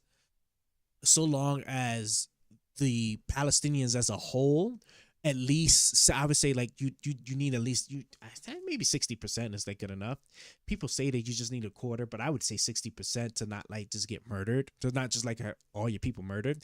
But like if enough of the Palestinians would actually just turn on Hamas, overthrow them, create a new government, and then sit there and be like, we will now just seek strictly peace with the Israelis, what you would then achieve is, first of all, all the killing would stop, but you would force the Israeli hands. Now this is where you can now flip it on them and make them really feel the international pressure on actually making peace and stopping the killing and stopping all of the illegal activities that the Israelis have been doing, like the settlements, encroaching onto Palestinian land, taking more land, sitting there and like I think it was like some stuff about wrongly prosecuting like people in the West Bank and whatnot, like all that stuff. Like you could do all that, but so long as the Palestinians as a collective don't do that, like it's just at the end of the day, Hamas is the de facto government for the Palestinians, and like so long as Hamas is continuing to make those decisions, it's going to suck for the Palestinian people. Nothing they can do about it. So the fact they use Christianity to push their own narrative, that irritates me. Yeah, all of the Israelis have ever wanted, my friends. Well, all the Israelis have ever wanted, my friends from Israel have said, is that they want to live in peace. Yeah, exactly, right? At the end of the day, they just want to live in peace, right? Like I'm telling you, like even for like that section of Israel that sits there and just wants to like take up all the land and remove all the Arabs. Let's say that exists, right? You could sit there and you could easily kill all of that by just on the Palestinian side overthrowing Hamas and then only pursuing peace and then like making concrete steps to say peace and peace only, because now that the Israelis have so much heat and pressure internationally on them about it now, all of the things that the Israelis have been doing that have been wrong, like the settlements and stuff, they have to stop it now. Because now that's it, right? Because once the Palestinians, once the Hamas, you know, because they would have overthrown Ross, once there's no longer a livelihood threat to Israel, all of that is going to collapse. Like all of that is going to collapse, and peace would have to be achieved.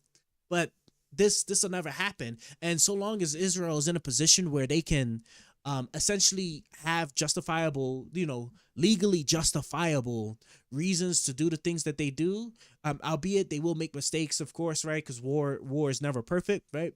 But so long as like as the Palestinians and Hamas give them a legal reason to be able to do the things they do, and then sit there and be slick and take more land because they're doing the things that they're doing, like this will never change. This will ultimately end with the Palestinians being wiped out.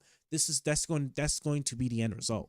That is going to be the end result. That's where it's going to end at. They could have bombed them all long ago if they wanted to. It's a stupid argument. Yeah, exactly. Like if they really wanted to, they could have easily wiped them out. Ask the people addressed in of war is fair. Yeah, exactly. Like war, like you know, war is war. So, you know, all these people that take issue with innocent people being killed, like it is what it is. It's war. Like especially the way Hamas does it. Like Hamas sits there and they use the civilian infrastructure. They use the civilian population to hide themselves within. You know, so like so innocent civilian people are going to die. It's just, you know, it is what it is. But yeah, let's try to see. Oh yeah, so we was looking for that court case. I'm gonna pull up this court case because I think tomorrow we'll try to. Ooh, actually, I might not even stream tomorrow. Tomorrow's what? Tomorrow's Wednesday. Today is Wednesday. I might not stream, so this might actually be my last stream until I come back Tuesday, because I most certainly, when I get off of work, I'm packing, getting ready, because I'm leaving tomorrow, and then I'll be back Monday, which obviously I'm not going to stream that night. So then we'll pick it back up Tuesday, maybe do politics one more time for the rest of that week, and then we get straight into our regular routine. Is probably what I'm gonna do. It's like you are the first person not to absolutely rip into me for saying any of this. I congratulate you. It's like a whole bunch of yelling. Yeah, well, yeah, I'm not that. I'm really not that kind of person. Like, you know, saying like I can sit there, I can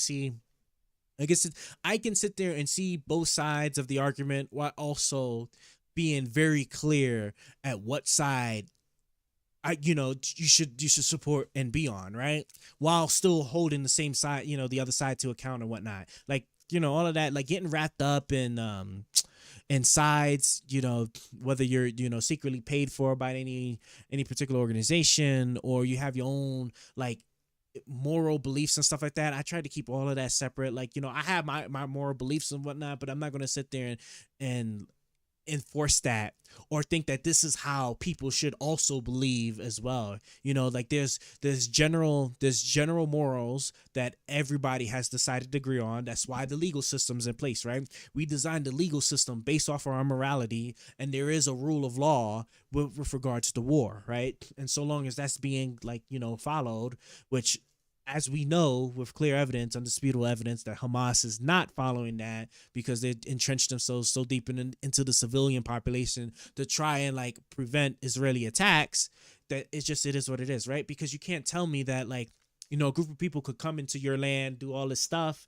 and then go hide in the civilian population, and then there's nothing you could do about it, just for them to come back and then just eventually do it again, right? Because, like I said, Hamas has said that they're just going to keep doing it. So it's just, you know, and it's understandable. And again, this doesn't excuse the shit that Israel has done, right? Like that thing recently with the ambulance, that shit's like crazy.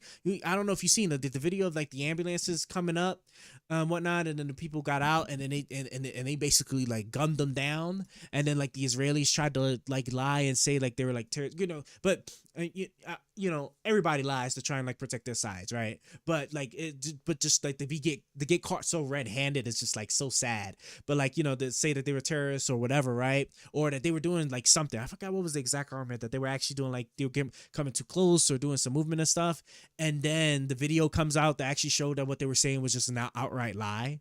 Like, you know, it's just shit like that. It's just as like yeah, like no, like you was most certainly wrong, right? The thing with the humanitarian aid, when they like bombed the clearly marked like humanitarian vehicles, saying that there was there was like a singular Hamas individual on the truck or something like that. Just like, it's just crazy. They were alleged terrorists. It should be soldiers against soldiers, not soldiers civilians against civilians. They were alleged terrorists. Hamas has been known to use civilian clothing through and others. Yeah, that and that's the problem, right? And that's what I'm saying. That's why, like, I understand it's sad that, you know, the civilians get killed, but like, until the civilians get enough of it and overthrow Hamas, like, it is what it is. I mean, it is what it is. Like, it's not going to stop. And then the thing is that it's not going to stop and end until eventually the Palestinians are wiped out. For as long as Hamas maintains control, is like, until they do a revolution over there in Palestine, in the whole Palestinian thing. This is going to continue, and this is going to keep going on, because then you're going to always have that subsection in Israel that's going to do things to make sure that they keep antagonizing and provoking, right? Like, even if a bulk of Israel just want to live in peace, there's still like that subsection that's going to sit there and use political clout, or, you know, political capital to sit there and try to continue to like enrage and invoke the Palestinians to do whatever, like attack whatever, so then they can have the justification to take more land and stuff. Like, this is this I can say is like all obvious, and, you know, it's just, you know, it's just like, you can't stop it. The only way you're going to stop that is completely ending all hostility. I'm telling you, if they just end all hostility, the Israelis would lose with respect to like wouldn't be able to do anything but move towards peace and a full you know, coexistence between the Israelis and the Palestinians, you know, separate territories or whatever. They use kids to fight as well. Another thing, I don't believe in the death penalty for anyone at all. Yeah, I'm not really I can't say that I'm like 100% like not for the death penalty. I will say that I am seriously restrictive of it. It shouldn't just be handed out just cause, you know. I think, like, wasn't I just because, like, it's like the ultimate form of punishment, that if you get wrong, then like it's like the craziest. Like, I would call that a sin, right? If you get a death penalty wrong, that's probably the worst sin you could possibly commit in the eyes of, you know, we won't bring religion into it, into the eyes of God. You know what I'm saying? Like, to sit there and because I think I was reading an article, I was reading a story not too long ago about the youngest person that was put on death row, and it was like some kid, it was like some black kid, I think it was like 15 years old or something like that. I think he was accused of assault or rape or something like that, and then he got the death penalty. He was this was you know, this was way back in, like, you know, the height of like racial times, right? And so, like, he got the death penalty, was killed, and then sometime later they found out he was actually innocent, and I'm just like, that's the exact reason why the death penalty really shouldn't even be used. Sin, not son. There's no son that cannot be forgiven. There's no son that cannot be sin, not son. Oh, reason why let those without. Oh, you was correct. I'm sorry. I was like, hold on. Reason why let those without sin cast the first stone. There's no son. He says, okay. There's no sin that cannot be forgiven. So I'm on a cell phone. I apologize. Oh no, you're fine. You're fine. I thought I was wrong for a second. I was like, hold on, did I mispronounce? I thought I mispronounced the word for a second, because I tend to do that since I'm trying to. This is the part of me doing this too, is for me to work on my articulation skills. I am trying to be able to speak better, more clearly and more thoughtfully, and you can't do it without practicing, and this is hopefully it. So, you know, you're fine. I'm happy to have you. I appreciate you, like, spending your time with us. So yeah, so let's see. Immigration court proceedings. Let me see if I can find that court case. Immigration court proceedings. And continue to ask your questions and stuff too, by the way. I'm definitely reading and listening. Hold on. And I see too. Okay, here, so it's good. Okay, so let's see. Immigration court proceedings are generally considered public records, though access to specific document may require formal requests or legal representation. Regarding the case, there is a public available court document details this legal proceedings. This document provides a comprehensive overview of his case, including the 2018 immigration court decision granting withholding of removal, subsequent events leading to his deportation, and legal arguments presented in his appeals. More detailed information or access to additional documents, you may consider contacting the Executive Office of Immigration Review or consulting with legal professional. Okay, so probably can't access the...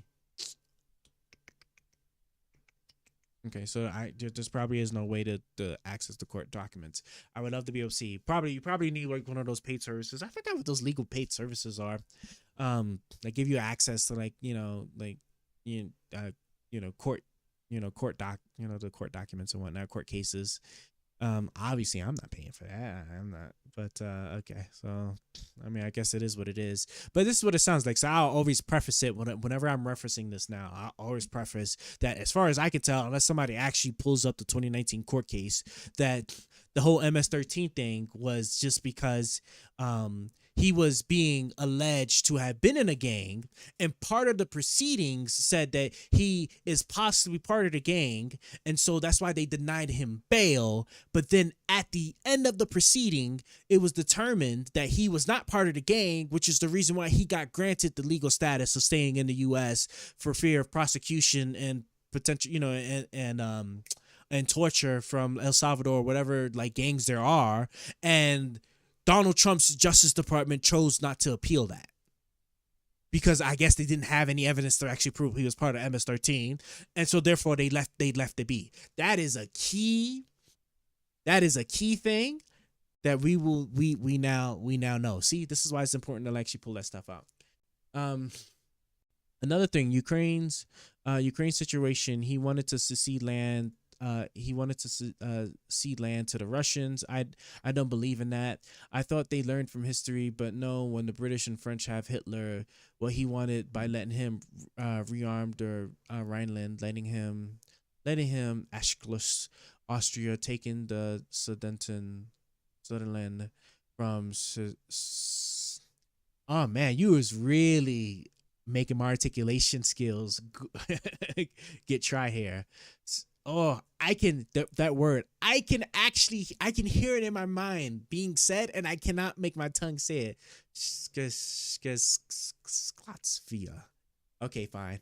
We are going to have to pull it up because it's going to drive me mad if I can't say the word. It's going to drive me mad if I can't say the word. I can see it being said, and I just can't. My brain refuses to let my tongue do the work. Hold on. Man.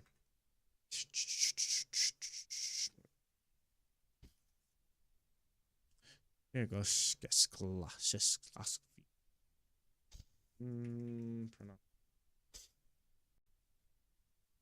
Czechoslovakia. Czechoslovakia. Czechoslovakia. Czechoslovakia. Czechoslovakia. See, let him Merlin's from Czechoslovakia. He should have never gotten away with it. Neither should Putin. Oh, you already put it out for me. Thank you. Czechoslovakia. Slovakia. I really appreciate the assistance there. Czechoslovakia. I'm gonna say this while I'm going to bed. Czechoslovakia. Jesus Christ. So are you saying, yeah, right? So, but you know, the thing is though, that's the U.S. That's the U.S. doing that though, right? That's not Europe. Europe, all of Europe knows exactly what's going on with Putin and how he's not going to stop here, right? It's only the U.S. that's just sitting there trying to let me take this back. I don't want to say the U.S. It's not the U.S. It's people in the U.S., right? Because it's this apparatus of people, some of which we found out to be paid, receiving Russian money, right? That sit there and think that all of this is about NATO expansionism and how like if we just didn't like expand, Russia would have never even invaded Ukraine. But now that if they just give up the territory and then they just stop there, the Russians is not going to sit there and invade anybody else, which we all know is bullshit, right? And like he was referring to with Hitler, right? Because if I recall correctly, didn't he start off invading Poland? I think it was invaded Poland, and then the British or like France or whatever was like, okay. If you don't invade anymore, we'll just let it be. And then he continued to then invade after that, right? I think, right? I believe it was Poland, or maybe it was some other country he started with first, and then it got to Poland or whatever. But like, you know, that's just that's just the history, right? And then we all know, in Putin's own words, right, that he said he wants to restore, like, you know, the Soviet Union, right? As far as like all the countries in it, was Ukraine, Belarus, was it Georgia or something, or some other country. It was a union between the Czech Republic and the Slovakian Republic. Oh, okay, we're basically in an autocracy. Excuse me, man, an autocracy. Oligarch at this point. It starts way before he invaded Poland. It started way before he invaded Poland. Okay, we'll have to. You know, there was a video we was watching. I'm gonna have to put that on my to watch list. I think I have it in my to watch list. We might pull that up when we come back streaming next week. But so unfortunately, it is 2:30 in the morning for me, right? I'm sure it's probably like regular human time for you, but we got to go to bed. So I am going to actually end it here. We kind of pulled off a lot of stuff. We got some good stuff we did cover. I was gonna finish watching this video, but I'm just not even gonna watch, because I already know, like, just like the ignorance, the amount of ignorance I know is in this video. I don't have any time for it. So so I'm just gonna go ahead and kill that. Let's see. First, the rearmament, the Rhineland, then Austrian Aschlutz, then the Sudetenland, which was an agreement between France and Britain to reintegrate the Germans of the Sudetenland into Germany. Then he broke that.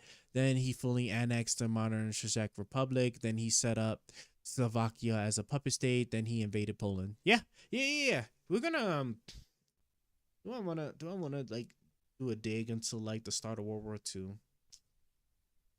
That's gonna be we'll also add that to our to-do list, right? Because I think we'll hit the Russians first, and then we'll like actually World War II, just to get to it. So let me close this. So we got our information about the thing. So now we know that they're lying out their teeth about the guy that was deported wrongly, because there's no evidence of him being MS-13, and even the court that they were referencing then eventually it basically exonerated the man. Hence is why they gave him legal status, which Trump's Department of Justice back then chose not to appeal. So excuse me. And we'll kind of we'll close this up, right? So I do need a second to like finish up, put myself in a position to save this game, and then we'll close it. You could continue asking. I'm gonna be on for like literally like maybe 5 more minutes, and then we're gonna we'll peace out. I just because usually like I'll like listen to stuff while I'm like playing a game, and then like and go from there. So first, I need this microphone to move down, please. And let's finish this up. Let's see here. Okay, so what did I need? I needed, this is the overflow, right? No, this is the, oh, that's right, because I needed it to get out the way, because I need to make titanium. Okay, now I remember what it was I needed to do. I hope that we don't make the same mistake that Germany did. When you say we, are you referring to, let me think about it. Are you referring to Europe? Like just basically like all of Europe? Because there is a chance, well, the problem is that it shouldn't be. Like I'm actually, this is the one silver lining I find good about what Trump is doing, right? Because I find it kind of crazy that the Russians did what they did, and the whole dependence, the outcome of the Ukrainians of Russia being like, being defeated or not achieving their goals of eventual expansionism is literally hinging on the United States, and not just the collective, apparatus known as the European Union, right? To also include the UK, since if I recall correctly, the UK is not part of the EU, I think, right? Was it Brexit? Wasn't that where Brexit was? But we already did a mistake that the Weimar Republic did. They revoted a dictatorless person in. Did you now? The Weimar Republic. Let me just. I do want to get a. I'll give it a quick Google here because I am not familiar with this place here. Hold on. I don't know why that opened that up. I could have swore I said my Firefox. Stop messing with me. Weimar Republic. What country or where be if this place? Weimar. Damn, are we gonna? Was the German government in existence? Oh, so this is the end of the world. Oh, I'm thinking this is like a current country because this is like. So hold on. France and Britain have always prevailed. They can again. I hope so too. I really do hope so too. Weimar is a current country, right? Or no, because this is telling me that they were from 1919 1933, following the end of World War I and the abdication of the Kaiser, and it's named after the city. Was the German state? Oh, it's the German state. In 1930, Germany states in 1925.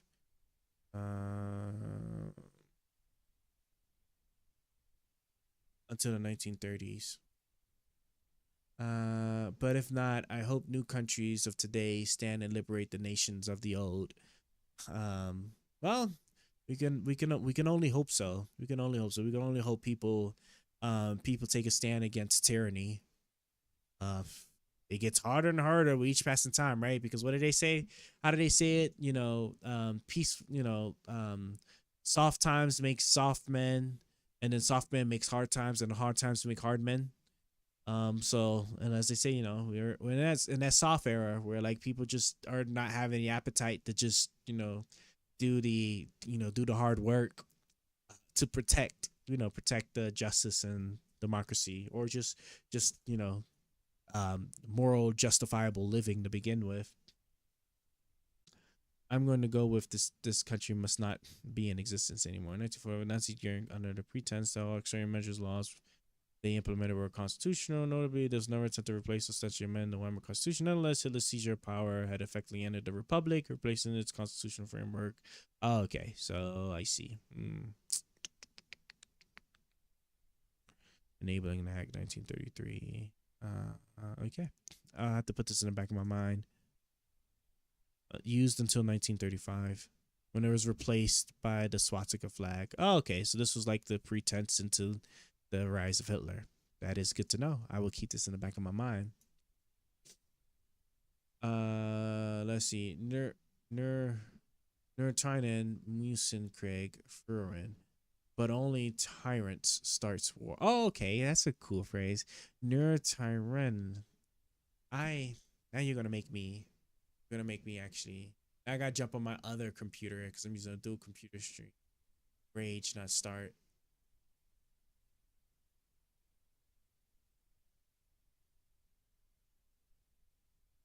I'm going to copy that and let me hit Google. Tyrant Newson. And I think if I use translate, right, it will actually have the pronunciations for me, or it'll say it for me. Only tyrants have to wage wars. Nur Tyrannen müssen Kriege führen. Nur Tyrannen müssen Kriege führen. Nur Tyrannen müssen Kriege führen. God damn, Google, move your messages out the way. Nur Tyrannen müssen Kriege führen. Nur Tyrannen müssen Kriege führen. Okay. Nur Tyrannen müssen Kriege führen. Nur Tyrannen müssen Kriege führen. Actually, it's crazy. It's pronounced almost exactly like it says. Nur Tyrannen müssen Kriege führen. Assuming Google's not hoeing me in the actual proper pronunciations, I'm gonna assume it's not, but we'll keep that in mind. Nur Tyrannen müssen Kriegen führen. Nur Tyrannen Nur Tyrannen müssen Kriege führen. Well, that's cool to know. Near Tyrann. Only tyrants have to wage wars. All right, let's. I'm now wrapping this up. Now I'm going to like just finish this real quick, and then we're done. So, excuse me.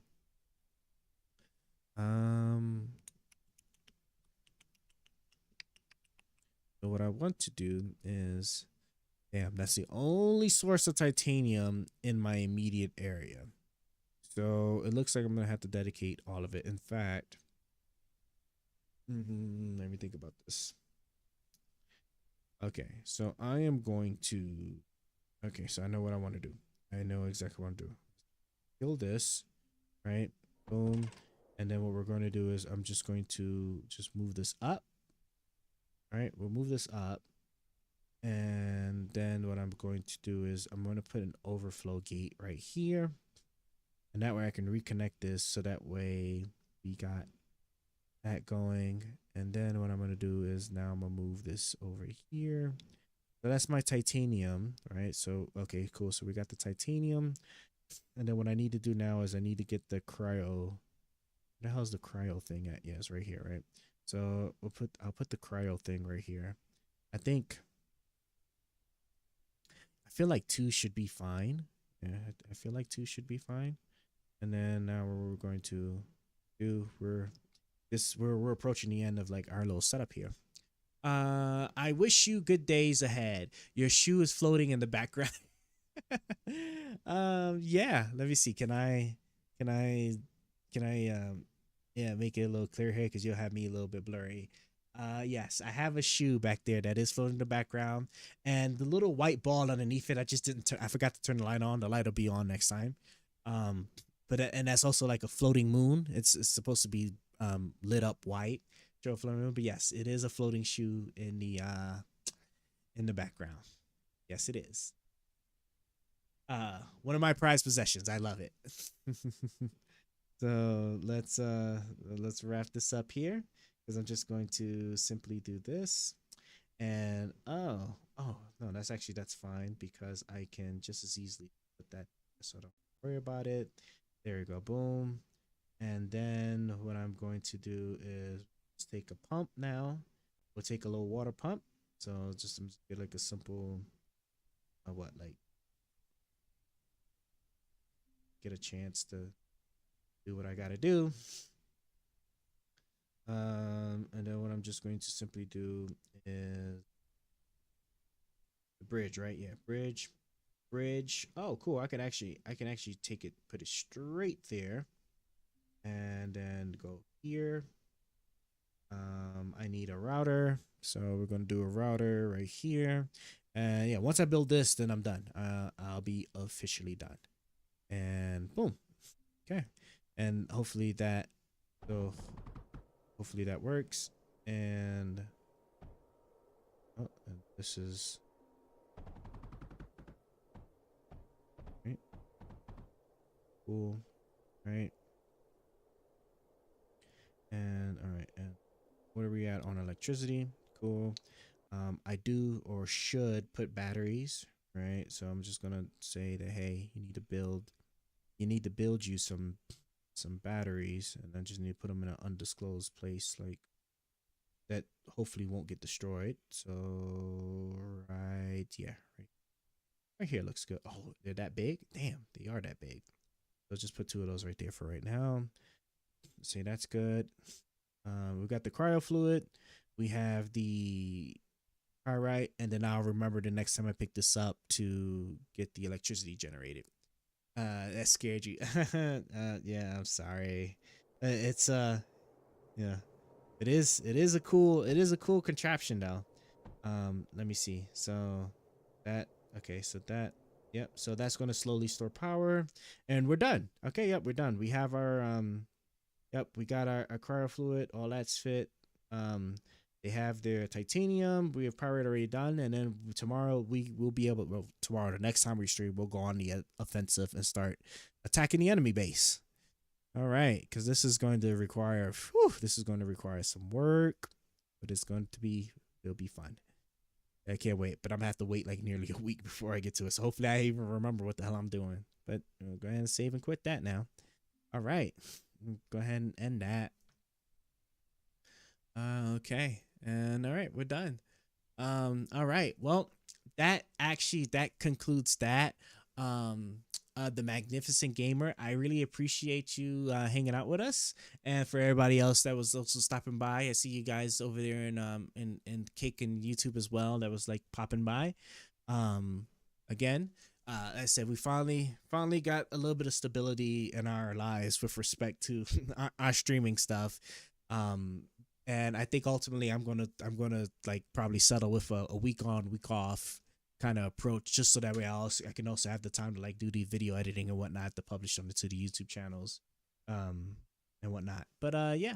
So with that being said, you guys take care. I appreciate everyone.